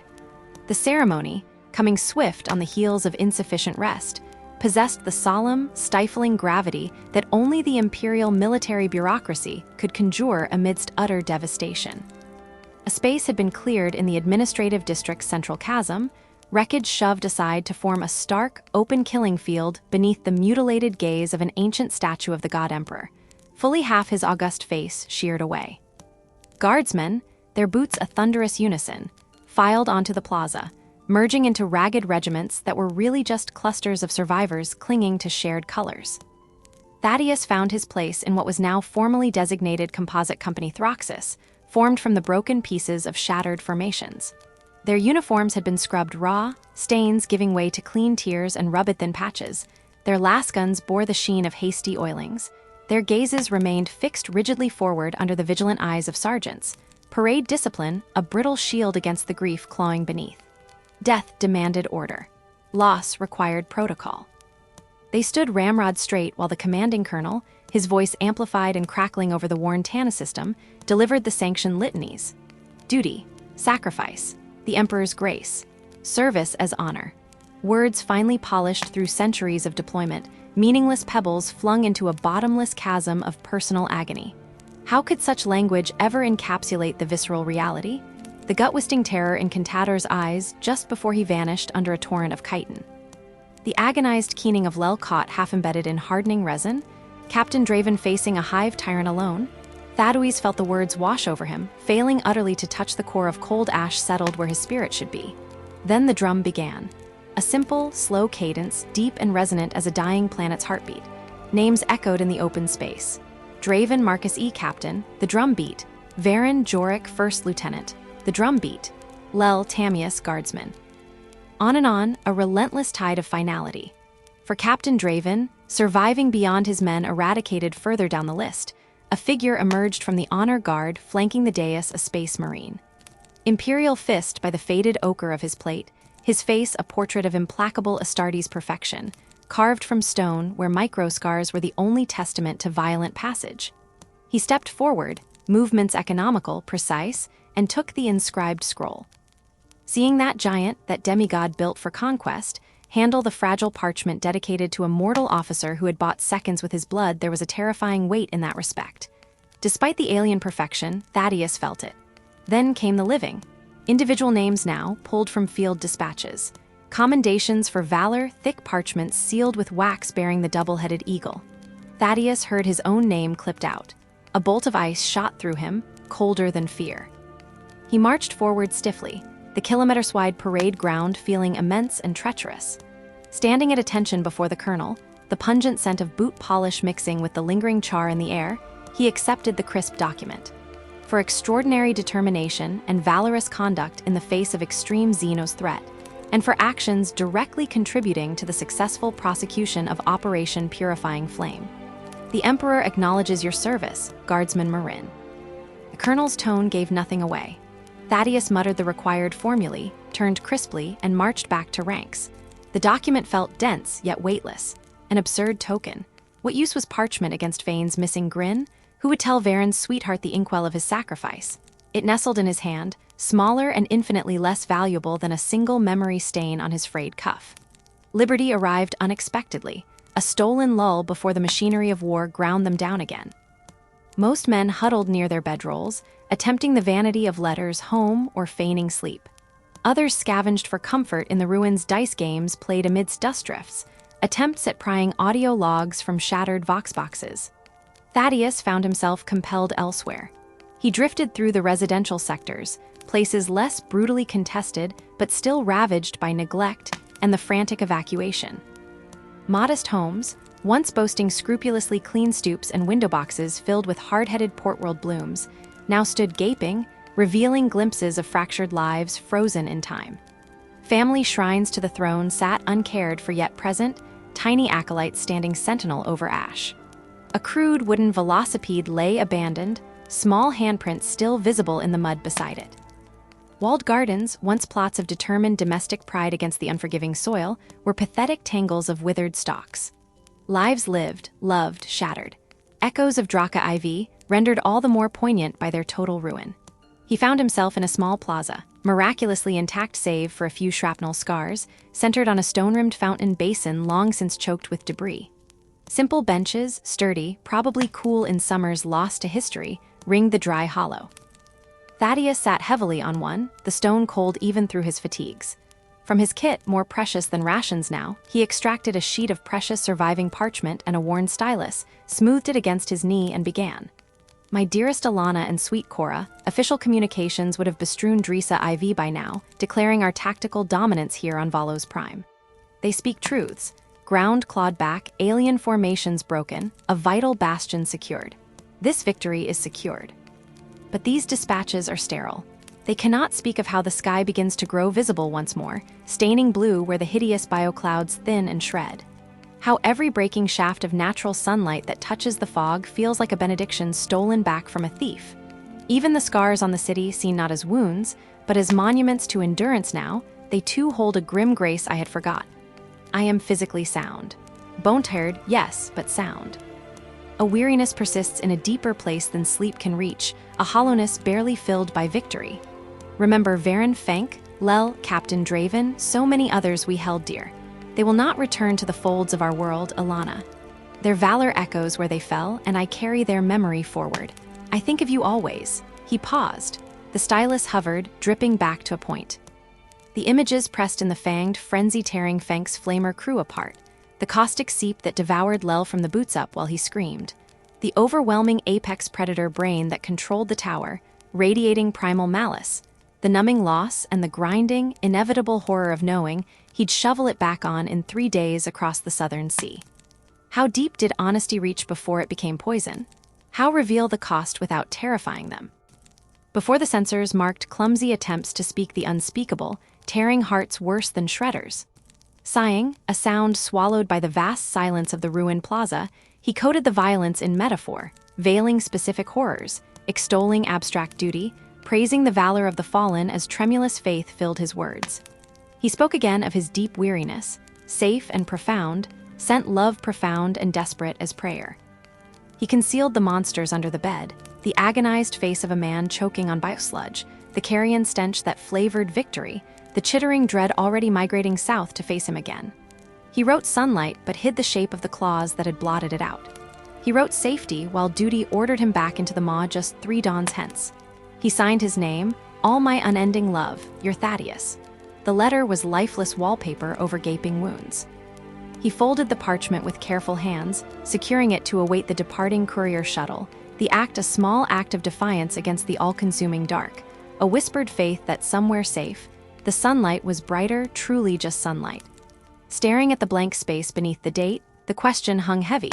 Soften the awful truth for them, or unleash the full nightmare onto unsuspecting innocents. In the end, Thaddeus forged a middle path. Neither the sterile comfort of propaganda lies, nor the shattering brutality scraping raw against his memories. We fought things, sir, creatures twisted beyond nature's design, nightmares made claw and chitin flesh. We held ground alongside warriors clad in ceramite, the Emperor's mailed fist, and when every bone screamed to break and run, we held. By that stubbornness, worlds uncountable sleep easy tonight, never knowing the shadow's breath was cold upon their souls. I keep your pendant close. It's become a curious talisman for my men. Any trooper showing them a sliver of home untouched, unsullied by this cosmic rot, well, they reckon he's walking under a celestial blessing. Maybe they see true. Give Cora this message. Her father has seen the stars from stranger angles now and found them just as dazzling as they are outside her window late when sleep won't come. Tell her the stories pile up as promised, a stack waiting, though some patient years must pass before she hears their darker rhythms. We march shortly. This scarred world hides more tasks before it's yielded back entirely. How long until the next scrap of paper finds a void mail courier? How many seasons spinning away before I smell Dross's wheat fields again? The Imperium is vast, sir.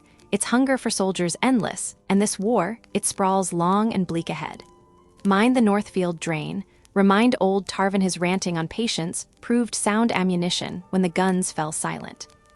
Remember this above all, though different skies canopy our heads, we stand washed in the selfsame Emperor's light. My love, unchanging Thaddeus.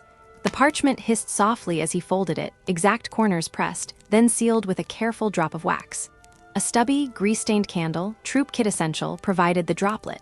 Reached Drossa, the void held strange currents and darker tides than water. Control was shattered dream. Yet writing it was essential bridgework, geodesy spanning the chasm between the farmer who left and the fighter who remained. Setting sun painted the reclaimed city in dying, golden fire as Thaddeus trudged back. Ruined buildings stretched skeletal shadows over boulevards where work crews labored slowly, moving debris like pilgrims shifting sacred stones. That industry, that refusal to lie down even here, spoke of humanity's core defiance.